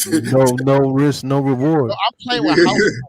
I'm playing with house money. That 50 I lost is house money, bro. Right. That's all winnings I just lost. Yeah, just don't bet what you can't afford to lose. That's all. Exactly. You feel me? It's house money. I don't give a shit. You feel me? Like, I lost $50 today. Okay. I still got 150 in my FanDuel account. Right. I'm going to bet tomorrow, and I'm probably going to win because I'm going to bet people I think and I know. Like, the Knicks game was a gamble for me. Knicks games is always gambles for me. Absolutely. You feel me? Like, And I take those gambles because I know that the reward is gonna be high, but it's still gonna be 4 games, 5 games. Like anything above that, don't do it, bro. It's not worth it. It's not worth it. No. And I'm talking about you also got to look at like, all right, I didn't bet Giannis today on the 25 because he was playing the fucking Pistons. I was expecting a blowout. Now, And which they did. so get it, right? Giannis goes 20 points or 50 points and it's a blowout in Let me third see how quarter. much Giannis scored.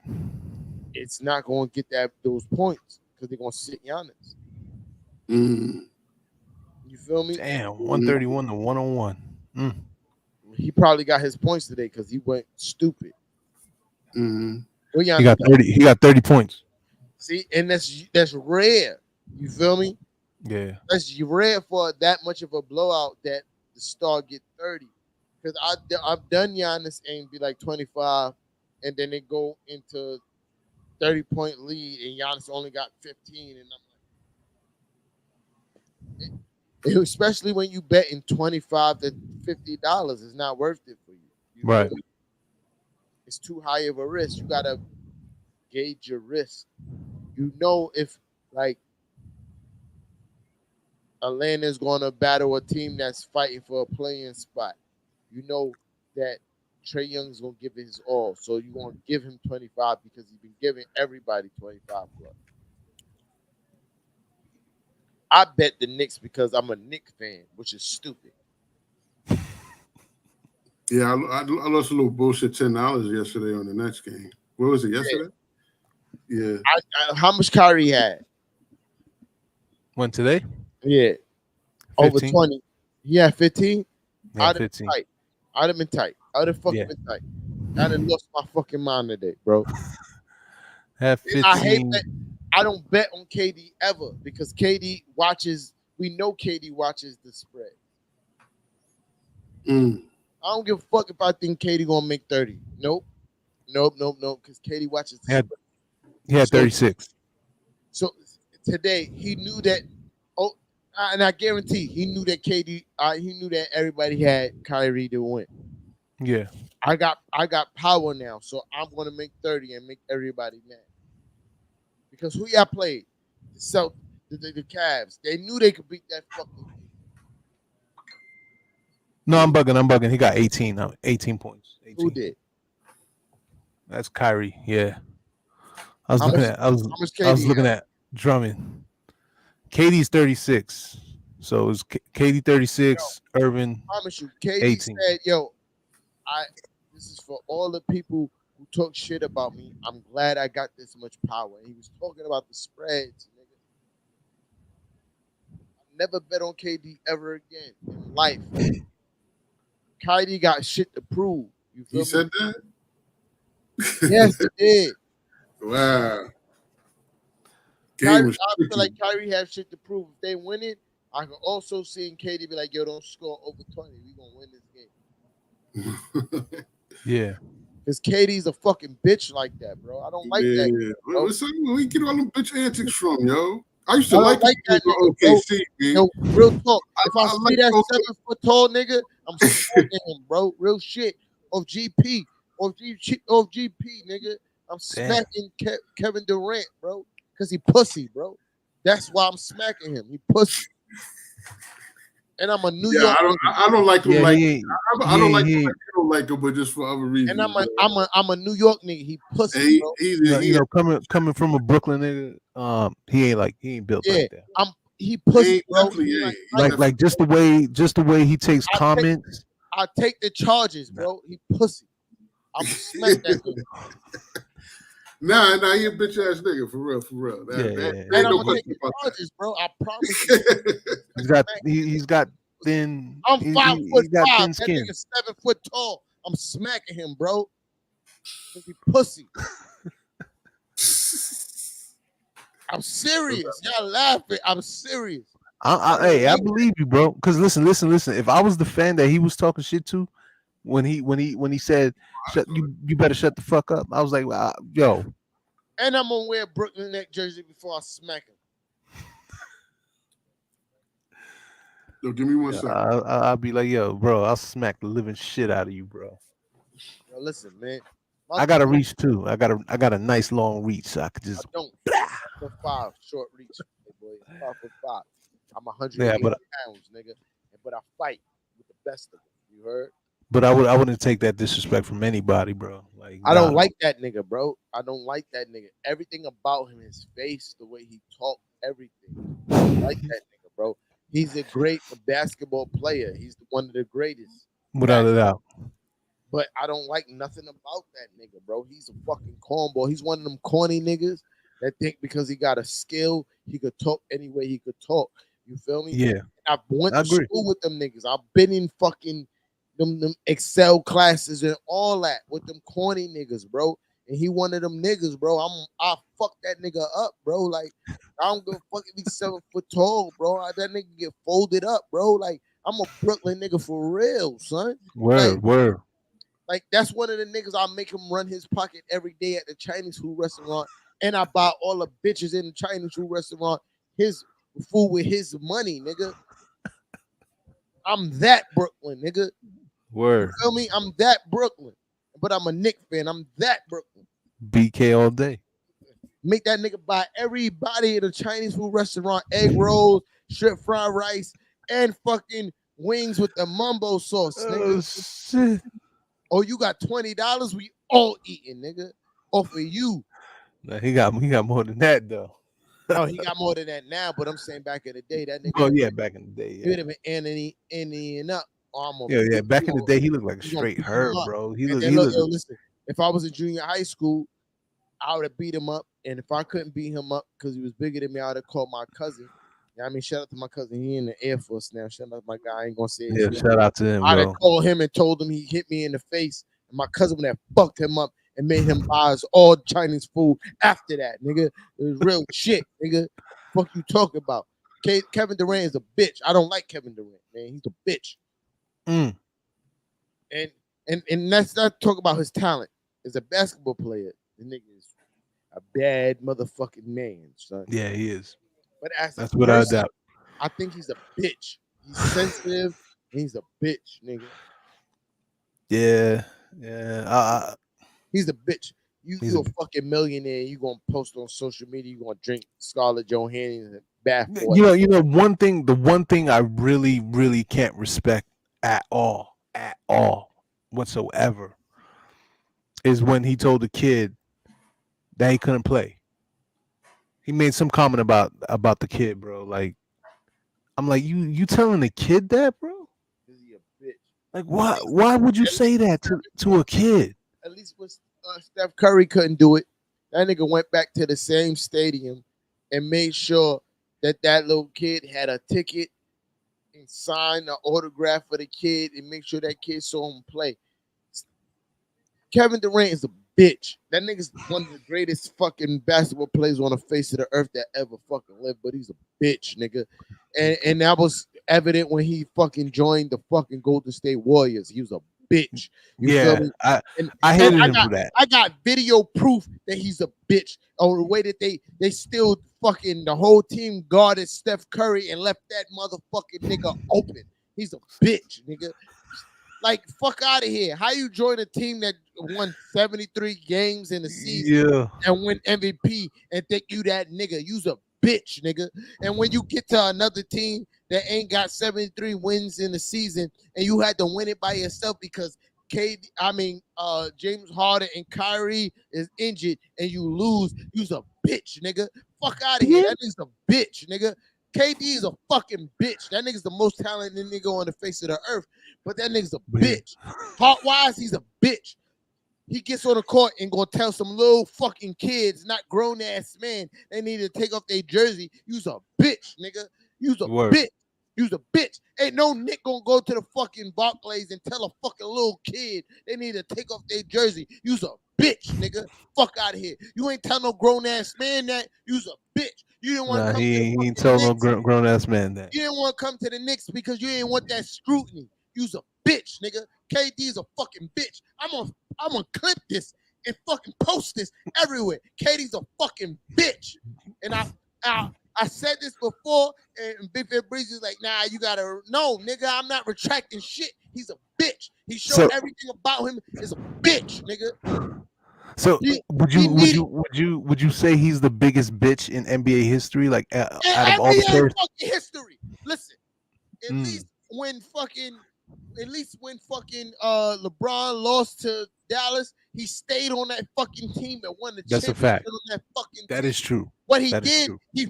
he was up against fucking Golden State with OKC with fucking Russell Westbrook. He left Russell Westbrook hanging to beat Russell Westbrook. That nigga's fucking bitch, nigga. You's a bitch, and you's Terrible. a bitch. You wasn't really the MVP. Steph Curry let you win the MVP.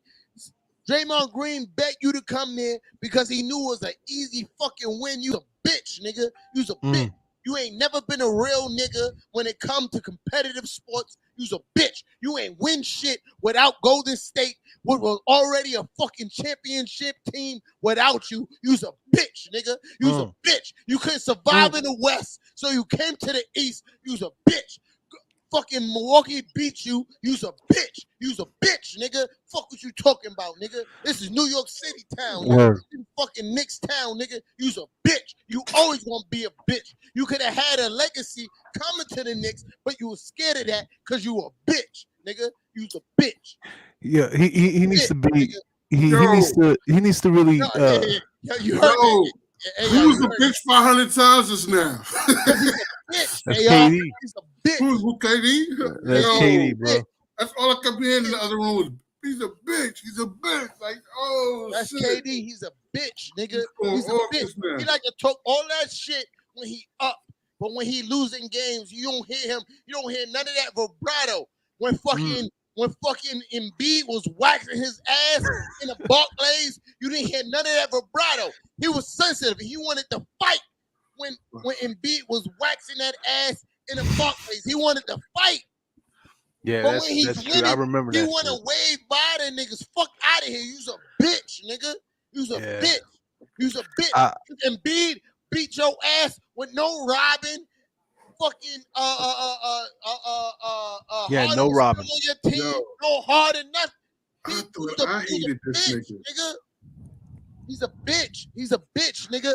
Yo, if you watch every play, if you diagram every play when KD was on the fucking Golden State Warriors, they was triple and quadruple teaming Steph Curry, not KD. KD had free runs to the rim. They already knew Steph Curry was that fucking nigga. Yo, and that's another reason why he a bitch. Curry is that nigga. Like KD's you, a bitch. You can't. It would be no rings without the Golden State Warriors for KD because he's a bitch. And I said this the other day. Like I don't respect his rings too much. Like I don't respect because he's a bitch. His I rings. have no respect for his rings. I have no respect 73 games before he got because you couldn't get the job done, so you went to a team that already had the winning pieces. They didn't even need you. 73 games because he a bitch. Oh, he was MVP. Nigga, Steph Curry still averaged 28 points and like 6, 7, 8 assists in the finals. Nigga, what you talk about? You was MVP, but you only averaged like 29 points a game. And Steph Curry averaged 28. You's a bitch. What you talking about, nigga? Talk that shit, my nigga. What you talking about? Vent that shit. That nigga's a bitch, nigga. He's a bitch. He left Westbrook on fucking stuck. Niggas was 3 games above the team that he joined. That was and he horrible. left that nigga on stuck. He's a bitch. And I'm pretty sure I'll probably have some net fans tell me, why you let him talk about KD like he's that? A bitch. He's a bitch. He gonna be I can't argue with that. He'll be a bitch, when the Nets bro. get bumped in the fucking play-in, he's gonna be a bitch. He gonna want Kyrie traded after that. He's a bitch. Yo, I'm gonna laugh so hard if that happened, bro. I'm sorry. I can't. Bro. He's a bitch. I can't argue with you that. Already He's know what's a bitch. If they get bumped in the play-in, he's a bitch. Yo, listen. I mean, it happened to the Lakers last year. Talking about the best version of Russell Westbrook. Triple-double, nigga. Y'all was up 3 games to fucking 1. Mm-hmm. Yep. Not just rest Westbrook, KD and rest Westbrook. Y'all couldn't beat them niggas. That means you didn't step up and be the best player that everybody think you are, because you was a bitch. And then you leave that team and go on a team that beat you because you was a bitch, because you knew that was the easiest way for you to get a championship, because you was a bitch. I agree. And then you win 2 championships. It's like, oh, I'm going to try to prove I could do it by myself. You know why? Because you was a bitch. When that team brought you in to build a dynasty with you, but no, fuck them niggas that gave you a championship, even though Steph Curry averaged 28 and 6 as a Robin and getting double teamed every play because you was a bitch, and you left to go with Kyrie because you was a bitch, and you lost your first Went with another bitch. with another bitch, a nigga who told Boston, the whole crowd, that he was gonna sign it the year after, and he left because he's a bitch, and they got the nerve to go back to Boston and burn sage in Boston Garden because he's a bitch. And they gonna step on Lucky. Burn Sage stepped on Lucky because he's a bitch. Listen, they made for each other though. They definitely in the same class of bitch. Listen to me. I'm an unvaccinated nigga myself. You feel me? And I was supporting Kyrie Irving in his plight of being unvaccinated, and I wanted him to play. But when it came down to when he got able to play as an entertainer, and regular niggas like me still on the outside looking in when it comes to fucking being vaccinated or not, and you don't never hear Kyrie Irving talking about little niggas like me that don't get millions. He ain't saying that no more. He's a bitch. He's a fucking bitch. He ain't saying that no more. Wasn't that his whole? He got what he wanted. He's doing it for everybody, like all the little ones too. Bitch. Well, if you with an unmasked, he's a bitch. Here's my thing. If it was really about the little people, he's like, yo, fuck that. I'm not playing in no home games unless the people until the fire department and fuck Kyrie that's Irving, how you make the stance you was making. If you just the stance you was making, I'll be ashamed if I was a Brooklyn Net fan. And my thing is, if you for the people, if you are for the people, no doubt. Those people who are jobless, give them some of your salary. You can feed them. Me personally, I was after, no lie, I'm gonna give you a real last story. Go ahead.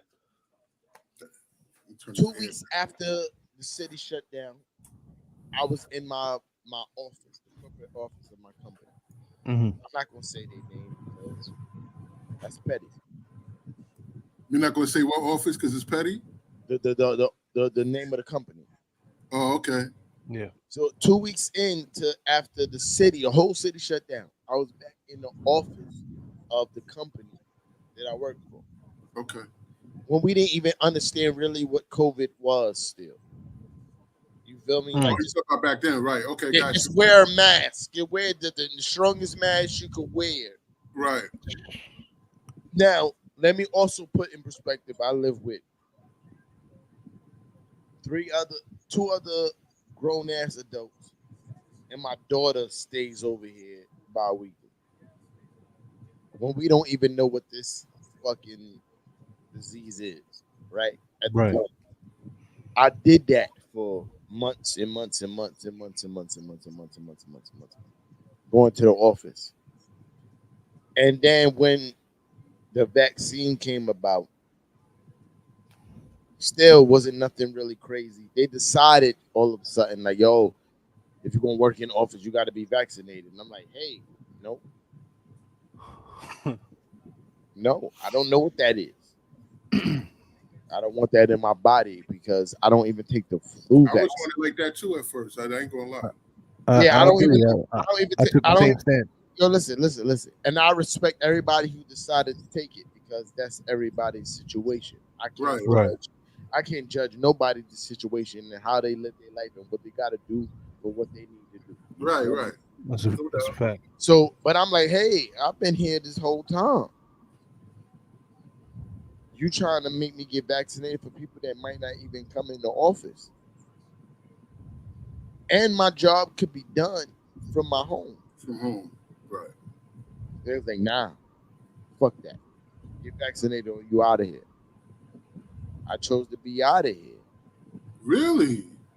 Word, because at the end of the day, bro. So you one of the people be talking about that Kyrie's supposed to be holding down? Yeah, absolutely. Yeah. In America, you feel me? Okay, wow. Cut that check, Kyrie. Cut that check, man. And my thing is this, bro. Like, Wow, bro. you able to play your sport, but it's people like me. There's a lot of people like that still like Yeah. my financial situation is rough because of that. You feel me? Like, I can't really get a real job in New York City because of I gotta go through Jersey. I gotta do other shit. You feel me? To make ends Word. meet. But at the end of the day, you did all this shit when you couldn't be able to play. You was talking about you being a hero for the people. As soon as you was able to play, we don't hear nothing from you no more. Kyrie Irving. But you know what? I gotta say something to that because I think he would have been on it like that. Honestly, I think he would have been on it like, nah, not to everybody can go back to work or whatever. But the reason why he did is because we beat him down so bad. Like this. No, that's and I'm gonna go bullshit. to Stephen A. Smiths and all that. They beat him down bad. You know why that's bullshit? Because if you was really a martyr, if you was really a martyr like that, you know what I mean? Because they beat you down all year. Yeah, but when your own people beating you down, saying you stupid and you fucking the whole team. If you gonna make yourself to be a martyr, the way he made himself a martyr. No, that's real. That's real. That's the way you want to do you that. Go hard all the way. You gotta go all the way because there's a lot of people that's still hurting because they can't work. Yeah, I mean, like I said, my situation is different. You feel me? Yeah. I am blessed through God and my mom's. You feel me? And all this other shit. You feel me? Like, while I'm still able to survive this situation, blessed beyond belief. You feel me? Like, if it wasn't for my blessings, you would not see me here. Nah, that's real. That's real. Word. That's real. Because I caught it. I caught it. So I almost didn't make it. I did too. My whole family caught it in this house. Playboy. Yeah. Yeah, I mean, it was like 3 weeks I was out of commission because the whole fam caught it. So I also know how real this disease is, but also I know that we all don't need this fucking vaccination. Yeah. I mean, okay. Especially to see that's the thing. Like if you had it, from what I understand, you have the antibodies now, so you don't need the vaccination. Well, I'm gonna tell you this. So they say. You know what I'm saying? Yeah, hey, y'all, I'm gonna tell you this. We talking about almost a year, 2 years with me never catching COVID before I caught COVID. Never ever having like a flu ever. Like, talking about when y'all was when everybody shut down and everybody was in their house comfortably. It's crazy you said that. It's crazy you said that. Yo, hold on, AL. And everybody was in their house comfortably. You feel me? And everybody's jobs shut down. I was outside. I was outside. Right. I seen the streets being dead in Manhattan. Yeah, I seen the streets too. Yeah, I seen it. Yeah, like I was outside. I wasn't out, but I was supermarket dipping, like shit like that. Yeah, it was like, yo, getting the essentials. You feel me? I was outside going to work. You feel me? Like, that's wild. I was getting the bread, and I'm like, oh, this shit is crazy, and they gladly had me. When they wanted people to come back, that wasn't necessarily coming back to the office. And from what I know from the people that still work there, because those are my people, I took wild shit and everybody loved me. So they be like, nah, still mad people that ain't coming back into this office a year later after I've been laid off. Yo, shout out to Kevin for Yeah, surviving that shit. Kevin Wallace Shout is out to After Kevin. Kev, we did the same thing too up in this house, Playboy. I already know the vibes. That shit is rough, nigga. But Bro. yo, but I gotta say one more thing to that. I honestly, as far as Kyrie, I'm on the fence with where he at now. Cause I get it. I feel like if you was really about that, you would still be on it. Like no, especially when the the mayor literally said, like he literally said, I'm lifting it so we can make money off of sports. Yeah. But I don't run a sports team. Like the contradiction is crazy. I don't want to stop asking me questions. And I that's don't run a sports team. Right. I run a city. But if you run in the city, motherfucker, then let the cops and the yo. And fire that's my people point. go That's back my to point. work. You know why? Yeah. You sound like you're doing the total opposite. Because Yeah. he pretty much said that the Yankees run the city. Kyrie Irving could have literally went to the Yankees players and been like, "Yo, we could all stage a boycott to get regular people working." Because if it wasn't for the baseball players, Kyrie Irving was sitting on the bench, and that's a fact. If it Yeah. wasn't for Aaron Judge and the Yankees, Kyrie Irving be sitting on the Sitting on the fucking bench, Right. Yeah. and he could have easily went to them And niggas. that's the tough. But I see, mean, once you fuck with the Yankees and the They're the Mets, biggest money draw in the city. yeah, you pretty much walling out right there But at see, that the point. number one rule of protesting is don't jump for the first offer. Right? No. And far as I'm concerned, Kyrie took the first offer. Oh, I can play Because now. he don't Okay, give a cool. fuck about that. That's when you're supposed to hold on to that shit even more. Like, Because he no, don't give a fuck like about we holding out into everybody, right? He Like, didn't you give know Like, what I'm saying? but like I said, if Kyrie's really about for the none of people, if he's really for the people, he could have paid some people, man. The families he would have that held out a little bit at least. Just yeah, say, "Oh, I'm able to play. I'm playing." You feel me? Like, no, you didn't be like, no. It's so many. like Like, yo, there's so many first responders. Not even me. Let's just talk about first fucking responders. I'm talking about nurses and all that kind of shit that was in the fucking hospital treating niggas who had COVID when nobody knew what COVID was. I'm talking about mucus and all that shit, ventilators, all that scary shit. And I know for a Word. fact that got us out of jobs because they wouldn't get vaccinated. How was Yep. that even Marlon, you was in the fucking- hospital when you got it? I was in the hospital and then I was bedridden for weeks. I was in the crib. I could have been. I couldn't listen. It was so bad. I couldn't even walk 2 steps. Like I'm gonna tell you this. Damn. I never it was had the bad. flu a day in my life. You feel me? Never had it. Mm. I was in my bed for 5-6 days straight. All I could do was go to the bathroom and the kitchen. That's it. Come right back. That's my situation right there. I probably was in bed longer. I couldn't. And I heard what you're supposed to do is keep moving, even though it's that bad that you can't move. Yeah, the moving part is damn near impossible. I'll tell you that. It's damn near impossible. Damn. I couldn't move for nothing, you know bro. what's Like It was crazy with me. Like I had the flu real bad for the first time ever, but it was like a year and a half before COVID. yeah, I don't think I never got COVID symptoms. I did. So I don't know if it's because I had something so similar right. for, you I'm know what about I'm to hit you saying? with some shit. I'm That about to hit shit- you with some- Yo, AR, I'm about to hit you with some shit. I'm about to hit you with some Okay. shit, right? My mom's think she had COVID before COVID hit. Like maybe like a few months before. Now my mom's worked for MTA. She The cleaned mic buses. going in and out. My mom's cleaned buses. She worked for MTA. You feel me? And she did that for like a year and some change. We live in the same house. Right. My Yeah. sister worked for UPS. We live in the same house. Yeah. I was outside for a year and a half and some change.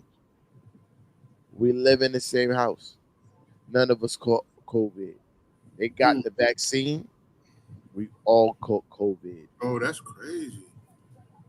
You know what's crazy? Like this, like literally. Like I'll tell you how I bloop, caught it. bloop, bloop.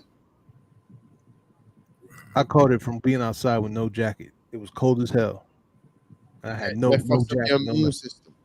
So when I caught it, the day after, I went to the hospital because it was that bad. I was weak as hell. Couldn't even get up from the bed.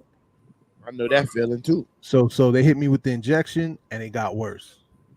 And after that, I was out. But it was like a steroid injection, not I was about to the say that's the vaccine, vaccine. not the vaccine. Because No, when you no. have it, they don't even advise you to Yeah, take the I'm vaccine. tell you this, right? The vaccine is bullshit because the only reason why we got COVID in the crib is because my mother and my sister decided to get the vaccine. We ain't never had it before the vaccine. That's crazy. Like, real talk. And they got the vaccine a week later, we all had COVID. And we talking about a whole house full of people who work and have to be around people. Word. Never got COVID. I had the vaccine, and my mom's used to get tested for her job every week. You feel me? And she'd be like, I'm negative. I'd be like, say that. Me too. My job before they kicked me out, send me kits, $200 a pop. Get my COVID For the test. kit? Yeah. Negative. Man, they were raping dudes. The only person that didn't have kids was my sister, and she never popped up positive. Once they got their vaccines, positive. I ain't never get tested because we were sick all the same way, and I'm like, I'm positive because if I feel exactly the same way they feel, Yeah. I'm absolutely positive. You're going in and out, bro. I'm not going to the fucking. Frosty right now. I've been feeling frosty. You late. With the Yo, white. y'all making me want to get my cup. Go ahead. Yeah, that's why I had to get a cup. Because I see the Yeah. Go get your cups, man. We do. I don't want to be the only person sipping. Listen, I bought this today. This is a liter. Damn. Oh, damn! You putting it down. Yo, listen, I can't drink like that no more. I drink. You feel me? Like I'm they call me Mr. Hennessy for a reason. You heard? Okay. But yeah, I bought the bottle and I'm sitting there and I'm feeling sick. And I'm like, I know I ain't got COVID and the whole crib got COVID. Like they sitting and they was like, yo, we went and got a test. I'm like, all right. So I'm damn near finished my bottle. Look at this shit. What's that? It's no. It's Ron Cartavio. Cartavio. That sounds It's rum. It's rum. It's Peruvian, bro. Good.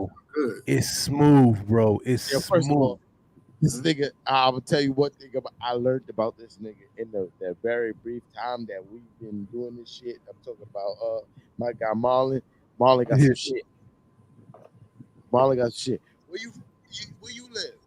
Yo, you said that's Peruvian rum called what? Peruvian. Where you live? I live in Harlem, East Harlem now. Oh, now we gotta go. We gotta go to Texas, bro. I heard he has an extensive gun collection. I need to see that. Oh yeah. Yeah. Oh, that's what's up. Yeah, I need to see that. We gotta go down there. I don't know, man. I ain't trying to get Texas, man. Look, yo, hold up. We can go outside with him. That's what I'm saying. We can go outside. I don't know. I don't want to hear that, yo. You from these parts? I don't want to hear nothing like that. No, bro. Let me tell you something. No. You get you. No. Trust me. Listen. Okay. I thought that's how Texas really was. When I found out there's a whole bunch of New Yorkers here, bro. Oh, really? Yeah. Well, one of my people moved down there for career opportunity. Bro, we got Brooklyn people everywhere. We got Queens. We got Harlem. We got artillery, bro. I'm trying to pull up. I know I'm. Yeah. We got that too. Yo, let me hold that. Let me hold that while we outside. I know I'm good. You feel me? Like Bro, you good, bro. You good, bro. Everybody We got got it down there, so everybody. we got things that could level a whole block. word. You feel me? Like we gotta go outside, bro. You feel me? I Yeah. like that energy. I'm a fucking Yeah. Brooklyn baby. So Word. we I, nah. Texas ain't that. Trust me, you got those parts, yeah, but nah. and we We going everywhere. good because they got the eats out there too. How many years Yeah. you been down I've been there for 7. there? Okay. I moved. About to be 7. Yeah, because I moved out in New York, 2013, I believe. Yeah, 2013. Nah, this is my guy. Marlon Mayhem, this is my Word. fucking guy, That's bro. what's up, man. Yeah. Yeah. So I know if I go out there, I'm gonna feel comfortable because that nigga don't move in. Even when we on Facebook, it talking crazy. I watch him. He'll back out of a situation that's uncomfortable. Like, Oh, okay. yeah. I was like, okay. I'm watching this.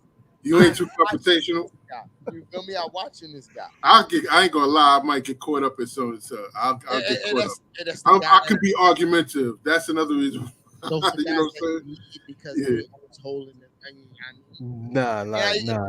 Yo, and I was talking to him. He was like, yeah. You know, I always got the thing on me because I got this many. I was like, oh, I need to come and chill with you because we're gonna have a conversation. Got the blinky. I'm gonna let you know when I get in the spot, I'm gonna talk hella shit. You feel me? But at the same time, I'm gonna pop off on my own. If you ever see me in a situation where I can't handle my own, I might need to back up. But at the Nah, same bro. time, Nah. You know, I'm going into a situation where I'm like, fuck that. I don't think. Listen. I don't think you ever get in a situation with like that out here, unless you in the real ghetto. Then yeah.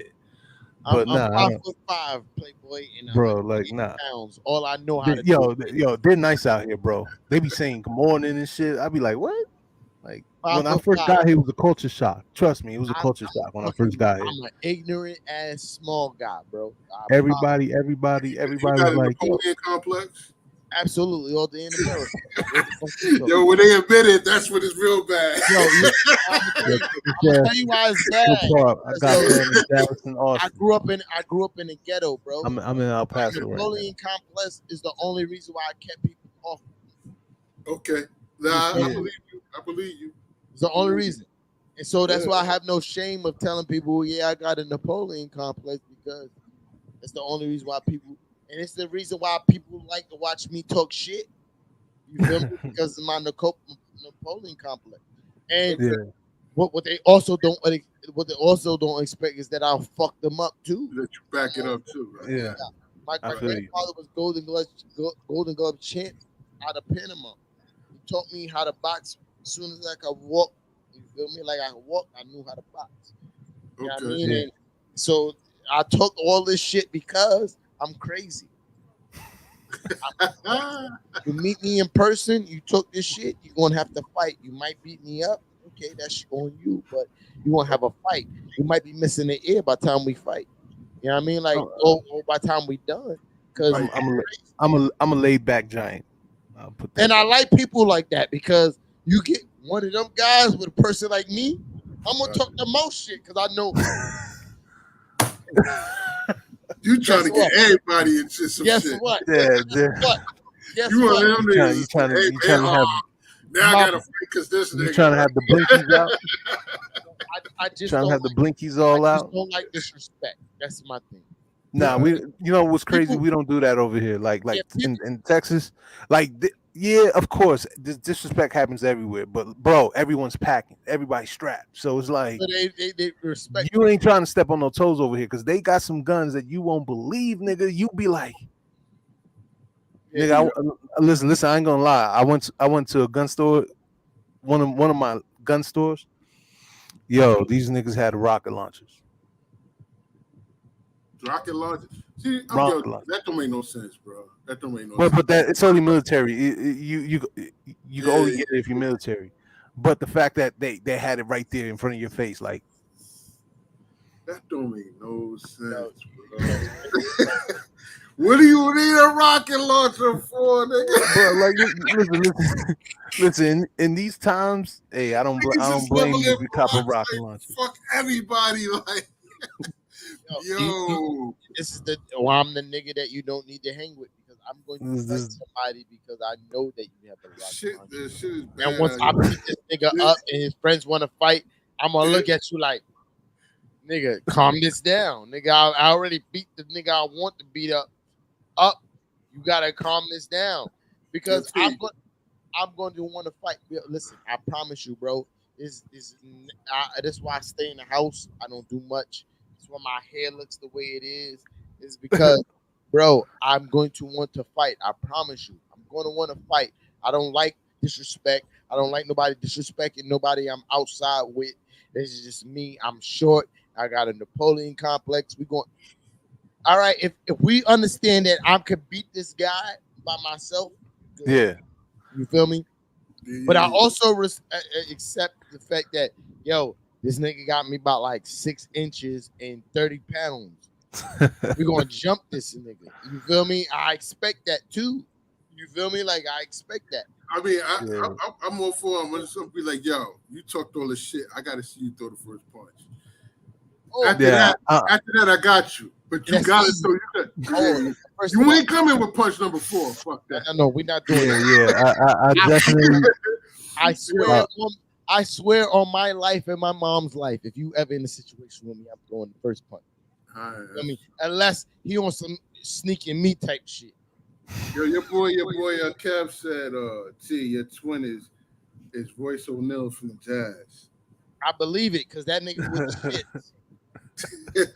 Yeah, he with the shit. See, I'm not with the drama though. Like I've been through it, but I'm just cool, man. If you get disrespectful, you know, I got a slick mouth too. You know, I'm a Brooklyn nigga at the end of the day. But look, it's like you over 6, you over 5'8", nigga. That's why. I'm 6'5", bro. I'm 6'5". You 6'5"? Exactly. Yeah, I'm 6'5". Yeah. Exactly. That's why you know, yo, I got a slick mouth too, nigga. Because you don't have to, nigga. I am 5'5". Part of the reason why people don't fuck me the way that they should fuck with me or talk to me is because I'm short. And I'm crazy as shit. And I met a lot of people like you, bro. I've been in fights with some people like you, bro. I'm with the shits though, bro. Like the short motherfuckers be talking crazy. They be like, "Hey, you big motherfucker." I'm like, who the fuck? Facts, nigga. You know like if you go to jail, everybody gonna want to test you the first. I was like, yo, one backhand will have you to the next side of the wherever you at. Well, listen, I'm 6'1". I thought I was tall too. You said 6'5" and shit. Yeah, I'm 6'5". Bro. Like, I literally always been tall. My first fight. My first real fight. I was probably about 6 years old. 6 years old? Damn, you remember that shit? Yeah, I do. Because the guy I was fighting was probably about like twice in my size. Your bad kid got the red cup too. Go ahead. And I was getting washed up, literally washed up. I got jumped in all my fights. A house away from my. I believe that. This is when I realized I had to be nice with my hand. Getting washed up a house away from my crib. This kid, he's younger than me, but he's way bigger than me. I'm 5'5" now. I'm on the side. So he was washing me up, and I'm looking up while this motherfucker's punching me in my face. And I'm watching my whole family stand on the steps and not do nothing. They just look at me. And I'm like, oh. Okay, Kev's from Fort Greene. One of my great aunts, she picked me up. Yeah, one of my great aunts, she picked me up. Yeah. R.I.P. to my aunt. R.I.P. Celia, you know what I mean? R.I.P. And she was like, "Oh no, you thought we was gonna help you, baby? No, you do that on your own. We ain't always gonna be around." Wait! Your mic went out. Your mic went out, bro. I said, my aunt was like, "Oh, baby, you ain't always gonna do that on your. You ain't always be able to help you and pick. Right. You gotta do that on your own." Right. I was like, "Yeah, but y'all watch me get beat up." She said, "We did that on purpose. We ain't gonna ever help you get out of that situation. Mm, You gotta Fact. fight yourself out of that situation. Next That's day, a fact. me and the same motherfucker got in the fight. That's the best way to do it. I Go right back ravished to the this same. motherfucker. I was doing everything. I kicked him in the nuts. I headbutted him. Yo, he had me. Yo, no, what I'm saying is like he was so much bigger than me, bro, at that young age, but he was younger. Yeah. Feel me? I had to do it because if I didn't, my older cousin would have fought for me. God love that Yeah. nigga to death because that's my. I'm quite sure you got respect from the block after that. Like, you know what I'm saying? Word. That's a I'm- fact. That's how you basically are, you know. You gotta do Even when I go back out there, we still have to have a situation where it's a old school versus new school shit. Because when they talk to me and I'm outside drinking, Yeah, your mic, bro. Your mic. My fault. It's Yeah, cool. I'm sorry. Yeah, We so- outside and I'm drinking Henny and they on they shit and I'm drinking Henny and we talking shit. I gotta remind them like, yo, I'm still big bro. Like it always be a situation. There's always a fight. Yeah. And I use the same tactics. I'm punching in the nuts. I'm kicking. I'm doing all that. Nigga, fuck what you talking about. I'm still big Word. bro. Yeah, I don't know what you thought fights was supposed to be about. There's a new I'm a blood, so you gotta respect me because I'm OG. No, nigga, I'm gonna toss you up, Paul. I'm gonna fold you up. I'm gonna kick you. I'm gonna punch you. I'm gonna do all that shit. My little small 5'5" ass, bro. I got a daughter, bro.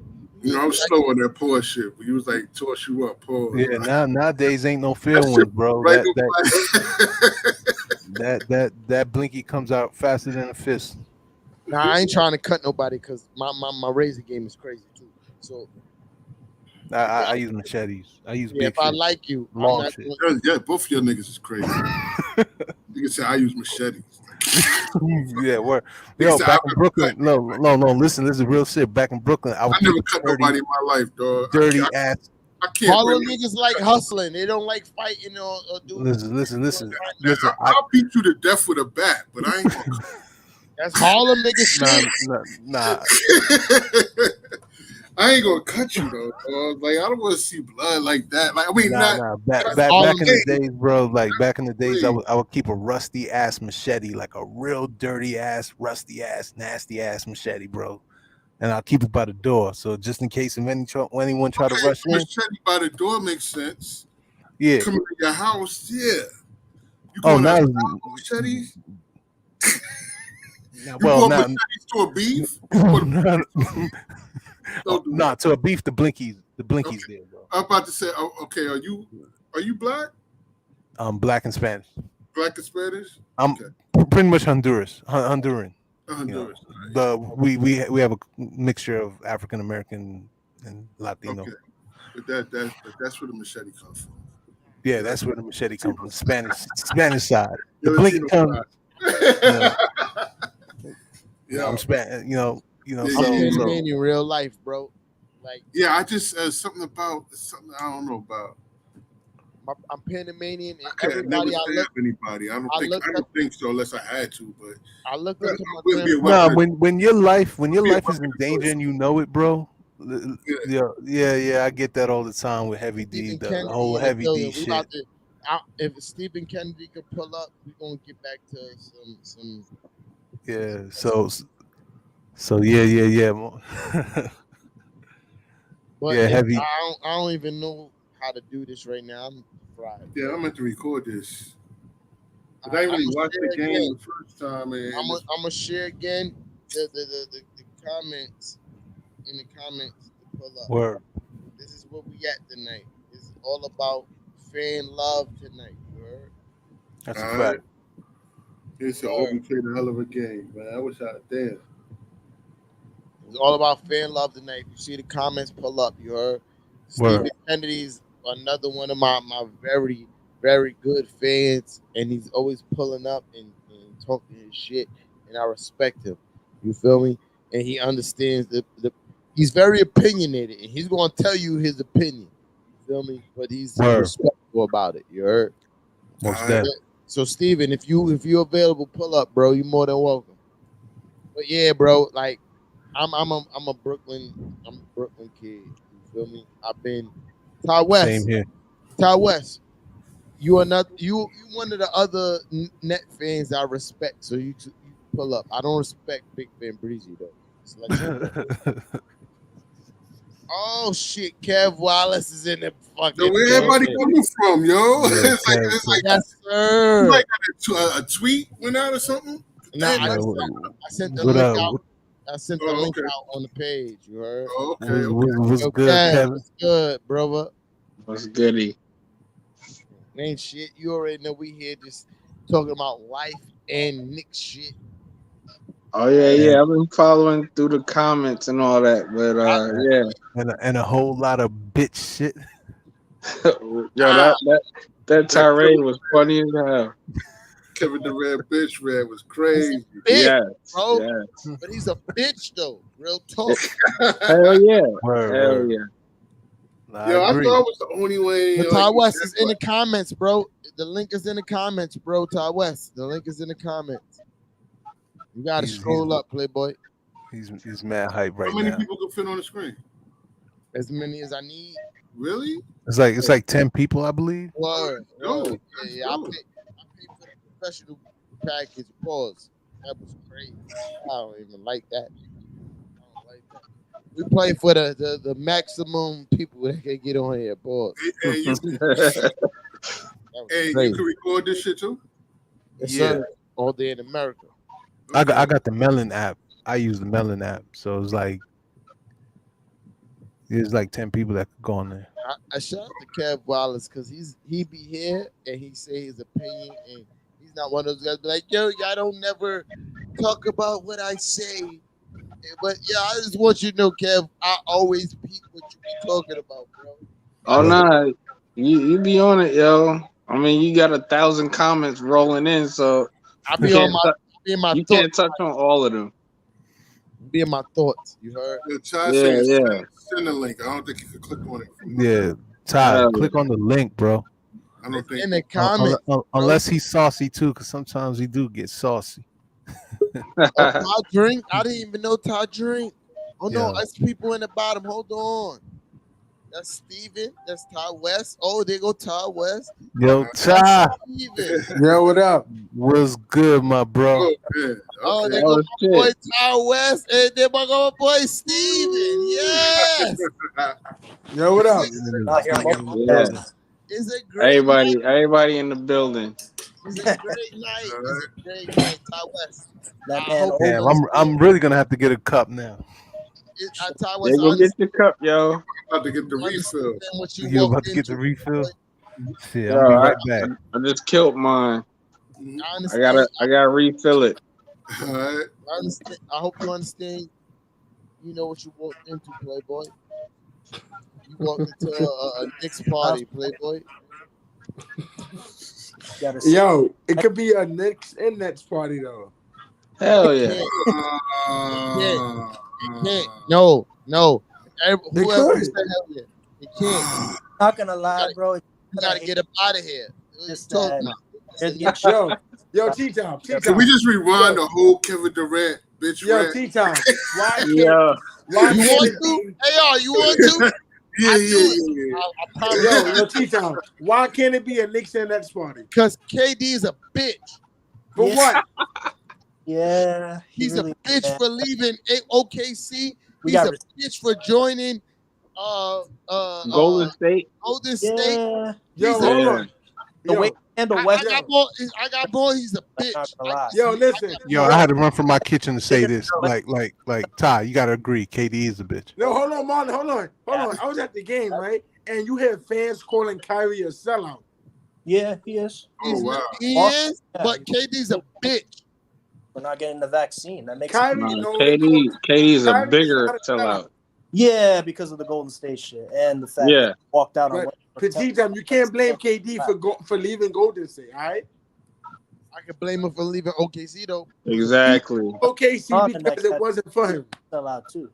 That was up against the team that he left 3-1. It's a bitch. It was like, nah, bro. Man really came out and said, "I'm staying." He wasn't even really. To be perfectly honest, he wasn't even really the MVP of the fucking team that he left OKC for to be a part of. Because Steph Curry averaged 28 points a game and like 6 assists And he was on that unanimous team. MVP. On that team that KD was supposedly the MVP of. KD's a bitch. Yo, he's the greatest player right now. Don't He's a disrespect him. bitch. He's a bitch. He's Okay. a bitch. He was I scared. disagree. He was scared to come to the Mecca.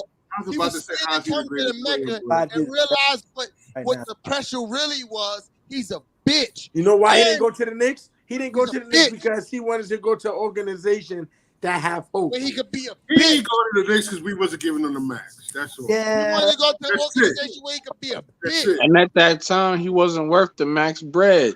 Nah, He's a y'all bitch. Knicks, yo, you know what it is? Y'all Knicks fans just mad that KD chose the Nets over the Knicks. No, we mad. I 'cause ain't he's a mad. bitch. I'm happy. KD's mad that he chose the Nets. over Yeah. Because them. he's Don't a get bitch. it twisted. No, y'all mad he's because mad. KD, No, he's y'all mad. mad because KD No, and he's Kyrie mad. chose When he Brooklyn. hears Because they a bitch.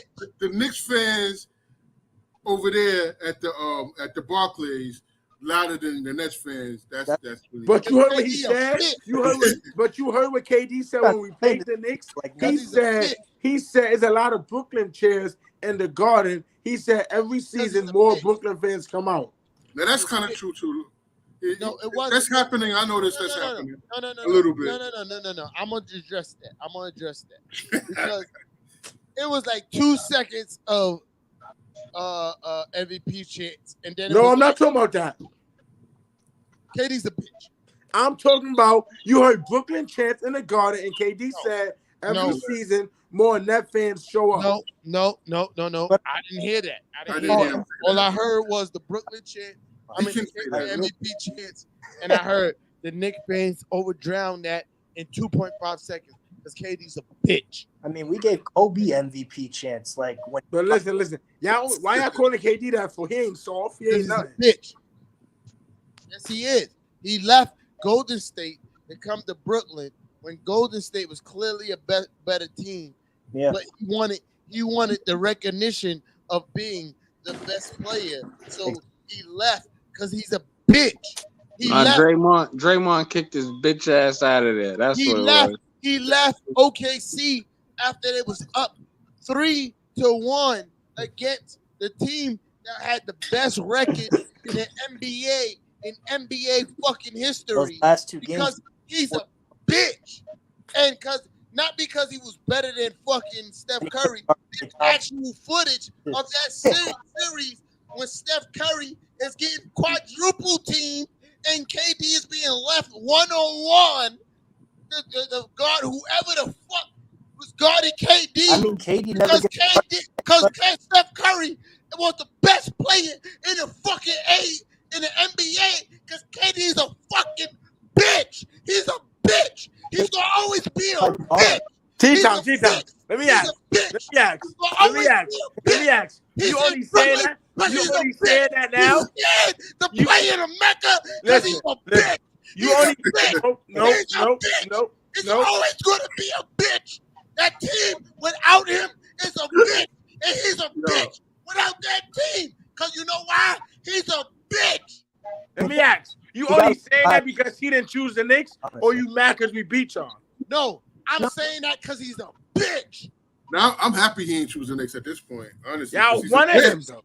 Because he's a bitch. No, hold on. Y'all, let me keep it funky with this nigga because I know he watched me ever since then.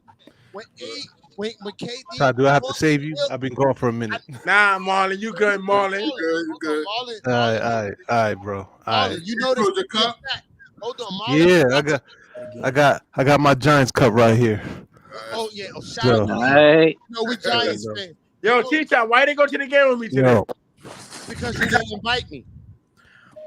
It was a Nets game. You didn't invite me. It was a Nets game. I like free shit.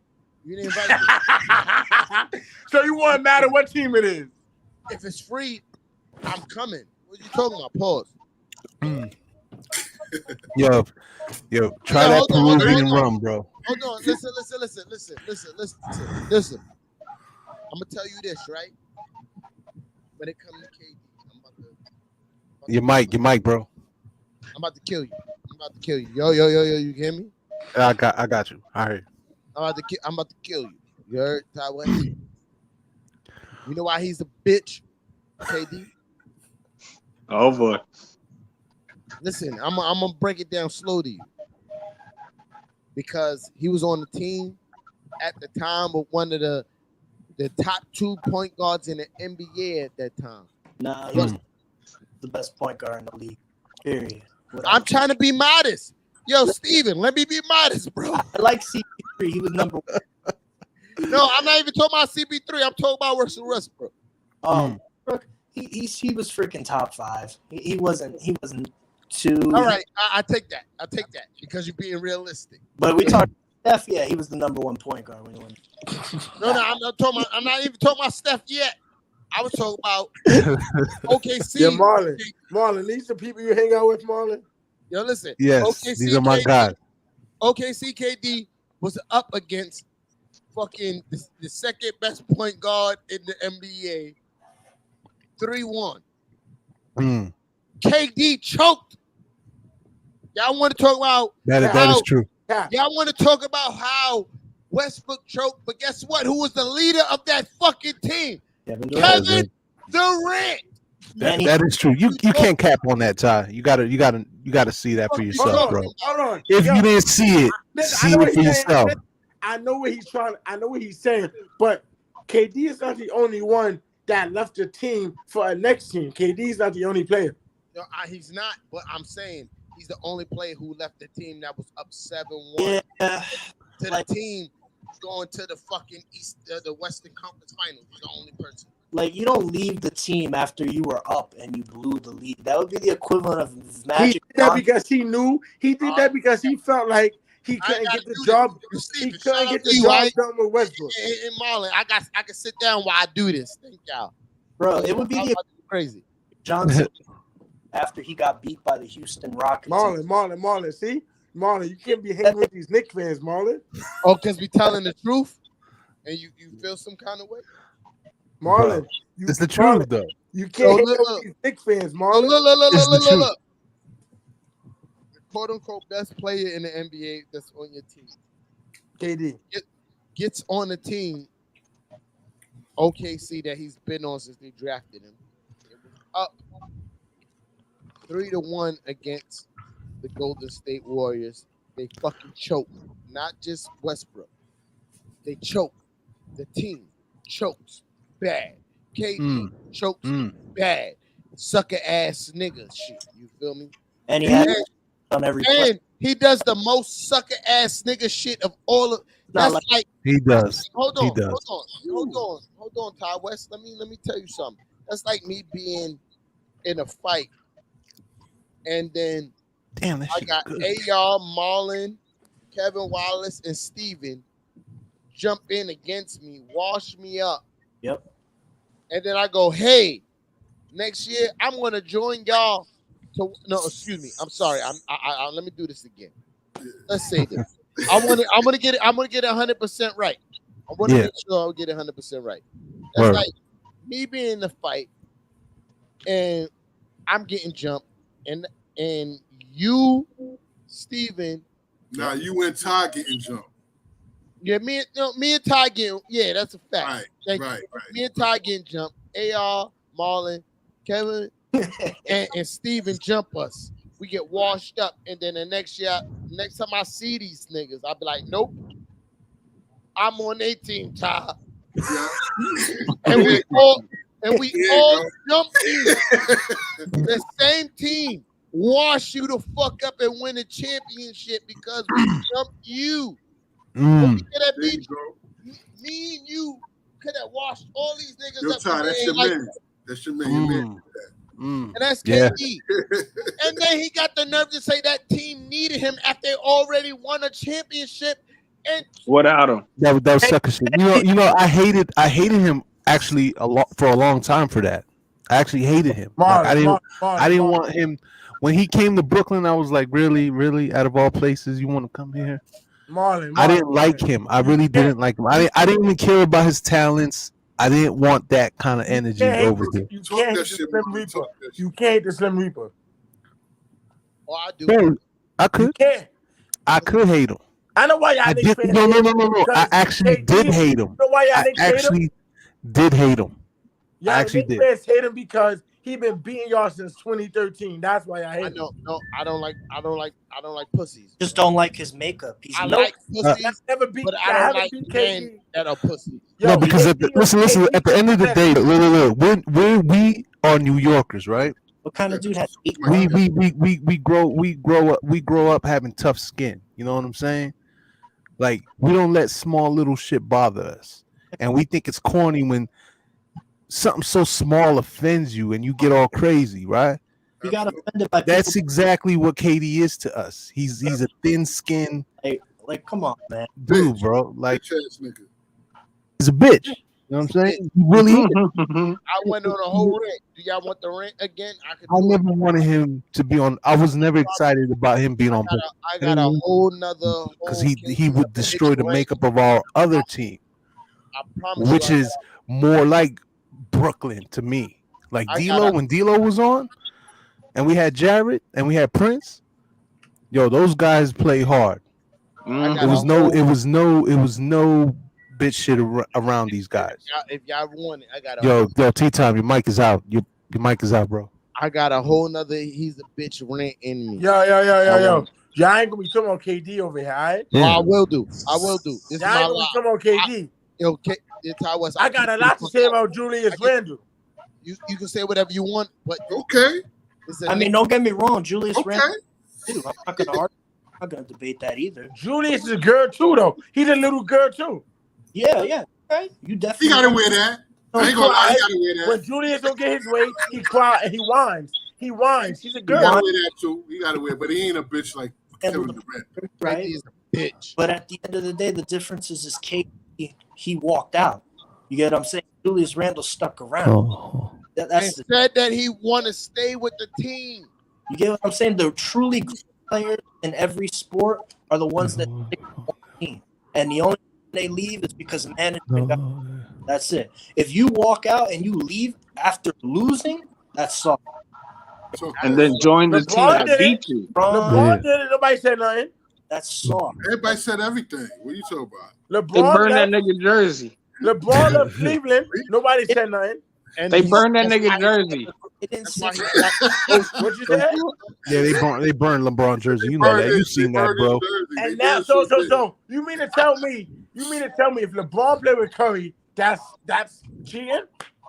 It's soft. Yes. So what does LeBron do? If LeBron played with Curry, what is LeBron? A bitch. Yeah. Yeah, he's a Big bitch. time. So you gonna give him the same treatment like KD? Yeah. Absolutely. All day in the fucking America. He's a But you know what? You know what move will always save LeBron? I say, is the fact that he went back to Cleveland and won the legit. That move right there solidified him to be exempt from the bitch chat. You know The bitch talk. juice. He promised Wasn't for that, he would be a certified bitch. You absolutely LeBron promised. Because how many players you know has done what he did? You know what? Juice. LeBron he promised Cleveland a championship and he gave it to them. Yeah.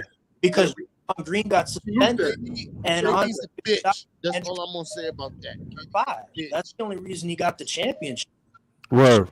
Like literally, we can be real. If they were healthy, they would have lost in 5. And if Draymond wasn't suspended, it would have been a wrap. That's a fact. That's a fact. Yeah, that is a fact. We were healthy. and who made sure he got suspended? Defense, Hilarious. and the they still would have lost, even with a healthy Kevin Love and Kyrie in 2015, because Kevin Love was being a stretch 4 instead of getting posted up because LeBron's bum ass can't shoot. So Kevin Love got perimeter Have to grab boards. Yeah. Yeah, you call Kevin Love a bum? Kevin Love will bust your ass. But Kevin Love in the post, Hold on, yo, T-Town, what you talking about? Kevin Love will bust your ass. I'm just saying, why y'all calling him a bum? Kevin Love in a 7-game series is gonna give y'all work. What the fuck you talking about? So you say if the Nets play Cleveland in a 7-game series, Kevin Love is gonna give y'all fucking work. Kevin You Love, don't understand, but bro. guess what? We is playing Cleveland in a playing tournament. In a playing tournament, I'm saying Let a me 7-game see how much- series. Kevin Love is going to give y'all a double-double every fucking night. You know why? Because Nick Claxton is fucking ass cheeks. No, he ain't. No, he ain't. Nick Claxton. Ass Big cheeks. time. Nick Claxton is not. You know, Cheeks. Big time. in today's game, I don't hate Claxton, but he's party. Yo, T-Tom. Claxton is not trash. I'm tired of y'all calling Claxton trash. He ain't trash. He's a nobody. I'll be back. you know, Yo, Along with James T-Tom. Johnson. All that theatrics because I gotta go to the bathroom. I'll be back. Along with James Yo, Johnson. Claxton is not trash. Stop calling him trash. He's You know, Kevin Love scored 10 points tonight. got no moves on offense. None.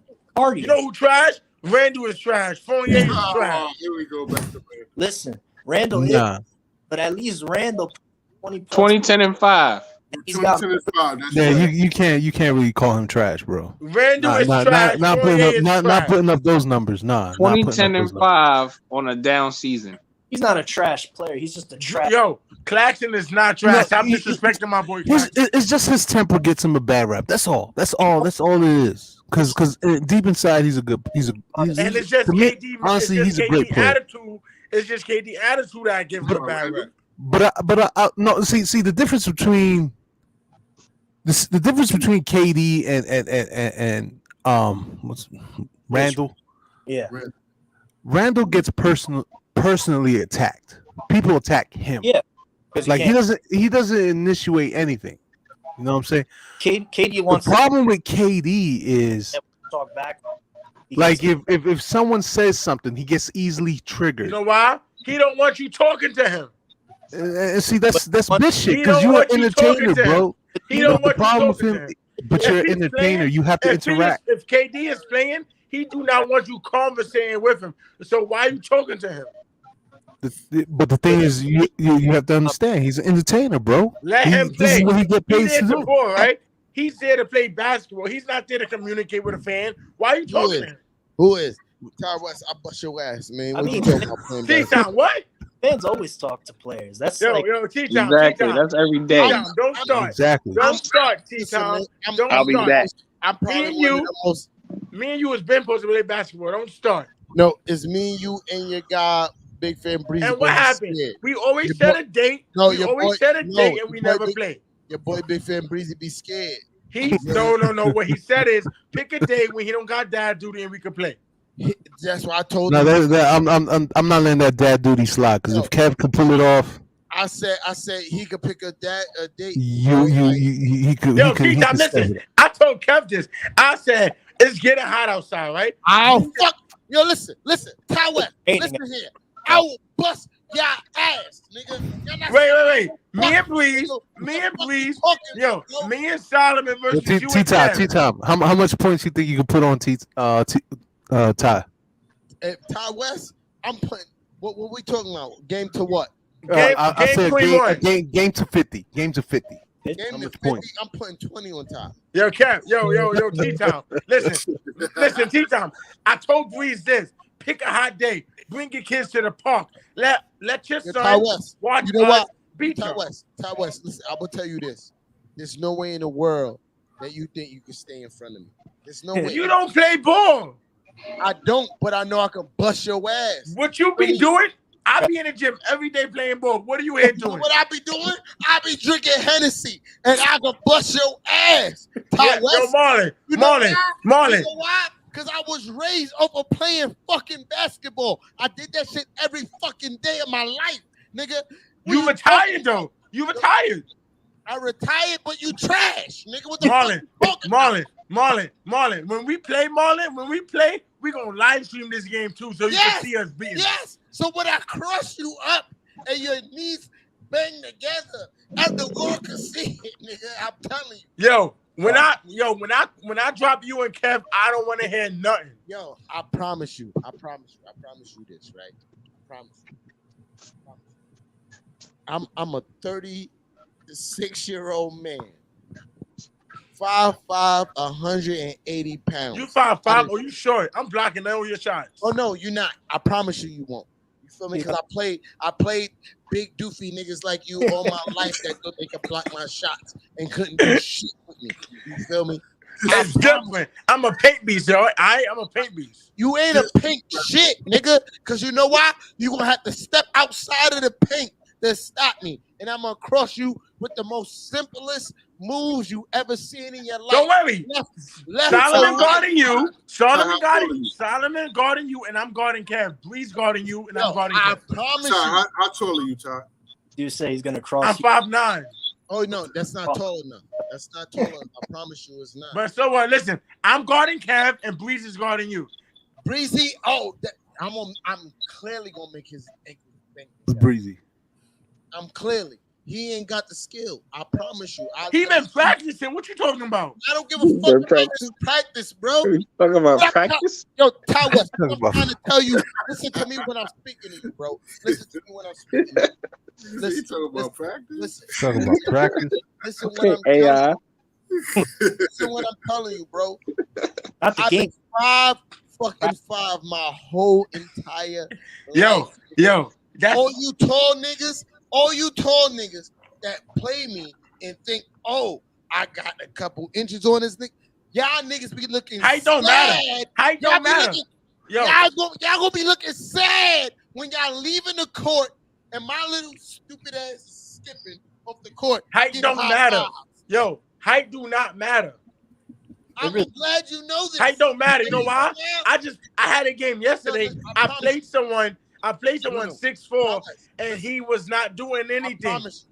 Because he's probably trash. Marlon, he's 6'4", he's 6'4", and I'm scoring over him. I'm gonna promise you this. If I'm guarding Big Fan Breezy, he's going to try to cross over, and I'm going to palm his crossover on the ground. Yeah, how tall is he though? Hold on, no, wait. I'm gonna palm Big Fan Breezy's fucking crossover on the ground. It's not even gonna make it to the other side of his hand. I'm gonna on the ground. I promise you. That nigga's not nice, bro. Yo, I'm telling y'all. You got a whole lot of fucking enthusiasm in a nigga that's not gonna be able to cross over when I guard him. He don't gotta do much. All he gotta do, to be honest, I promise you, I'm mad now. Marlon, to be honest, Breeze don't gotta do nothing. Breeze don't gotta do nothing. Get him. Yo. Yeah, it's like turning into. Yo, Marlon, what I'm gonna say, Breeze don't gotta do much. All he gotta do, set me up, give me the ball, and I'm taking it to the paint. He's gonna Pat Beverly your ass the way he did KD and shut him down. Yo, all I'm gonna say is, That's basically Kev and T-Time better double team me, because if they don't double team me, it's over. That's wild. He's basically saying I'm a midget, but I'm gonna clamp you up. But still, how tall is Breezy though? He like 5'8" or so.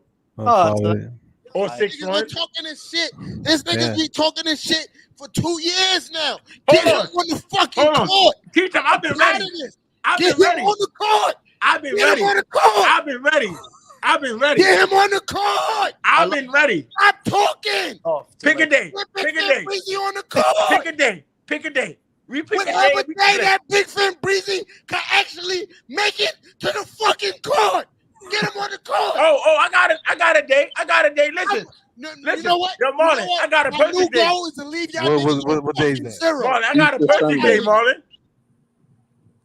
What day is listen. that? Spring break is coming up. The kids is out of school, so I don't want to hear nothing from I nobody. need all these fucking dates.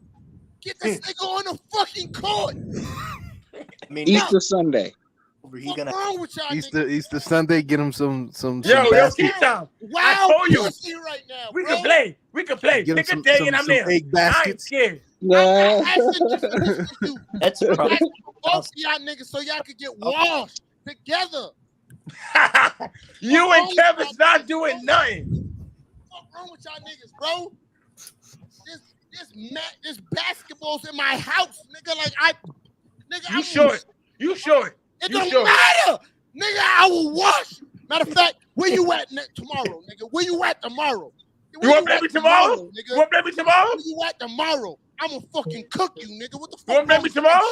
Nigga, I'm gonna fucking beat you. Yeah, I ain't gonna make it out there tomorrow, so y'all gotta record that. T-Time, you wanna play me tomorrow, T-Time? You wanna play me tomorrow, T-Time? I'll beat you like I'm 7'1". What the fuck is wrong with you? You wanna play me tomorrow? I live stream the video. Yo, I live stream the video, and Marlon can see it. Niggas they fucking coach a basketball little league team. They nice, nigga. You trash. I need to know the time so I could have my drink trash, right nigga. and my popcorn. I haven't played basketball in 7 years, and I don't think you're good enough to beat me. That's how trash I think you are, nigga. Yo, you want to play me tomorrow? We can play tomorrow. Bro, I haven't played basketball in 7 years. I'll play you tomorrow. I'll play you tomorrow, and I'll play Kev tomorrow. Listen to how trash I think you are. I haven't played basketball in 7 years. I am out of shape with a bad knee, and I think you're that bad that I could beat you in basketball, nigga. Like, that's how bad I think you are. You really want this smoke? What the fuck wrong with you, nigga? You want this T-Time. You not catching me. Bro, I'm telling you. I'm gonna make you touch earth. When I'm done with you, I'm gonna give you crutches, all right? It's bad. Ty West, you're not nice, nigga. I know that for a fact. You can't even formulate words together the right way. You never saw me play. You never saw me. You never saw me play. Bro, I don't need to see you play. You tall and doofy for nothing. What's wrong with you, Ty? Oh man. Bro, nigga got me mad. I'm up and yelling because you trash, nigga. What the fuck wrong with you, Ty? Ty, you gonna make him call the cops? Bro. Yo, Breeze, if you watch this video, pick a day. Breeze can't save you. That nigga ass too. What's wrong with you? No, yo, I said, Breeze is watching this. Pick a day for this game, Breeze. That nigga ain't never going to pick a day. You know why? Because he's scared. He ain't scared. That nigga scared. Tell him pick a day. Breeze, pick a day. Pick a day, Breeze. Oh, this ain't never gonna happen. Is Breeze even in here? Hold on. First of all, me, T-Time, and Kev been waiting to play for the longest. It's Breezy. That's not the one who's ready to play. I mean, shit. The Nets ain't going anywhere. You might as well make plans. Me, Kevin, T-Time, Ben was supposed to play 2 years ago. We waiting. We ready. I'm too old for this shit. As well, because we look forward to next season. Too old for this shit. Right. I'm letting everybody know how I'm going to play basketball. I'm going left or right, and nobody could do Yo, nothing. Marlon, let me tell you something. T-Time partner play handball. He don't play basketball.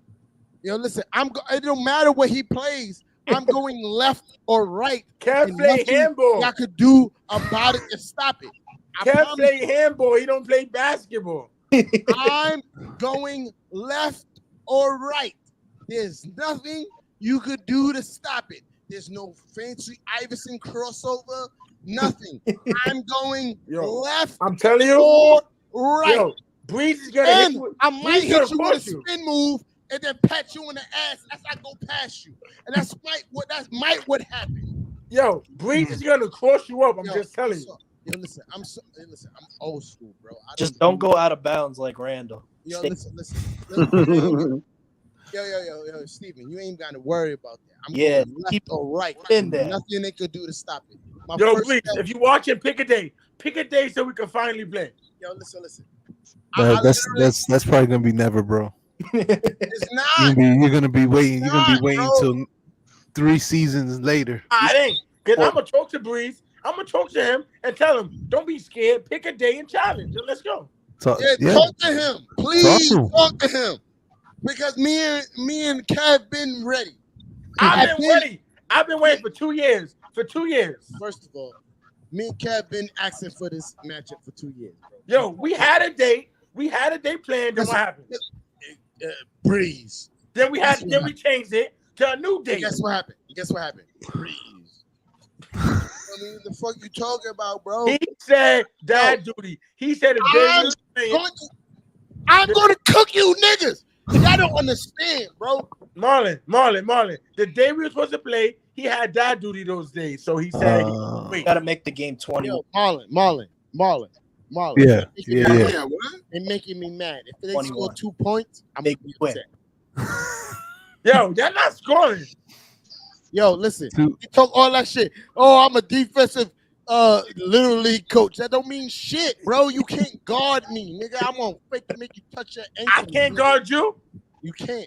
I Yo, promise you, you can't. yo, I'll cook you in I front of my promise you, you try. yo, T-Time, I'll cook you in front of my team. You don't want to do that because you know why? They go joking on you when I make you touch your ankles. I'll cook you in front of my team. It's gonna look like a prison scene, bro. Paul. Yo, How he made you touch your ankles like that. yo, And he only goes left or right. I'm only going left or right, bro. I promise you, I'm not trying to hit you with no trickery. yo, There's no cook Iverson shake. I'm going left or right. That's it.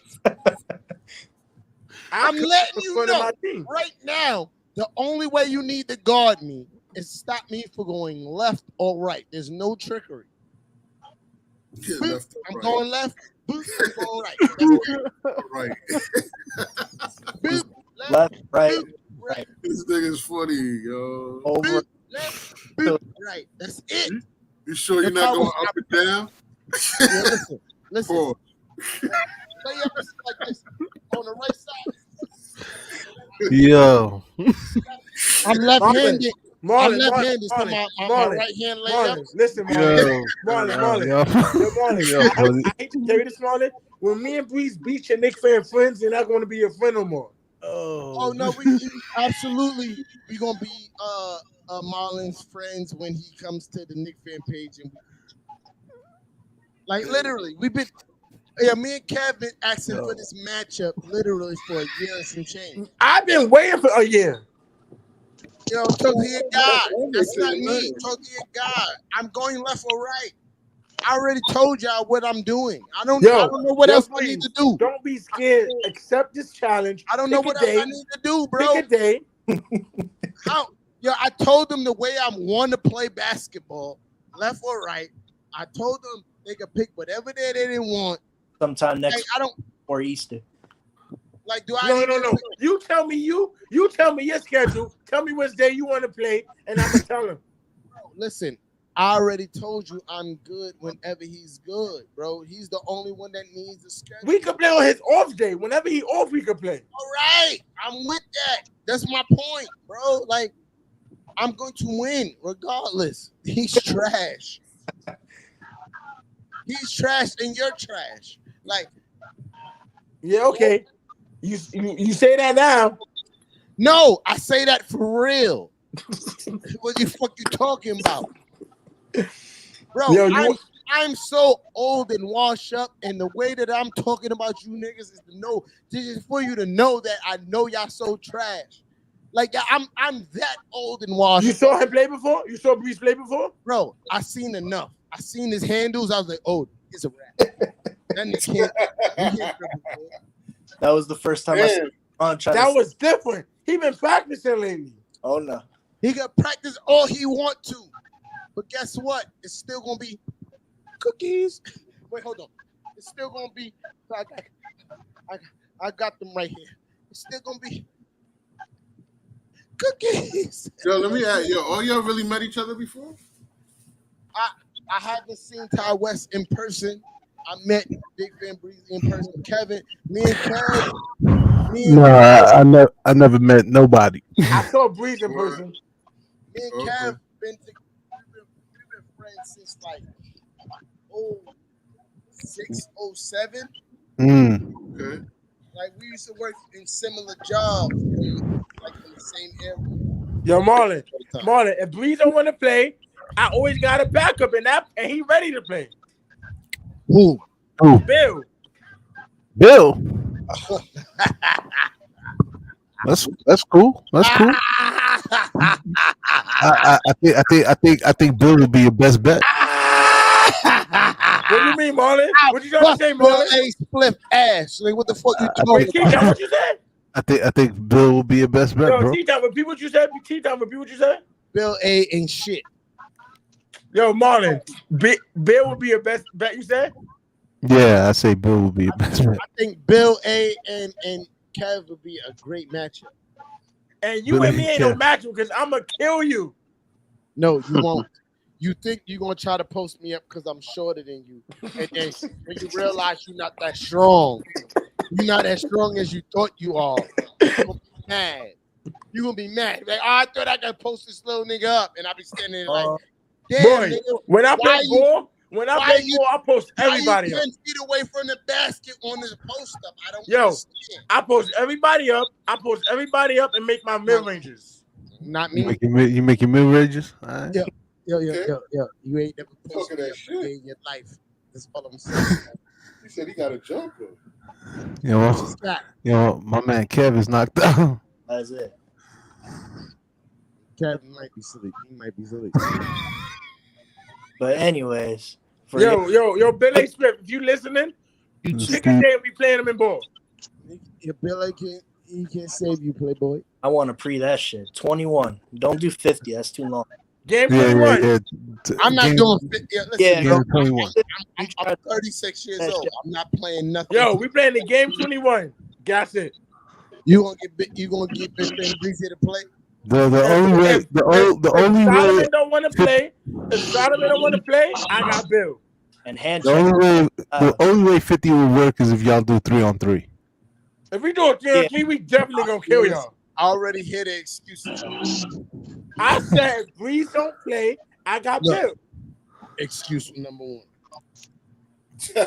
Yo, Marlon, if we do a 3-on-3, I'm killing them, Marlon. They not. But who's gonna be your 3 though? I promise you trash. I know you. The three would be me, Solomon, and Bill. I know you can't shoot worth shit. Who can't shoot? You. Yo, you gotta come to my games. You gotta see me. I played the other night. You did play the other night. You don't invite me.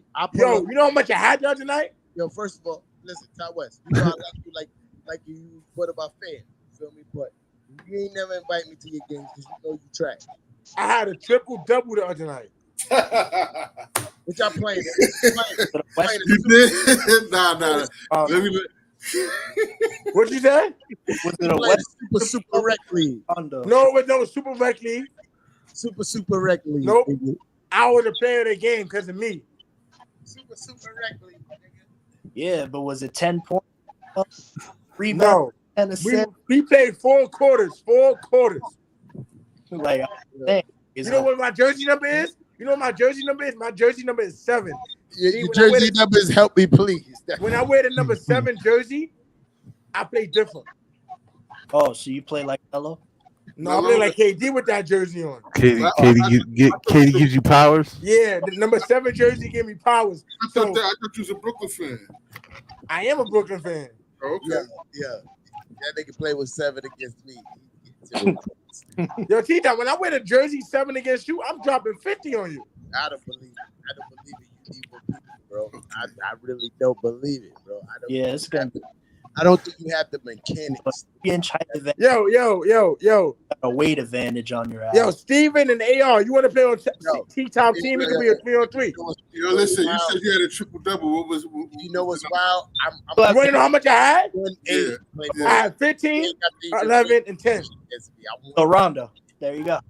You got a Rondo triple-double. Solid. What you had? 15, 11, and 10. Yeah. Let's ask him that again in 10 minutes. Rebounds. But who's the competition though? Who's the assist? Because wait, what you said, Marlon? I said who was the competition? The competition was a 6'4" dude and like 3 other people. He's and trash. I still won. I know a lot of 6'4" niggas that's trash. Yo, he can't get a rebound over me. He's a kid. Trash. Because he got no bounce. Yo, he can't dunk. He can't dunk. Left or right. I promise you. What's the next game? I promise you. Oh, wait. Yo, right. AR, you going to come to my left game? I will come for real. What's your next game? I'm about to write. Left or right. That's it. My next game is the 16th. Left or right. The 16th? My next game is the 16th in Harlem. From home? Left or right. That's all I want. It's at 11? It's at 11 p.m. I'm going to drop 20. 11 p.m. Right. No, AM. 11 a.m. I'm going to drop 20. When is this again? My next game is next Saturday. I'm going to drop 20. left or right. That's all I'm gonna say. Yo, you gonna watch me drop 20? Watch, you gonna see me drop 20. If I get the Oh, and listen, yo, AR, don't be recording me. Don't record me to show T-Time my highlights, all right? Because I don't want him to study my moves. Okay. All right. I promise you I won't do that. Yo, Marlon, when you come to Brooklyn, you got to play with our team, so it will be a 3-on-3. Yo, I need him to understand how old I am and how. I'm gonna watch from the sidelines, bro. Yo, I need him to understand how old. Now you gonna be Steve Nash, Marlon? Gonna be Nash coaching? My knees. I don't think he Gonna take it. understands. Yo, I don't think he understands how old I am and how bad this was. I'm old too. No, you're not. You 20 something. I'm 36. Nigga. What the fuck you Yo, talking about? I got noodle legs and I still could beat you. Bro, I'm the same. I'm I got noodle legs and I still. I'm a senior citizen right now. Yo, people call me so bad. You know what people call me? People call me noodle legs because they say I'm always injuring my legs like Yes, KD. that's why they call you noodle legs. No, they call me noodle legs because I'm always spraining my ankle or spraining my knee. I'm always spraining my legs. You need to understand this one thing, Todd. You're not. I'm gonna give you this last out. You feel me? I used to bet niggas, real talk. I used to play basketball in jeans, nigga. Like, while everybody used to come out in their shorts and all this other shit, I used to bet niggas, and I used to make $20, $50, $60. We talking about under 2004. We talking about 2020. Oh no, not 2020. 100, whatever the fuck you call it. I used to beat niggas ass in jeans. Real talk, in jeans. I used to play people for money. And I'm talking about people who had height over me. I'm telling you, this is real life facts. This is video footage of me cooking. Hey, let me tell you, you know, board change, right? Back then, it changed. Back if you don't have my money, I'm gonna cut you. Listen, the way you played ball, last year. Listen. I like you. I like you a lot. You feel me? But if you don't have my money, I will cut you. I'm not playing with you, bro. This is real ass rap and talk. Like, I will cut you from your face to your chin if you don't have my money, bro. Damn, I'm not playing with you, bro. I'm an old school nigga, bro. Like, if you gonna bet me playing basketball, we're not playing for no, oh, we're friends, so he's gonna bet me because we're friends. No, I want my fucking money. And if you lose, I want my fucking money. If not, I'm going to cut you from face to chin. And I'm going to cut everybody that you with from face to chin. Nigga, I'm old school like that, bro. My advice to you, Todd, is pay the man if you lose. Yo, Marlon, I don't lose. I'm from Bed-Stuy, Brooklyn, bro. Like, I've heard that plenty of times, bro. Bed-Stuy, Brooklyn, bro. I've heard that many times too. That's why the way I am, the way I am. I don't lose. I don't like to expend that much energy for winning. So if I expend that much energy for winning and I don't win, I like you. Real talk. I'm not even talking on some like, yo, you's a bitch ass nigga. I'm just gonna talk to you on some bitch ass shit. Nah, nigga, I like you. I don't want to cut you, but I will cut you if I win and I don't get my fucking money. I don't lose. All right, I promise you, bro. Ty, just keep your word. Listen, Ty. Pay up, bro. If you have to pay up. Marlon, I don't lose, Marlon. Bro, I've heard it. I've heard it so many times, bro. I'm different. I'm different. I heard that too. I'm different. What's up with you and them blades, man? Stop cutting people, man. What's wrong with you, man? Marlon, you know when I play ball, I get in people's head. I get in their head. Like what? Like Dennis Rodman? I get in your head. When I play ball with people, I get in their head. Nah, more like Land. You get in your head like that. Yo, Marlon, I get in their head. I get them emotional. I throw them off their game. I get in their head. You gotta keep it using Rob, man. Rob. Yo, what he said, I can't hear him. Yeah, Ty, tea time, bro. You might. I think he playing with me, bro. Like I think he playing with me, bro. I'm Yo, he's serious really about it right there. bro. I'm an old ass nigga, bro. Like I don't play basketball for fun no more, bro. Yo, when the last What time is you wrong played? with this nigga? When the last time you played? Yo. Bro, it's over like 10 years, bro. I Over play 10 years basketball ago. for money. Oh, damn. When I don't Over get 10 my years lot of- ago. You're talking When a I lot of don't shit get from my 10 years ago, bro. I'm going to bust your ass because you Wait. trash. You bro. played 10 years I know ago. you trash. You played 10 years ago. I'm not going to bet. Whoa. Wait, hold on. Please stretch You first. played. bet. You played 10 years ago. I hope you get your stretch I on can tell you first. this. You played 10 years ago, right? You rusty. You Yo, rusty. no, you know what's crazy? I played longer than that. I haven't played longer than that. I played like Yo, I'm gonna let him I talk. think a good I'm gonna let him 15, talk while you 17 done years. talking, Ty. Wow, bro. You done talking. It's been a long time. Are you done Marlon, talking, Ty? if y'all played You over fucking years ago, cheeks. your body does not used to playing ball. No, it's not. I'll probably pass out on the half court. Nah, fuck that. I ain't weak. I ain't that weak. See, yo, 10 I'm years, showing 17 showing years. you- Is that. I'm You're going to showing you find cash yourself ready. doing a lot less than I'm what you showing you could. cash ready. Trust For me. 17 years, yeah, it's been quite a while. But So Marlon, when I play, I get in people's head. I get them emotional, throw them Whoa. off their game. No, he Oh, don't. violated. Don't. What I'm saying is this, bro. So What you I'm give saying give is what? You give him what? I literally raised my whole life playing in these kind of stakes. Nigga. Like this is light work to me, bro. This is light work to me. You know why? Because I feel like you're light work to me. You think because you're big, you're gonna win. Because you think you're gonna post me up. Ty, how tall are you, bro? I'm 5'9". I'm 5'9", 6 feet. Yo, he's Okay. You're not. 5'9". I'm like in the middle. Oh, okay. Hold on. I'm gonna tell you right now, 6 feet is not gonna work against me, bro. You're a baby. You're not gonna be able to post me up. Why not? Because I ain't fucking 180, bro. Yeah. You're not gonna be able to back. You're not gonna be able to box me You know how down. many people I played? You know how many people I played that's 280 and I box them out and I post them up all the time? Ty West, you trash shit. You trash as shit. Listen, I watch you play in your rec leagues or whatever the fuck you trash, bro. You're not gonna be able to beat me. If I'm betting you, I know that I can beat you, nigga. And when I want my money, I'm gonna touch your face. This is that. Please, let's set this. You tell your face been frozen in the same spot for a minute. Yeah, he's got like his mouth full. Yo, listen, I don't know what else to say. I don't know what to say. I can't do no more than what I'm saying right now. Yeah, you can't pros, bro. I don't know what else I can play. But we can still hear you. I don't know what else to say. I'm trying. I'm trying. That last pose is kind of I don't know what else to say, bro. I like Ty West, and I don't want to talk about what is that? What is that? That last pose is a little suspect, though. Yeah, Ty, you might want to switch that can, bro. Yeah, look like you about to hop on a bike, dog. Oh man, that's crazy. Yeah. I just fucking with you. Talking about me, but my shit is definitely frozen. But your shit is frozen. I don't play for jokes when I actually play basketball, bro. Like I'm that old. Like if I step out, this shit is real.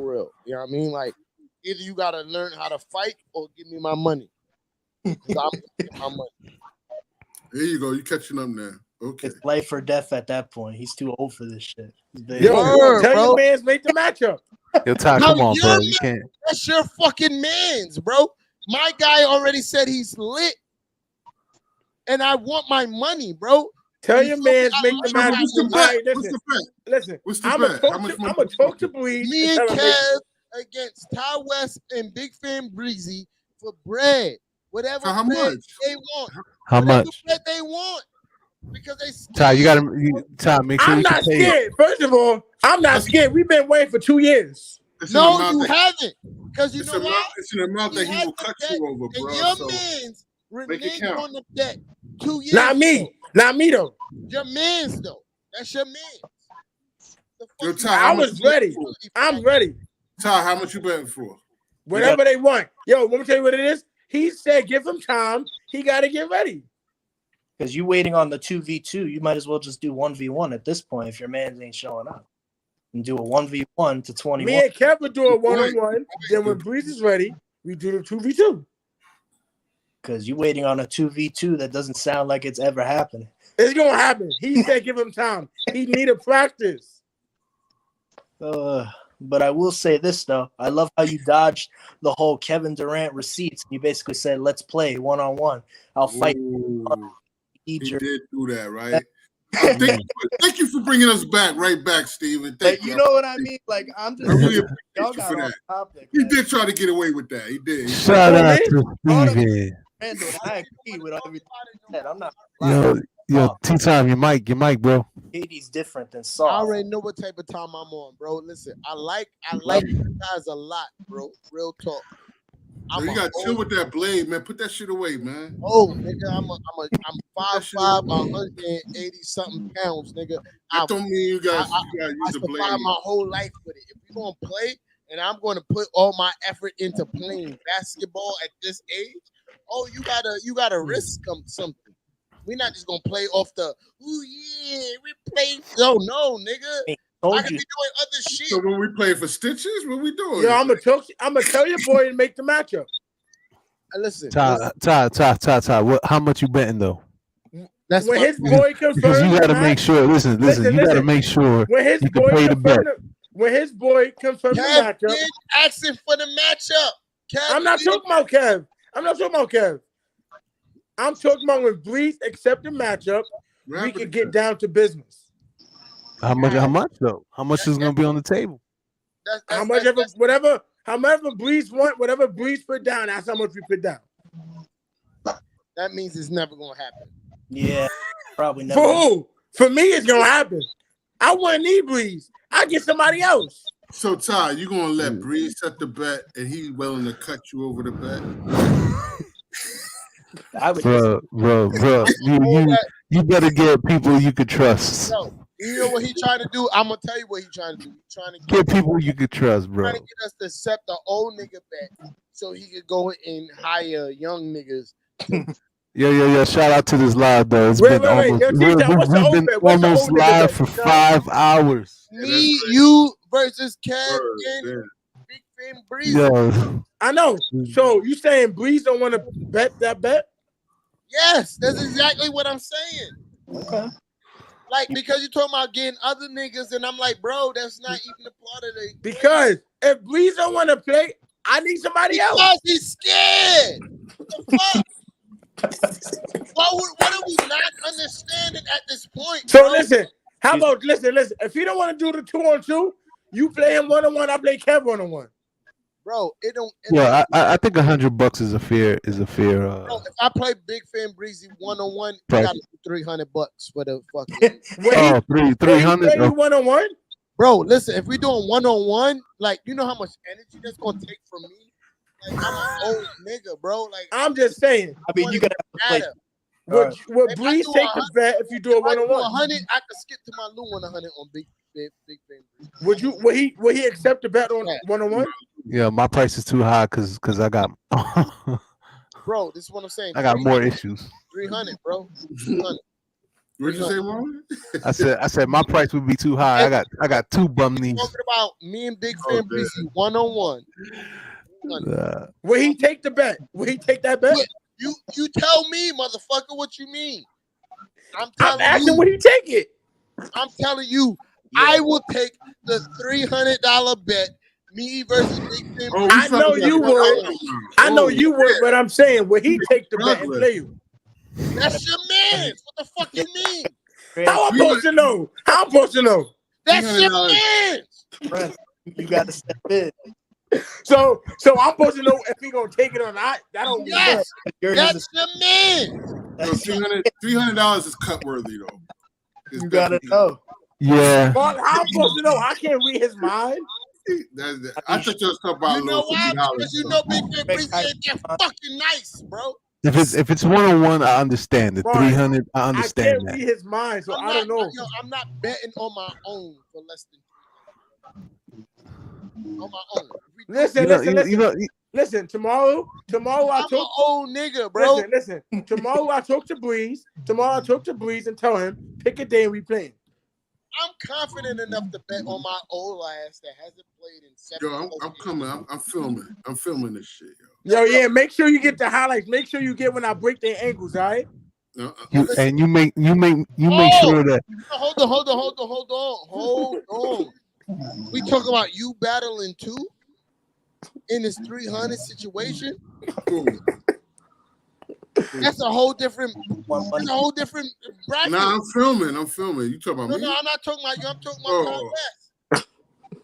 He was acting extra excited, like, oh yeah, I'm pulling up the getting this. Yeah, if he recording, I gotta get my highlights out. Oh, so you playing? So you know what? I'm trying to go to the D1. I'm asking the question. Yeah, I'm gonna play. Yeah, I'm okay, gonna play. So what's the venue? I'm trying to go to a D. I'm trying to go to.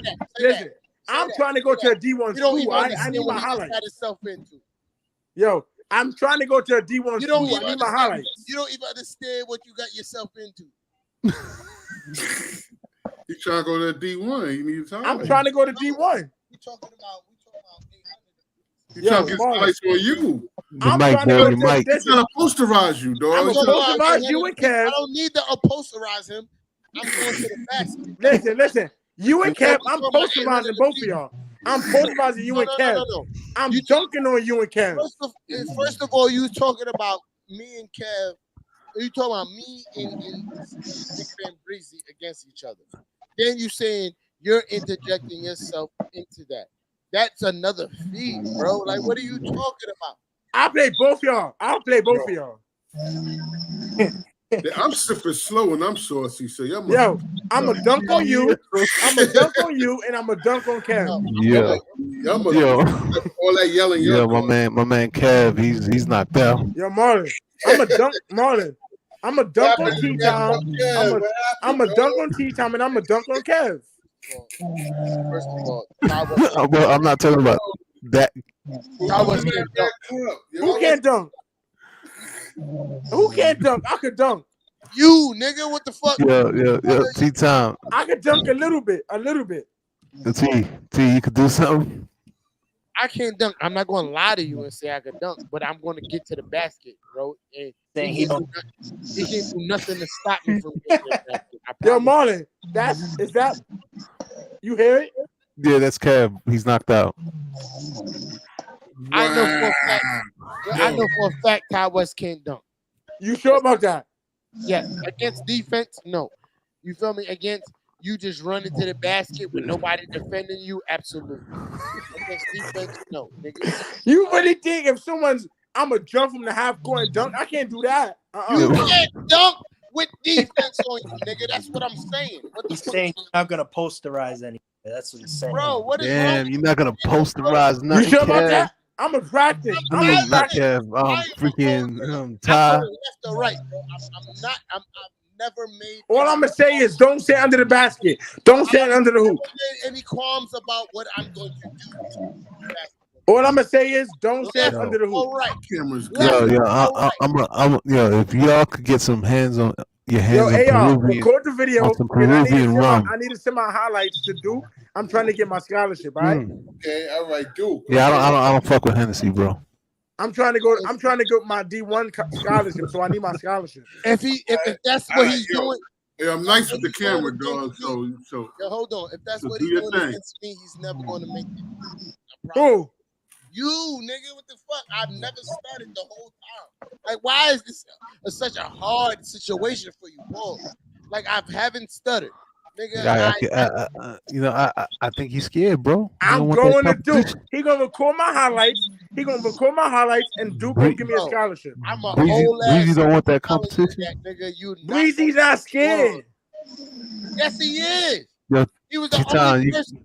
He was the only. You could you could do something about Kev, bro. He's knocked out, bro. Kev won't be asleep. He got a new. He's snoring on it. Only topic that was on. He got a newborn. I can't do anything about Kev, bro. My man Kev knocked out, bro. You can't silence him? Yep. Oh, I hear that nigga. That nigga crazy. That nigga wilding out right now. Word. Yo, niggas, This is what happened. You went from not talking about KD because you know he saw to talking about I'll cook you on one for KD's honor. Man. Oh man. Yo, you know what? Let me take Solomon right now. Text him. He's not gonna save you. He gonna get cooked too. Like, I'm yo, gonna bro, tell him. that I'm gonna tell him. Join this live video. Join the screen. He's been scared. He's been scared to play one-on-one, like on team. Marlon, I've been waiting to play. I've been hearing you talk about that forever, bro. Me, Kevin, T-Town, Ben was supposed to play. Exactly. Only person who missing, guess what? Is a net. We had the first date. We had the date scheduled and all that. They was gonna come. T-Time and I swear to you, I was all the way fit on my badass knee to drop 40 on y'all. Yo, T-Time and Kev was gonna come to my team practice and play. That morning. No doubt. I got up there that morning and I looked. You feel me? Mm-hmm. Me and my sister is in the same house. I looked at my sister. I said, yo, I'm about to drop 40 on these niggas today. I promise you that's what I said. I'm going to drop 40 on these niggas today because I knew y'all was that fucking trash. Y'all niggas can't guard me, nigga. I promise you. Yo, you can't guard me. I'm going to cross you up and make you take Yo, Marlon. So, Marlon, listen. Yo, we had a plan. We were supposed to play when I was practicing with my team. We were set to play while they were practicing. Where at? But Breeze posted and he texted the chat and said he have to change it. He got dad duty or something. That's excuses. Yeah. Excuses. There's a lot of dudes with dad duties, bro, and they make things happen. Yeah. Especially me. You feel me? I get my daughter 7 days bi-weekly. I make time for that week. Bring your kids. Bring your kids to the park. It don't matter to me. I'm going to win. My daughter's going to watch me win. Saying. I'm saying going to if I got stay your child, and I'm going to hit y'all with the DX. Suck it. Yo, what I'm saying is, if you got your child, bring him. Pat West, listen to what I'm saying. It's going to be disrespectful. I'm going to talk the most disrespectful shit in front of you and Big Fan Breezy's kids. I'm going to tell y'all niggas to suck it. I'm going to do all that shit. I hate niggas. I'm like that. I'm like that. Right. You don't even understand, bro. I've been short my whole life. He's going to be Kevin Garnett on the court. I've been dealing with y'all tall niggas. He's giving invitations out. I've been dealing with y'all tall niggas. So you say you're going to cook me and Breeze? You say you're going to cook us? That nigga's trash. That nigga can't dribble. I've seen it.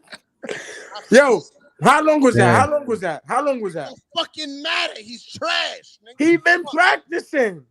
It don't matter if he been trash. Yo. What's wrong with this nigga? Yo, I've been dealing with niggas like you and Big Fan Breezy my whole fucking life, bro.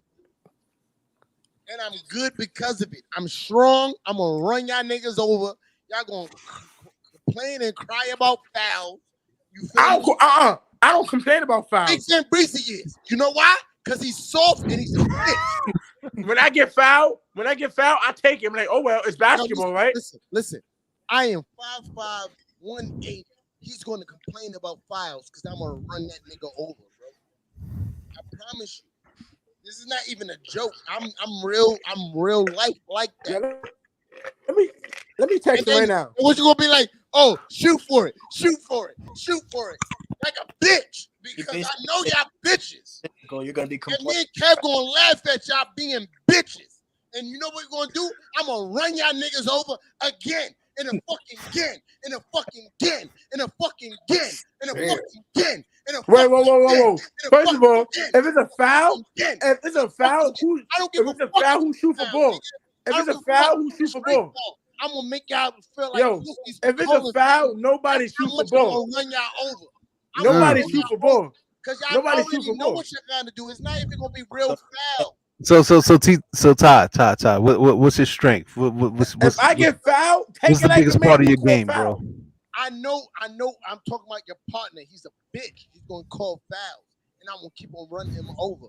every time he call a foul, and I'm gonna look at you every time till you start being like, yo, you gotta stop calling fouls because he's a bitch. You feel me? And I'm gonna do it again and again and again and again and again. I give y'all the ball because I know that nigga can't score. Yo, I tell him he can't score. I give him the shot. I give him. No, listen to what I'm fucking saying, Ty. I'm gonna get the ball back and I'm gonna run him over. Hey, bro, mics are expensive nowadays, bro. Listen, I got like You can get a cheap one.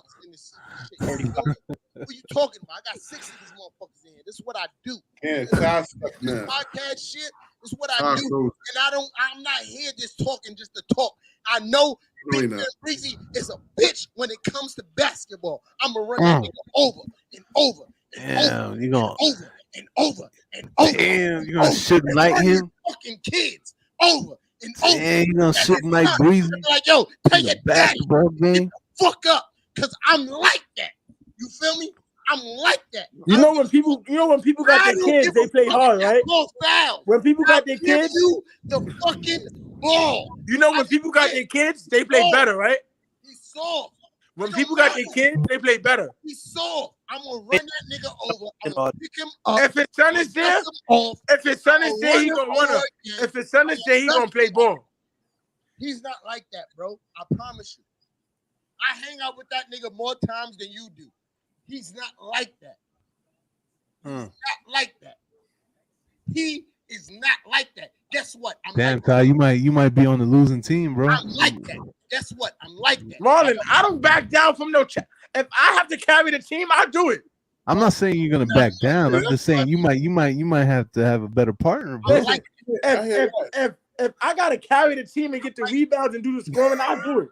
I'm like that. You know why? Because look, I will tell you about your bro. Real talk. And this is no disrespect to him. Like, he already know. Like, we got a business going. He's gonna be thinking about business. Your mic, bro. He gonna be thinking about business. You heard me? You hear me? Mm-hmm. Yeah, I hear you. He gonna be thinking about business. I don't give a fuck about none of that. I don't care if we do business after I beat him. He's gonna be thinking about, I want to make sure we do business. You think he's gonna be salty for like a month or two? Oh no, he's gonna be salty after I beat him because I'm gonna talk shit during, after. Like, I'm like that. But you don't understand, bro. I've been short all my fucking life, bro. I'm competitive to the max. Like, super competitive. You heard me? Super competitive. It's almost embarrassing when niggas like, yo, T-Dot, I'm using the chair and I play, yo, fuck you, bitch. Yo, I don't play easy. I'm just saying. He's not like that, bro. I don't play easy. I play aggressive when I play. Not fucking like that. That's what I'm telling you, Ty. You might be like that. He's not like that. So you would say he plays like Napoleon Dynamite? I don't know who that is. You don't know who that is? You need to watch that movie. That movie's funny. I don't know who that is. I put him on his ass a few times because that's what's going on. You feel me? Oh, shit.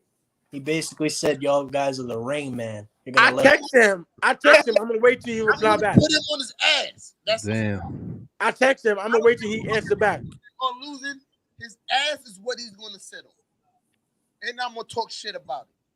It's gonna be the most disrespectful. I told him pick a date, and I told him join the live to speak. I don't even know about you like that, Ty. So you getting a free pass on some shit like I don't know how you gonna feel, but I put you in your ass too. I play aggressive. Fuck, yo, Ty, I'm like that, bro. Like, I don't even understand like that. Your mic, bro. Your mic. Cancel. I know. I don't understand if he understands what like that means, bro. Like, real talk, Ty. I like you. We can fight and we can still be very best friends right after. I'm like that. I'm gonna slam one of y'all niggas, bro. I don't say that shit. Like, yo, what is wrong with these niggas when they talk about playing basketball with me? They think, we're gonna play 2022 rules with nobody be able to touch each other. No. First of all, I feel like the 2022 rules. Listen, I feel like these generations play soft. Like, right. listen, So you I be watching them play. hundreds of dollars. I be watching people play outside in the park. I see too many people calling foul over little petty calls. I be like, yo, y'all too soft. You know what, Ty West? I like you. Yeah, we could. Yeah. Yeah, this is the conversation I need to be had. Let me I'll hit like McHale on Kurt Rambis type shit. Who called foul? Like, yo, when I see these kids calling foul over a little touch, they call foul over nonsense. Ty West, talk that shit, bro. Listen, I ain't got no smoke for you, bro. You been watching 90s basketball, bro? No, Marlon. What I'm saying is that right now in the Yeah. NBA, even in the NBA, it's too soft. They too soft. A little touch, they call a foul. Over every little touch. I agree 100%. We get each other, right? 100%. I agree. But I know for a fact, your boy See the technical Luka guy? Oh my god, bro. Marlon, they too soft. Like they call foul if you touch them. They call foul. Yo, I know for That's a not fact. that's not basketball to me. That's not. They It's not changed the way the NBA is playing. Yo, shout out to my guy. Yo, hold on. Yo, pull up, Brody. Starks, pull up, Brody. You welcome, bro. Like this is a great. This is we all about love. Listen, Ty West is a net fan. He been here comfortably because we allowed him to be. Translation, he's a KD fan. He ain't no net fan. I am a net fan. Oh, you're a KD First of fan, all, bro. First of all, Steven. Hold on. Who do you talk about? Steven can say whatever the fuck he wants. Hold on, Steven. Hold on. First of all, just because I said I like the number 7 don't mean I'm a KD fan. I'm a Brooklyn fan. But when I wear the number 7 jersey, I play like KD. So let me ask you, who's the greatest net since this is your franchise? The Nets is right now, in my opinion, from now or the last generation. No, you know what I would say? I would say I like Darren Williams. No, it ain't. I like him. You know why I like him? You know why I like him? He play like me. You can like him, but he ain't shit. He ain't whack. He not whack.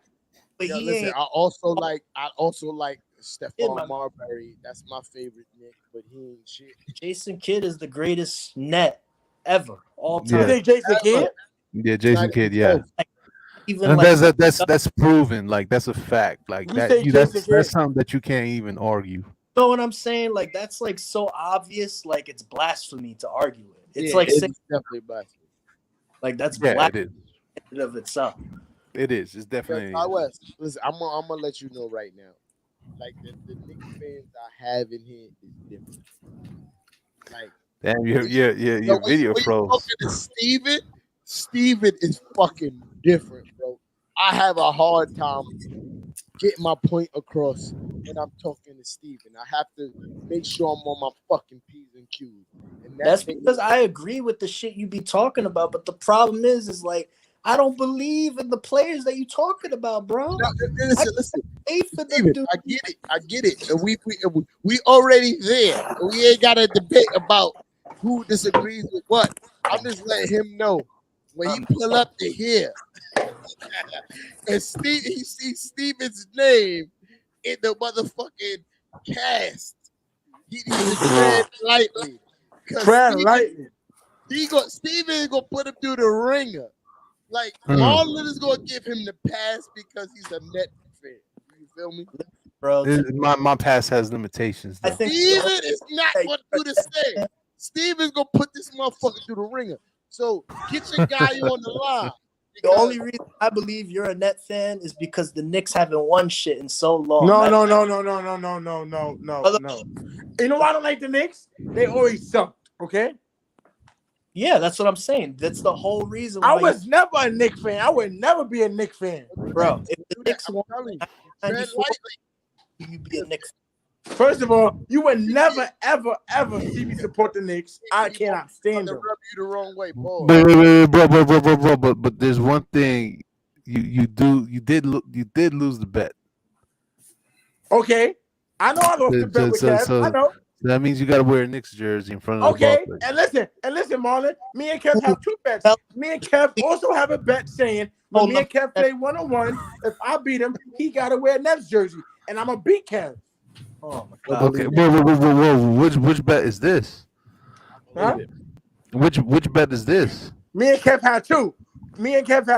The was- rookie of the year one, and me and him play 1-on-1. So Kev said we're gonna do both bets at one. He said if I beat him, he wear the jersey, and I gotta wear the jersey. So we both do it the same exact time.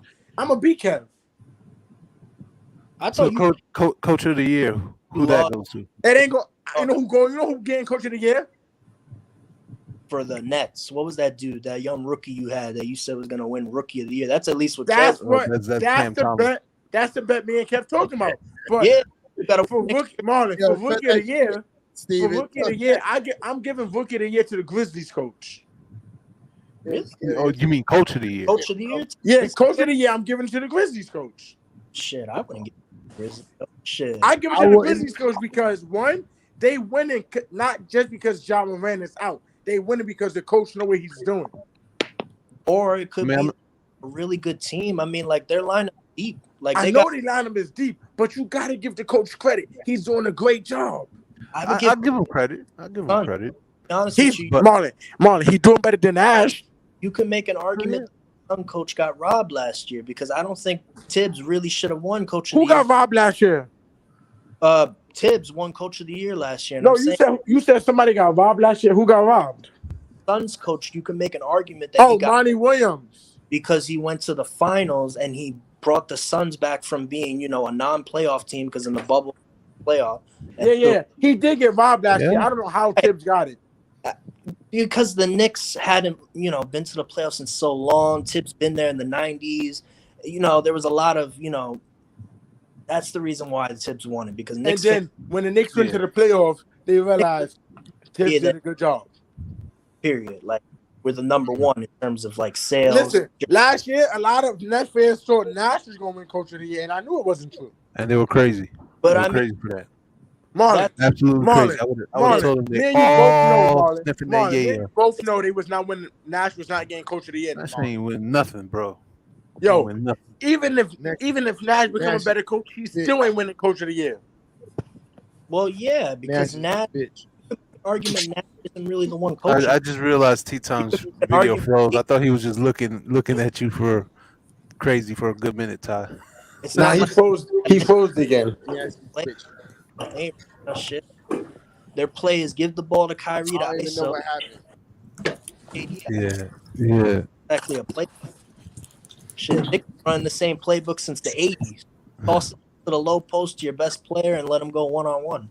Right. Our King, doing Carmelo Anthony, Julius Randle, and his fucking Cantor.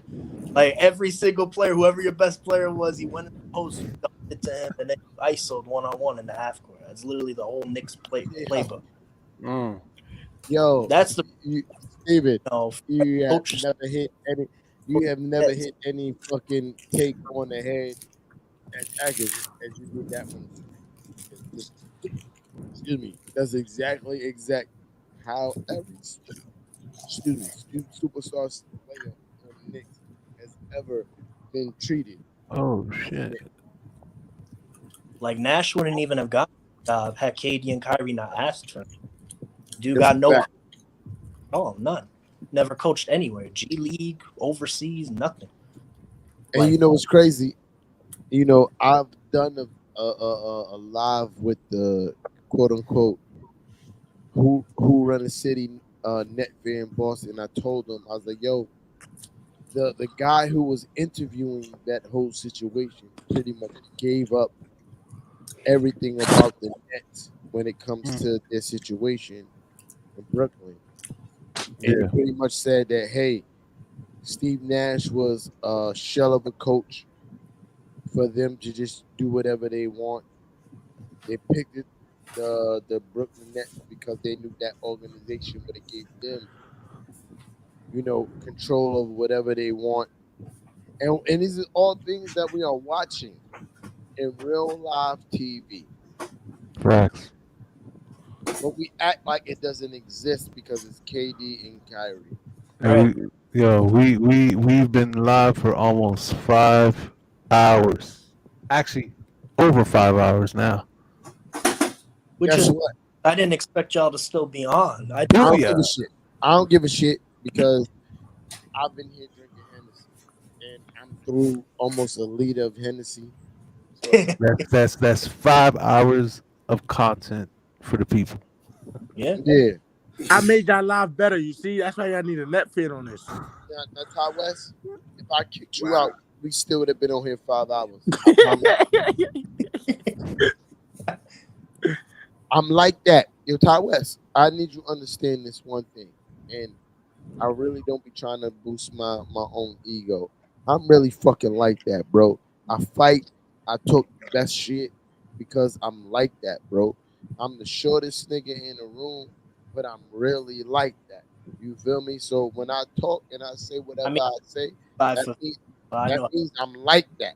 You feel me? And when niggas back me up, they already know I'm like that.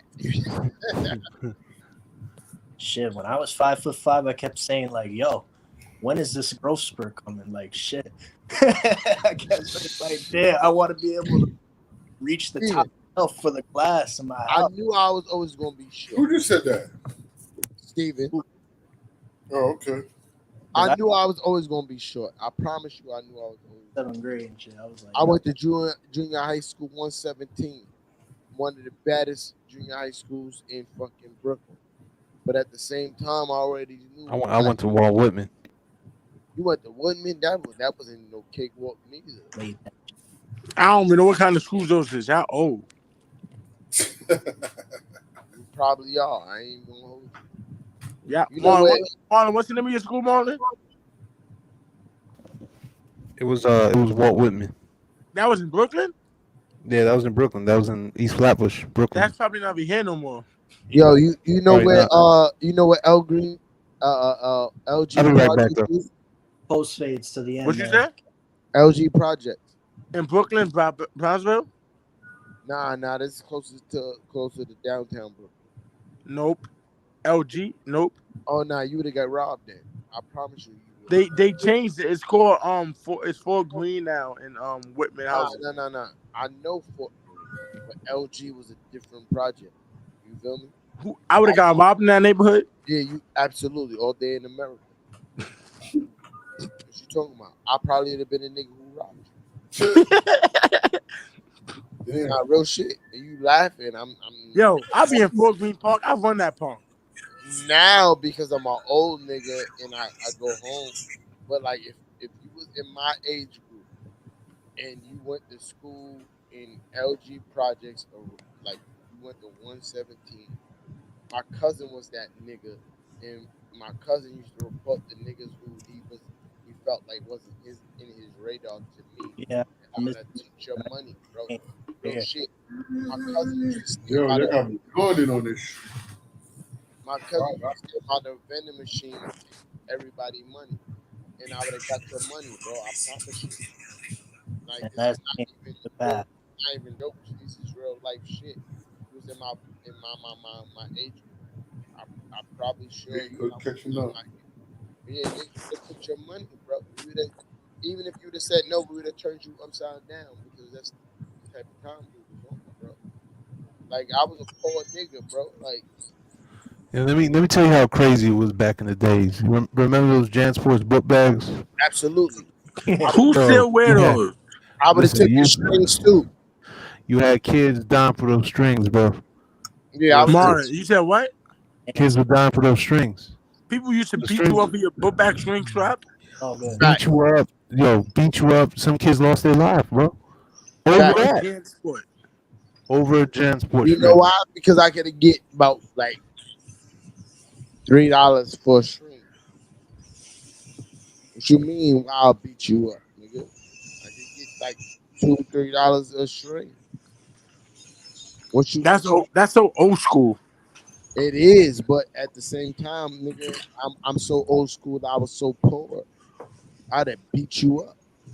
You feel me? Like it had nothing to do with who you was as a person. It's the fact that I won ice creams and fucking 25-cent kicks that I couldn't get because of my moms didn't have enough money. And I'd have beat you up because you had some shit that I wanted. Word. That's a fact. Like the junior high school I went to, they had a extreme science and technology school in that Yeah. shit. I went to junior high school 117, smart enough to be in all that shit, but I used to beat niggas up because of my cousin. You feel me? Because we understood the only way we eat is because we beat niggas up. And I'm still like that. And that's why I talk the way I talk, bro. I love Big Ben Priest. I ain't never going to beat him up on some like real street shit. Yo, you too young for Decepticons, right? You wasn't Decepticon. No, yo, listen. Nah, I knew about them. You about to make me cry, bro. Real shit. My homie, my big homie, Rumble, that was my big homie, bro. Wow. Rumble was my big homie. That nigga is the reason why I'm not in jail or dead now. Wow. You talk Shout about out to him, bro. don't do that, bro. Don't do that, bro. I'm a wild nigga, bro. Like I do this sport shit off of love and yo, that nigga kept me out the streets, bro. I love Rumble to death, nigga. Like that nigga gave me my code, bro. Shout out to Rumble, bro. For real. That nigga said, yo, you know about Decepticons? That's crazy. Yeah. Yeah, Decepticons, they well known, bro. And you know what's even crazy That about what's even crazy when the Bloods and Crips came in, I was confused. I'm like, these niggas fighting over colors? What? Yeah, because that That was shit was whack confusing to to me, us, bro. man. That was whack to New York when they Hell was yeah, it was. like, these niggas fighting over colors. What the fuck kind of dumb shit is that? That shit was stupid to me. I didn't understand it. But when I got a little older and then started looking at the documentaries, I'm like, oh shit, this shit is like kind of deep. You I know what I'm want to know saying? who But asked about the big homie. That's the question I need to ask. Who asked about the big homie? Who asked about the big homie? You talking about Decepticons. Who asked about Decepticons? Oh no. I mean, Decepticons wasn't a big homie. It was a gang. No, that's what I'm saying. I'm trying to figure out who asked about Decepticons. Oh, I did. AR. AR. Oh, okay. Yeah. No, I mean, yeah, that was a big thing when I was coming up. You know what I'm saying? No, I'm saying like literally the founder of Decepticons was my big homie. Rumble. Okay, that's what's up. You feel me? Rumble. Okay. R.I.P. That nigga went out. yeah. Shout out to Rumble. That nigga he went out in a blaze of glory against the police. You feel me? Like, oh man. Wow. Yo, AR, you fucked me up, bro. Like, okay. Like that, when it comes to my niggas. Yo, Ty, is that dirty draws, bro? What you say? That's crazy. Ty, you laying on dirty draws? I don't know what's happening. His hand is in the way and it's looking crazy. That shit looking crazy. I'm laying on baby clothes. So my big I gotta get her dressed and send her home. That nigga leader Decepticon. It's time for her to go home. And when I found out that nigga passed, he passed from, the Blaze of Glory doing his thing against the police. You feel me? Yeah. That nigga kept me out so much trouble. He kept me and my niggas out so much trouble. It's fucking almost ironic. Like that AR mentioned this nigga's name, bro. Like I had to stop myself from tears. Yeah. Well, we be talking about classic New York shit right here. Yeah. And you know what's even more crazy? When my moms used to date my sister's baby,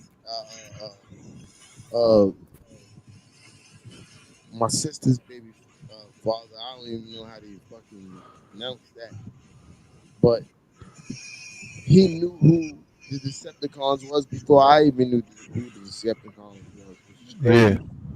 And he ended up being my big homie. Kept me out of all kinds of trouble. Like I was that nigga. Like when it came to trouble, bro. Still that nigga. Okay. You know what I mean?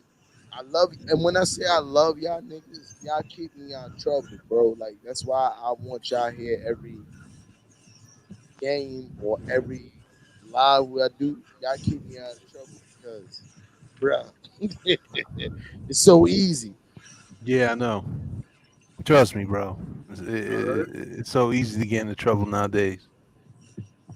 it was just wild that fucking AR just mentioned Decepticons, and I'm like, what? All right. That's Yeah. my big fucking homie, bro. Like that nigga, God rest the dead, bro. That nigga, Facts, bro. Dude, give it to me in the Salute. low. that nigga literally left the way that he wanted to go out. You heard?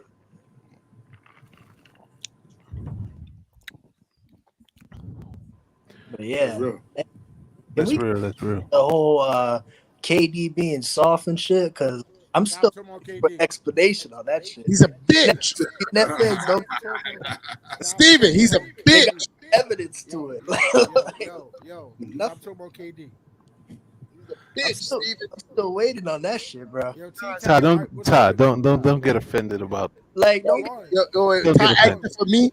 Is Ty asking for me about Todd, like he's my Todd. favorite basketball. he earned the bitch badge. yo, No, he did yo, not. yo, Ty? No, he did not. KD's a bitch.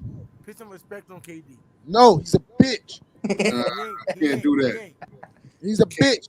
I can't Listen, put I'll Steph put Curry respect on him deserves as a those player. fucking MVPs for the final. I put Put some respect on him respect as a on that player. KD's a You should bitch. be calling the As a girl. personality, Calling the girl. You should be He's a calling bitch. Harden the girl. He's the only dude I know that got 4 burner accounts. No, Steven. James Harden is 4? the girl. You not only need KD. 1. Harden's a girl too. Harden the girl. 4. Harden's a girl too. Both I bitches. call him Mr. Softy. I don't even call him Harden. Pause. Both It's bitches. Softon. I call him Mr. Softy. KD's a bitch. Harden is the girl, not KD. KD's a bitch. KD's the only dude First that of all, hold on. Call Big Fan Breezy. won't post him up. Shit is crazy. I don't understand. I already know what's going to happen. When I don't want to talk about sports no more, y'all motherfuckers going to get on live and act like I'm scared. When I've been here this whole motherfucking night. Call Big Fan Breezy. I text him. KD's a bitch. KD's a bitch. He said he's on dad duty. Look what I'm saying right now. But when I was dealing with allergies and wasn't feeling well, he's like, oh, fuck what T-Tom got to deal with. Oh, now he got to deal with allergies. No, fuck Big Fan Breezy and his dad duties. He's acting like a bitch. KD's a bitch. You's a bitch. I don't give a fuck. All y'all niggas that represent the Brooklyn Nets is a bitch.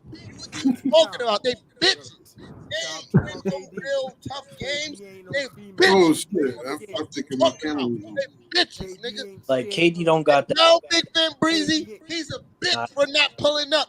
I don't give a fuck about his dad duties. I had real life allergies. I was almost dying.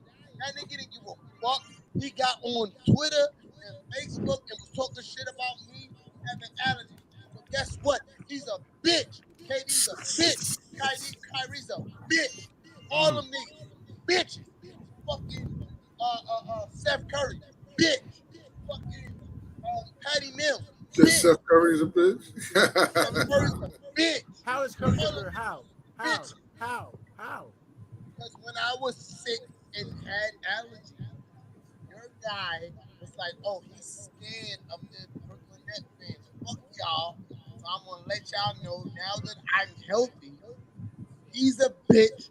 Everybody who support the Nets are a bitch. You feel me?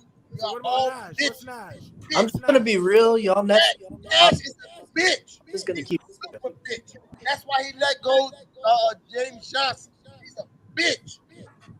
He was smart for that. No, he wasn't. Spicy. KD's a salty. bitch. You sound salty. Bitch. Spicy You sound talk. salty. I'm not. I'm sitting here. Why would I be salty? And I just finished myself. What the fuck I need to be salty about? I'm living. I got my eyes burning. It's just 5. It's been 5 hours. Yeah, it's been a record breaker. Before you end it, hold on. Yeah, my eyes. I really want to know. What eyes is burning? And we still giving My content to eyes the people. burning right now, bro. They on fire. Your eyes. Yeah. My eyes is burning. Yeah. Y'all old people, y'all know y'all not supposed to be up at this time. Look at me. My name is T-Tom. Yo, young ones get spanked for shit like that. Hold on. Watch your mouth. Don't worry about it, y'all. Don't worry about it. Hey, Ty, you know you feel the burn more than we do. Look at T-Tom. I'm up right now. Katie's a bitch. Yeah. What you talking about? Right? You need to I'm be up. And I don't be care that I got practice at 7 o'clock in the morning. Guess what I got? Nothing but real life. Katie's a bitch. Kyrie's a bitch. I got practice at 7 o'clock in the morning. I'm still up. It don't matter. Damn, bro. Then after you gonna feel that shit tomorrow, then, nigga? Exactly. And guess what you gonna say? Guess what? We had practice at this time. They don't give a fuck. They bitches. You think I complain? I don't complain about nothing. I like. So what's your drink of choice? Red Bull? If I'm tired, if I'm up, I go with Monster, Red Bull, and coffee. Nah, fuck. I like Ty West. I ain't gonna lie. Ty West, fuck Monster, man. That shit nearly gave me a heart attack. Ty West is my fucking guy. I don't give a fuck. I'll battle Ty West. Monster. I'll battle with Ty West against most Knicks fans. I don't give a fuck. Ty West is my guy. Oh, all right, that's what's up. Yo, Ty West is my fucking guy, bro. Like, Word. you feel me? He's a young boy, but he's not really a young boy, and he's staying his ground, bro. I love you, Ty. No homo. I'm old. You ain't old. You a young boy. Stop playing with me, Ty West. Go back. Oh, y'all a real family in this motherfucker, huh? Yeah, that's what it's about. All right, that's what's up. Hey, y'all, we all Somebody's phone ringing. not mine. Nah, not mine. I gotta drop a kid off. It's 3 o'clock in the morning. This is about, you heard? 5 hours. Man, y'all been. Yeah. Oh, you been here with us, Steven. What the fuck you talking about? Steven's been with us. Nah, hour and 40. Yeah, I came in like freaking an hour and 40 minutes ago. You guys. AR is with us. Yeah. Kev was with us. He's knocked out. Yeah. He was. That nigga got a baby, for real. I still want to know what your MVP, man, of your guys' MVP. They don't even care about who's in the playoffs or who's playing who. They talking about MVP. You know who MVP? Jokic. Jokic? That's one. Who's next? It's not in B. Not in B? Nope. I got one Jokic. You got Jokic? I got Jokic too. Yeah? I got Jokic.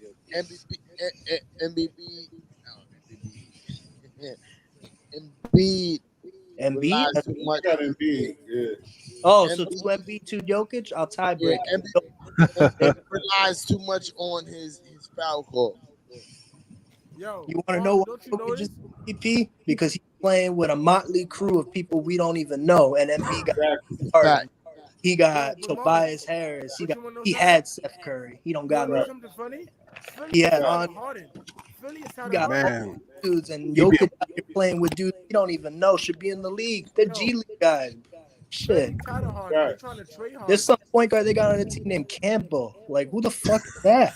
Like, they got a shooting guard named Bill Barton. Like, what? All Snapple facts, bro. And then one dude named Monte Morris. I'm like, who the fuck is this? The only It'd be the guys you don't know about, bro. Yeah, I'm thinking to myself, the Knicks should go after somebody like this if they're solid enough. I ain't gonna lie to you, right? I knew these niggas was trash. Solid. I mean, the Knicks do gotta sleep in. I put $3 against them. I'm with them to win it. A lot of people do still sleep on the Knicks. Like, they don't really. Nah, we got the team of the future, definitely. Bro. They don't really access. They don't fuck it up. If they don't fuck it up, exactly. Yeah. People underestimate them. Like I can't at that point. How you sign Julius Randle and then you draft a power forward in Obi who's 24 years old and then expect him to play for you and be nice when he's gonna be coming off the shit makes no sense. This GM really be blowing my mind with some of the shit these draft picks they've been making. You drafted Obi when you could have drafted a point guard that you desperately needed because D Rose is fucking old. You could have had Tyrese Halliburton, but instead you wanted to go for Obi fucking Toppin because he's from Brooklyn. Like I can't with this shit. Like that was the only reason. They literally said because he's from Brooklyn. That's the reason. He's from Brooklyn. That's the reason. I looked at them, what the fuck crack are y'all smoking? I don't care where the fuck I'm from. I need a point guard. What the hell are y'all doing? And then they draft quickly, and then they say like this dude quickly, like he's that guy, and he ain't Halle Burton, bro. He's good, but he ain't Halle Burton good. Fuck Halliburton. Real talk. Like man, that dude got 3. You seen what he doing in Indiana? Go watch clips. So Man, I have. You feel me? I have. I've watched Halliburton. Speaking of Indiana, we face them next. So I'm just going to say these things. I really don't give a fuck about how it's received. I'm confident in what I believe in from my individual studies from the team. You constantly what? You went low. All right. I said I'm not going to argue with anybody. You feel me? Whatever they feel about what I say, that's what it is. All right. You feel me? Like I'm confident in my individual studies about the team. Confident. This is what I literally do. Unfortunately, I need more of a life. But anyway, all right. RJ Barrett is clearly the future of this team. We all know this. 100%. There ain't no argument. No argument. But he needs to be more consistent. Absolutely. Yes. Absolutely. That will come. That will definitely come. When you get rid of these slashes, put shooters around him, he'll start looking like Luka Doncic real quick. I think got to it needs to be more of the coach feeling comfortable. IQ being the point guard. I think IQ is the point guard. Yeah. The one thing I disagree with you on, man. Yeah, talk your shit. This is I can't deal with IQ being a point guard. We need a point guard. I'd rather see McBride at the point. I'd rather see him back at the 2. Don't make sense. I'm gonna tell you why it don't make sense. Because Quickly doesn't really have a handle, and he can't really create for himself other than that floater. He does really create for himself. Yeah, I think he's still at the space. I think. All right, get. I'm on wait till y'all finish before I talk. So I'm always going to. Those are the 2 moves that I've seen Quickly done all year and last year: pick and roll, floater. Second move, step back off the big man 1-on-1 with the mismatch. And the third move is he pulls up from a dribble pull up mid range every once in a blue moon and hits it. That's it. That's literally the only moves he got. And it's 95% floater, 5% the other shit. So that ain't much of a point guard. You know what I'm saying? And he does have a nice floater, though. If he was Tony Parker with the floater, I wouldn't care, because then I would be like, he at least got handle time and speed, and he could play it up like, beautiful, almost Steph Curry like, and I'm good with that shit. But he got nothing in this game but that running floater on the left, right side off the pick and roll, and that's not gonna get it done, bro. At point guard, I'm sorry, that's not good enough. The only reason he's playing right now is because Burks and Quickly are both tall, like shooting guards, so they can defend better, and that's the reason why they're out there. Because Tibbs likes defense. Tibbs will take great defense with poor offense, then take great offense and poor defense any day of the week. He'll take the most hustle guy you can think of who could play great perimeter defense over the guy that could drop 20 points per game in his sleep any day of the week. And start crazy. That's why I didn't want Melo to go to the Bulls, because I knew what was going to happen. So for Tibbs, it's no future for McBride with Tibbs. I was expecting my guy, fucking Steven, to expect me to come after him, pause over the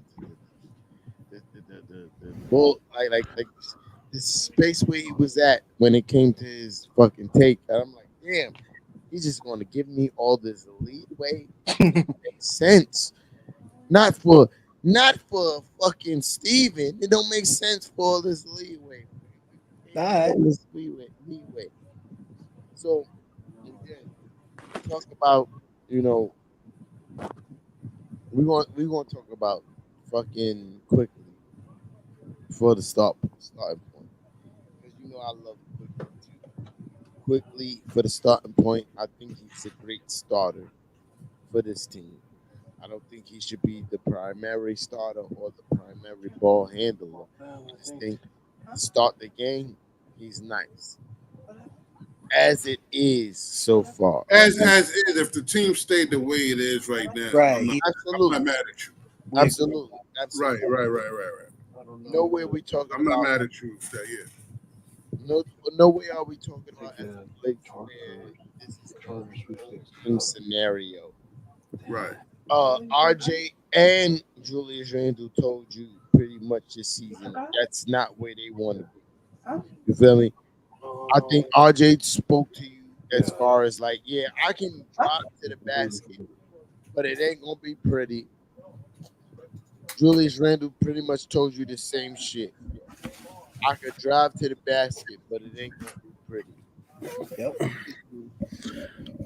And as a team, we need to rectify that. If IQ is gonna fucking be the point guard, oh my god, he gotta score so many buckets. It gotta be so clean that it makes defenses be like, oh no, we gotta stop that guy versus stop. That's what we need. That's exactly what Really, we need. not necessarily.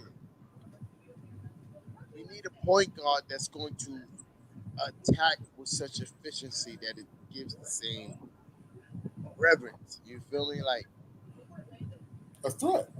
See, I would put you. Like, so boom. For instance, I'm sorry.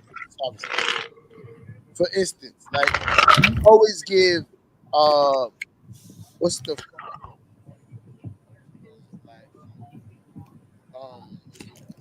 damn, I'm mad I'm drawing the blank on his name. Sauced up. Peyton. Yeah, Alfred Payton. Peyton, yeah. Give Peyton such a bad rep. Because he couldn't shoot spot up threes. But his position, he locked that shit down for whoever who came in after him. Yeah.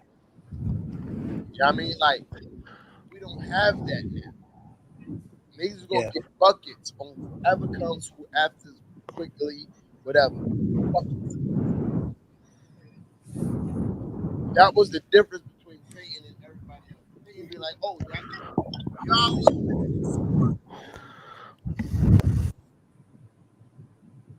That was the difference. Then we got more. Mike, bro. I'll put the mic down. I'm sorry. I'll be. I'm a lot of drunk right now. This is y'all's show. I know it's crazy. These things get heavy, bro, after a while. No, it don't get heavy. This is y'all show. Real talk. If you're a Knicks fan or a Net fan, this is y'all show. I'm about to add y'all all to y'all all already added to the conversation. Y'all don't need me. That's true. Yeah. True. Y'all don't need me. Like I love y'all like that. You feel me? Like this is not that show. Y'all could do whatever y'all need to do. If y'all feel like y'all need a moderator, I'm here. But I respect y'all enough that y'all could do what y'all need to do. So do what y'all do. Wow. Appreciate that. Appreciate love, bro. Yeah. I see my guy AR already fucking. Like literally after this, he's loading up right now. Look, I see him loading up.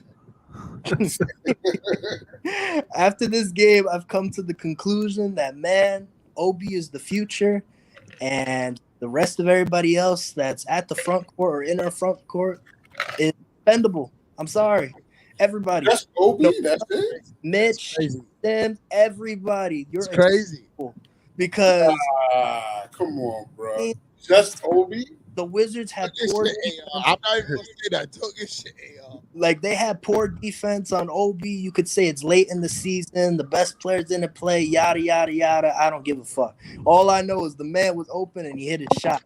He starts doing that shit, then the game's gonna open up for RJ because that's what RJ needs. So Obi and RJ. Yeah, because ideally they're not the ideal people. their resume says that they're guys who attack the basket and they bring nothing more else to the table other than drive and kick out. That's about it. And they might get rebounds because they're tall. That's about it. But after this game, if Obi starts shooting like that, spot up, and hide him in the corner, and you can drive and kick out, and all he got to do is just catch it and shoot it. And if he ain't open, you can dish it to somebody else, back out. That's what we need. Because I'm tired of watching. Obi was hitting like 15 footers.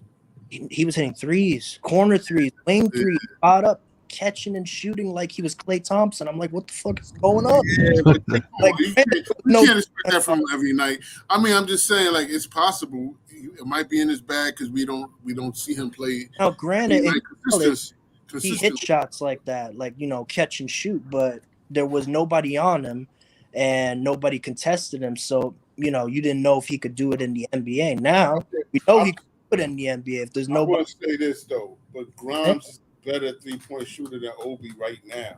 No? Who? Randall? Grimes. Oh, Grimes? All day in the it's hard for me to say because it's like Grimes is like one game of Obi shooting threes got you doubting Grimes like that? No, it's because Grimes has a quick release. It's beautiful. It flows. Catch and shoot is really nice. But he doesn't take enough shots where I can say, like, you know, with all certainty, he's that much of an upgrade from, you know, your regular defensive, you know, bench warmer who's just there to get stopped. You know what I'm saying? Like, there's nothing more that he brings offensively other than he'll catch it and shoot it if he's left open. With Obi, I at least know, like, if he takes it to the basket, you might get dunked on. You lob it up to him, you might get posterized and end up on SportsCenter.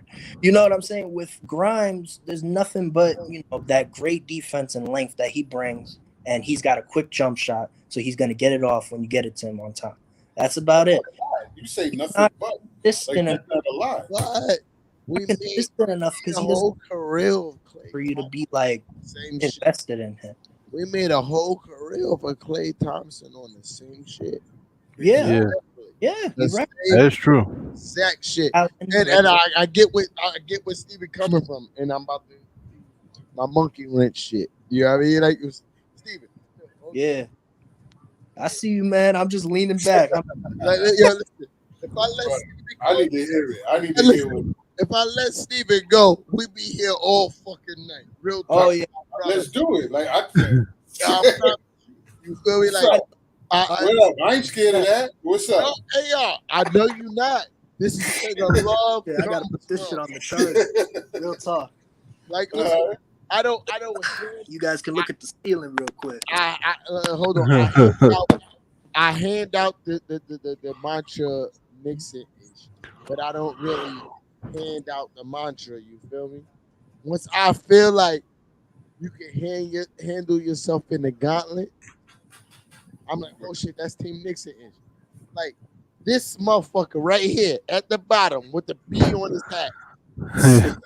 He's been infiltrating us the whole fucking time. That's my guy though. Word. That's Team Nixon. No, but he knows Knicks shit. Team yeah. Nixon, bro. He had a Brooklyn Nets fan that knows his Knicks shit. Yeah, no. That's Team Nixon-ish. I don't give a fuck what nobody says. You know what? Appreciate it, bro. Appreciate it.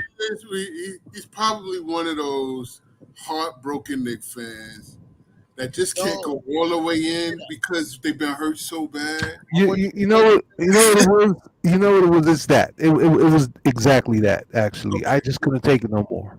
I couldn't take it, bro. I couldn't take it. Yeah. That's what I couldn't give my loyalty to a franchise that just couldn't, you know, that couldn't make the fans happy. And all I wanted for us to do was to compete, bro. That's it. Right. I didn't care for championships. I didn't care for none of that. I just wanted us to show up. You know what I'm saying? But the front office was trash. Brooklyn about to disappoint you just as bad. Yeah, I could see it, and this. Okay, all right. I'm not switching up on any of the teams simply because it's been New York first. You know, from going back to my kid. I still have my Derek Harper jersey. Okay. Oh. Number 11. Nah, he like that. That's what I'm saying. That's my man right there. So yeah, this is so how many people you know about Derek Harper? What I was You saying, know what I'm saying? So I've been talking wild shit about Big Ben Breezy, but that's my guy. I'm never gonna lay hands on that nigga. Like, you know what I mean? Like he's like that too. Matter of fact, right quick, hey, what's everybody's favorite? Who's everybody's favorite one? Just one. You can only name one. Your all-time Nick favorite. What Clyde Frazier? What the fuck you My talking about? favorite, Carmelo Anthony, easily. What Clyde Frazier? Why is it even in the conversation? What Clyde? The type of dude with score from the mid-range, the three, the low post, the three free throw line. What Clyde Frazier? Why are we having this conversation again? Okay. I'm on that MJ Kobe where like you can. Hold on. Player, you're my favorite player. That's my favorite. Hey y'all, that's your Ken. You're not ready for who mine is. Like, yeah, that's your Ken. What year is this? Listen to me. My man, John Starks. John Starks. John Starks is my all-time favorite. Man, heart ass having Nick. Period. Watch. Listen. Watch 7, the New York Knicks versus the Lakers. I'm getting game 7 nightmares already. He said John Starks. New York Knicks versus who? Houston. You talk about Houston? The Lakers. Yeah. Houston series. Yeah, I mean, I'm disappointed. I'm disappointed in that too. But are you disappointed? But I will say this: every other Nick in that game was scared to death to shoot. No, I feel you. Except for who? They were scared to death, except for one person.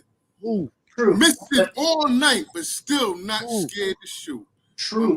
That is true. You know what I mean? Like he was defending. No, you talking about the wrong game. But he's wide. Okay, I'm talking about that game. Talking about where everybody was saying Pat should have took him out, and he that was the Houston game. Right. In '94. That was in '94. Yeah. But the fact that motherfucker went every time, like I'm ready to shoot. Yeah, his name is like I can't say his name, but who was on that bench? I'm about to fuck you up on some real OG shit, and you supposed to be the OG. Who was on the bench? Yeah, who was on the bench in that game that that could have replaced Starks? Hubert Davis. It wasn't Hubert Davis, was it? No, it wasn't Hubert. When they put him in, Hubert Davis was lighting from 3, and everybody was like, Walcott Frazier was against the best player in his generation that year. Oh, Will Chamberlain? Okay, I'll give you that. Yeah. Clyde was 25, 10, and like 16 before they even averaged steals. He put up in game 7. Yeah, I mean, I'm not mad at anybody that names Frazier. I mean, it's not like I'm be like, hell no, not Frazier. Against Frazier. No, Frazier is a legend. He killed Frazier. That's the reason why he won a championship. Right. The only reason I don't bring up Frazier as my favorite Nick is because, one, I didn't get to see him play in his prime. And I'll let you know right now, Playboy. It's on YouTube. No, it's on YouTube. Yeah, but I'm talking about like seeing him live. There's right, like the beat like at the time he's playing, like all of that has a contribution to like being your favorite player. Like you was most people who don't watch film on Larry Bird and actually watch the games don't know that Larry Bird, most of his scoring came from the mid-range area. But when people look at Larry Bird, they think sharpshooter because the 3-point contest, the fact that he could shoot from the logo, they think he's a spot-up shooter like Clay or Reggie Miller. So when they compare him to LeBron, they're like, oh, LeBron would bully this dude 1v1. He would dominate him. All he could do is shoot. And I look at them and I'm like, yo, what type of crack you're smoking? Because if you think KD's better than LeBron, Larry Bird sure as hell better than both of them. He could rebound better than them. He could pass better than them. He could score better than them. You And raising him right. he could actually put effort on defense. KD and LeBron don't put effort. KD stands there to block shots, and LeBron, he don't do it but stand. You know what I mean? I get the confirmation from that bird, the great. It's like, that was all facts. Yo, Steven, that was all facts, bro. Like, I'm just being real, and I'm not even from the 80s. But when I watch back and I look at all them players, and I'm like, when I get confirmation from the great Larry Legend Bird, like, shit. I ain't got shit to say. Larry Bird versus Julius Bird. We started talking about Larry Bird. I was looking like, oh. Damn, that's crazy. Doc Rivers was on that roster too in '94. Larry Legend. He was? Yeah, Doc Rivers. You know how fuck people up. Yeah, he was one of the ones that was scared to death. He was one of the ones scared to death. Everybody was passing it to John. John was like, fuck it, I'll take it. Nah, it's not even that. It's because Patrick Ewing was going up against Hakeem, and he was like, help me. Help that too. Me. Like my second best player, help me. And he's getting that too. And Hakeem was busting his ass, and he was throwing it back out. And my favorite Knick is definitely Patrick Ewing. Like, I do love John Starks. He's like a close second. Okay. I ain't mad at that. I ain't mad at that. Ewing is my second. Yeah. So I ain't mad at that. Shit, if you ask me, put Melo first, and if I had to say a second best Knick, Melo's my third. I'm either going Ewing or I'm going freaking Bernard King, one or the other. Either way. Yeah, Bernard King was another man. Like he number 30, yo. That dude right there. 60 points. That dude was a monster. Underrated, very underrated to me. Man, literally. Yeah, your mic, bro. Your mic. I don't know if y'all be watching these guys. 15 feet. That man Bernard King. Everything. Double team. Automatic. Right? Yo, I'm automatic with it, bro. I'm going Carmelo Anthony because he was everything that everybody wanted from a player. You know, like you said earlier tonight, like when you know now with what was the deal back then, it's like I got a higher respect for him now with the bullshit. That's what I feel like. You know what I'm saying? The bullshit that he went through.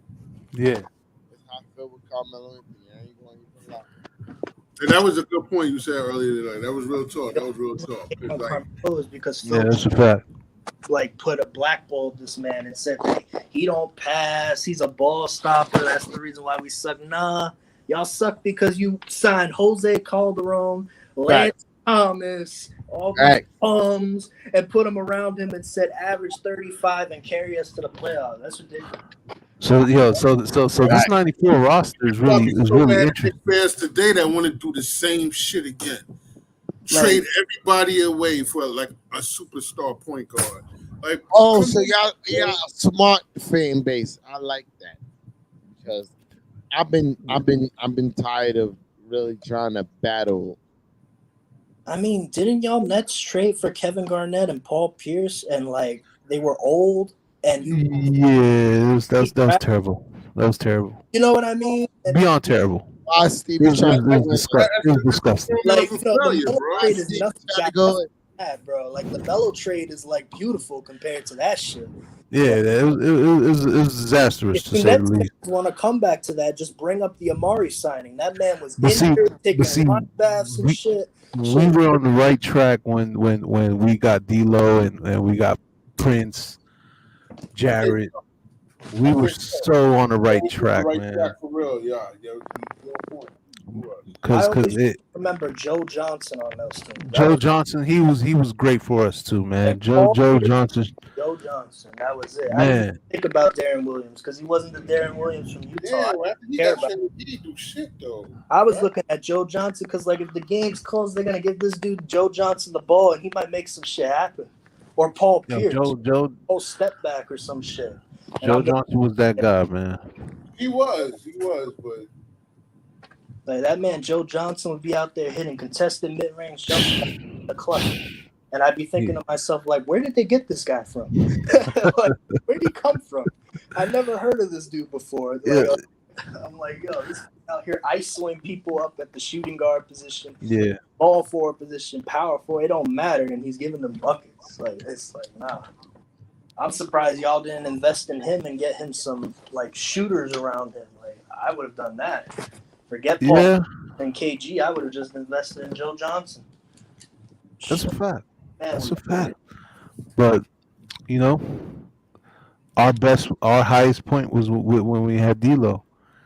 Your highest point was when you guys had Jason Kidd and y'all went. Well, I'm talking about like in the modern. I'm like in the modern. Yeah, you talk about New Jersey Nets now. Yeah, the Nets. Yeah, the Nets was they always, the Nets had good teams in Jersey. They did.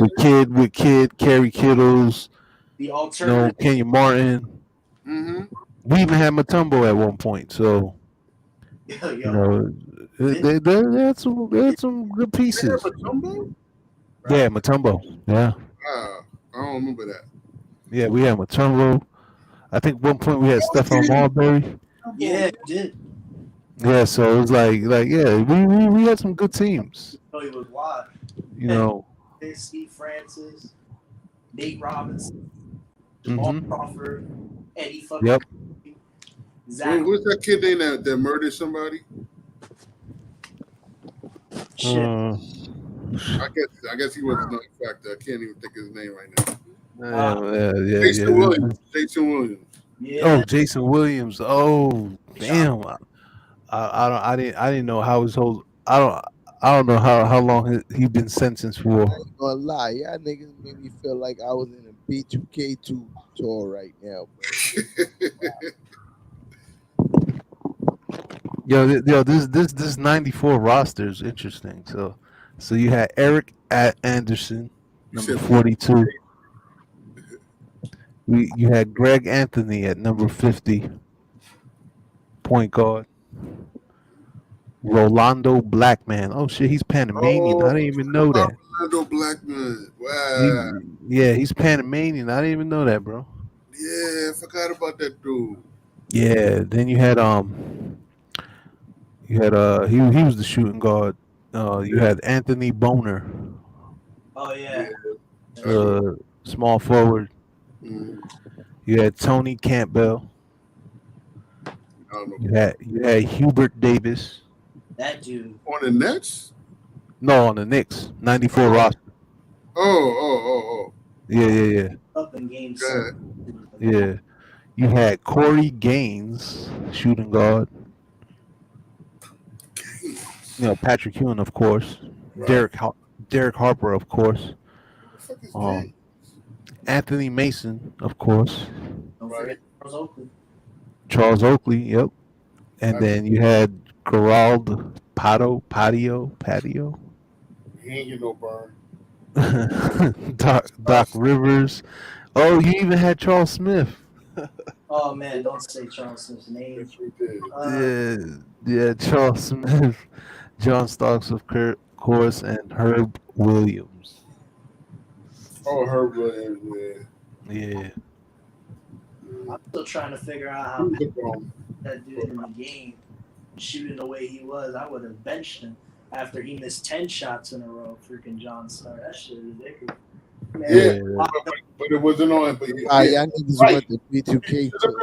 But that wasn't his fault. You know what I'm saying? You absolutely right, though. Yeah. That's crazy. Like, it's one thing if you listen and they're playing great defense on you. That's another story. That dude was wide open, like shoot around wide open. Like nobody was touching him. They had backed off and said, "Do it, I dare you," and the man bricked every time. That was crazy. What we talking about? We're talking about the 94 roster with Knicks.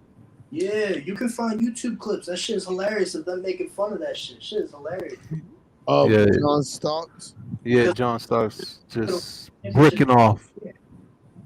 That's my guy, though. No, that makes sense, though. He is my guy, man. Watch what you say about him. I would have did the same shit. What the fuck? Like 0 for 10, that's it. You sitting. Done. Yeah, I mean, it was horrible. Pat Riley, bro. Pat Riley is the reason we should go and beat that nigga up, bro. Right. But I understand why he had faith in him like that, too. And you gotta understand that he was the only Knick that was not afraid that night. Like if you watch that game, you could see the fear in everybody else's face. You could see it. You could That's see the true. fear in everybody. Also, we should have popped over Pat Riley. Fuck we doing? I'm just saying, John Starks reminds me of J.R. Smith when he was on the Knicks. Like one, he could take over a game and be like And this. that nigga was outside with Rihanna. We should have popped off on And both the of next them. minute, he could be a disaster, like an absolute freaking disaster. It's like J.R. Smith was outside with Rihanna. Man, we should have popped off on both of them niggas. J.R. Smith, that's another one whose heart I admire. The 92 roster is also interesting. Yeah. I hate J.R. Smith because he had all the fucking talent to be super fucking great, but he had the fucking attention span as a fucking on a fucking wheel. I totally agree with you. I totally agree with you, bro. So check out the 92 roster. That nigga could have been the best thing on the face of the earth if he was focused. That nigga just had a fucking attention span of a fucking handsaw on a wheel. If I see J.R. Smith to this day, I'm punching that nigga in the face. I promise you. Yeah, I understand that. I tell you, I feel you on everything all that you just said, bro. J.R. Smith getting no love. I was in a club. If he only focused, no lie, in the club. This shit was fucking damn near playoffs. And I'm looking at my homeboy. I'm like, nigga, they shouldn't be in here. They in the fucking playoffs. He's like, yo, bro, why you mad? We in the fucking club. We in here with Knicks and they bitches. And I'm like, I don't give a fuck about they bitches. I give a fuck about they winning. Yo, in there shooting the best shots I've ever seen in my life. So I'm like, I'm gonna stick around JR because I'm gonna get some of his stragglers. Even though I'm 5'5", about 160 pounds at that time. I'm gonna get some of these straggler bitches. No lie. This nigga shooting his shot, he's missing like a motherfucker. And I'm like, oh! I'm about to get some of these bitches. No lie, I'm over there and this nigga's shooting the worst shots ever. And this nigga's scoring on these bitches. I'm like, this nigga said her feet look nice and they're ugly. Like, why is he winning? Hey, you look like you got the alien feet. I like you. Like, that's what he was saying. And I'm sitting there like, Y'all ever seen Shaq's feet? No, that shit's Yo, that shit don't make no sense, bro. dying for two. And that nigga won every night and got all the baddest bitches. He was fucking. K. Michelle was there that night, and I was trying to get K. Michelle because even though I don't like her butt, it's still K. Michelle. And that nigga J.R. Smith swooped that up in a hurry, like, bitch, little nigga, you ain't nowhere near on it yet. J.R. Smith's the only guy that I know that got. He was tough with a lot of prom niggas. Shit is too funny. Man, Yeah. had people's shoelaces and got suspended for smoking weed. And I'm talking about when we was in. It was a whole bunch of trash niggas in the club. Derek Johnson, what Derek J? What the fuck that nigga name was? I don't know why that random thought just popped up in my head. Remember that the Kenmore movie theater? I don't even remember that, but it was some trash. Yo, bro, that shit was trash. But I don't know why I just thought about that. It was just random. And that's when I realized I'm that Random nigga, thought. and because I know these are famous niggas, and I can say famous nigga shit, and bitches like me because I got clout. I'm gonna fuck the baddest bitches ever now. That's it. No more fucking theology to that. Bitches like me because I got clout, and I'm gonna fuck the baddest bitches. All right. So 92 roster, we had Greg Anthony at point guard. I fuck the baddest bitches. Got a British dude from got a dude from Britain. All right. James Donaldson. You pull up at the right time, you gonna fuck the baddest bitches. Patrick Ewing, of course. Patrick Ewing already fucked all the baddest bitches. Not as much as Wilt, though. Not as much as Wilt. Wilt is the greatest of fucking. I'm still trying Wilt was taking down everything. bitches that he fucked. He wrote them all down. Like, He was knocking them like bowling balls, bro. Like, absolutely all day in America. I think him and Magic Johnson was straight savages. Yeah. I think Magic was more of a savage than Wilt. The Playhouse. That shit was like, nah. You got girls, Spanish, Asian, white. I wouldn't you? Feel all like nationalities, bro. And especially when the government fed you the fact that AIDS was homosexual relation.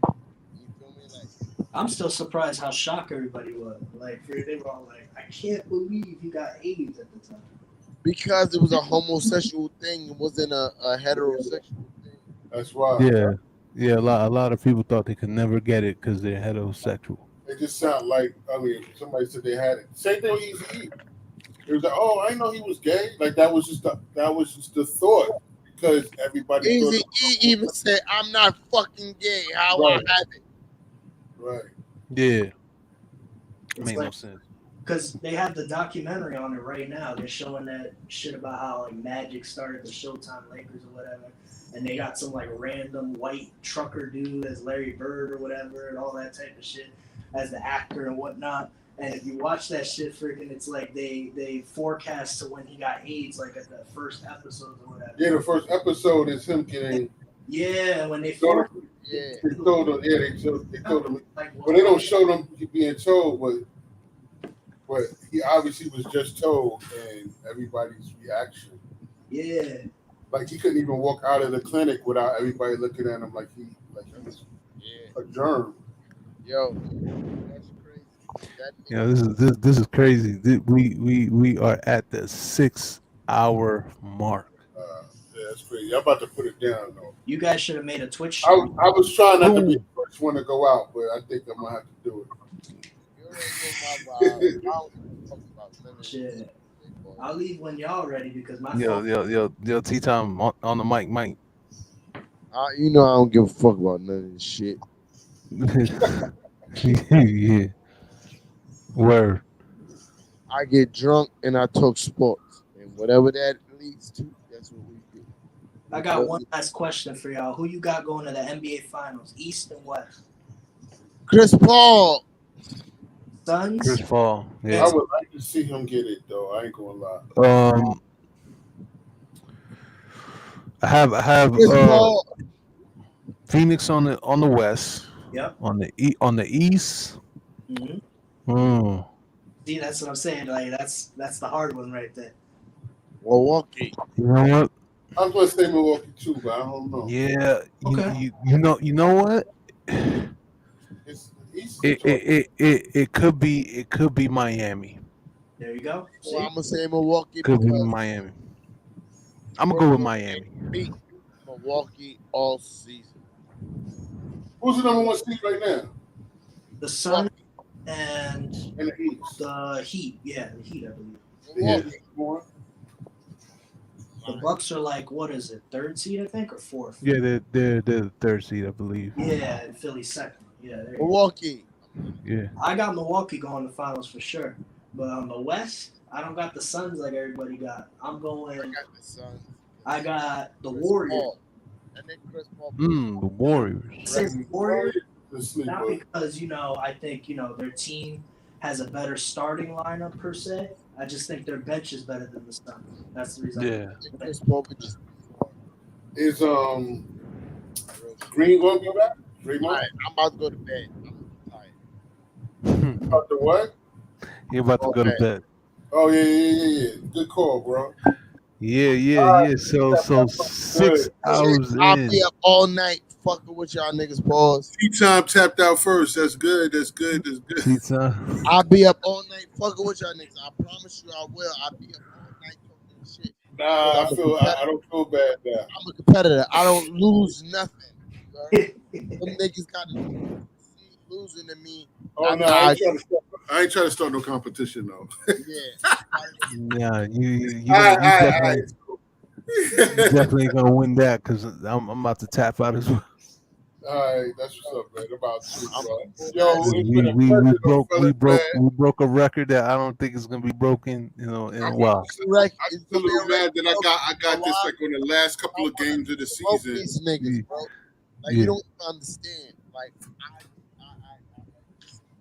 the mic, bro. Yeah, your mic. I conceded this shit tonight, but bro, I smoke these niggas to come to this shit. Like, this is not like this is over type shit, bro. This is the new beginning because I'm gonna cook these niggas. These niggas can't beat me in no basketball, bro. What was you talking? Damn. Breeze, you gotta step up, bro. Step up. Step up. He ain't with the shits. He got mad excuses. He gonna talk about, I bet it against the Nets in my fantasy basketball. Fuck what you talking about, nigga? I bet in real life, nigga, put 100 up. I'm gonna cook you. And now I'm gonna buy Root Chris on your on your fucking tab, nigga. Damn, Root Chris, bro. With a bad light skin joint. Cause I like bad light skin joints. Bro. Yo, I'm gonna be out. I'm gonna be the first one. So like nobody else is gonna do it. Good night, bro. I just be talking Good night, bro. It was a pleasure, man. All of y'all, man. Y'all been mad cool. No doubt. No doubt. Appreciate you, it's bro. a dope way to spend my Friday night, bro. For real, man. Appreciate you. Yeah, no. I appreciate you on this. Appreciate you, bro. All right. Later, right. I would have came earlier, but the YouTube notification thing fucked with me. So yeah. Said the shit at 12:30, but then it started earlier than that. I'm like, what the fuck's going on? Yeah, bro. Well, I'm calling it a night, bro. Yeah, same. My phone. You playing NBA or Madden or something? Actually, what I'm doing right now, I'm in the middle of a 30-game streak. That's the reason why I was looking at the TV while y'all were talking. Oh shit! All right. And people keep running from me, so the shit, taking a while. Yeah. That's cool, bro. All right, Steven. I'm gonna call it a night, bro. Peace, man. All right, have a good night. Peace. Damn. Shit. 3:47 a.m. God damn. Damn. I'm out.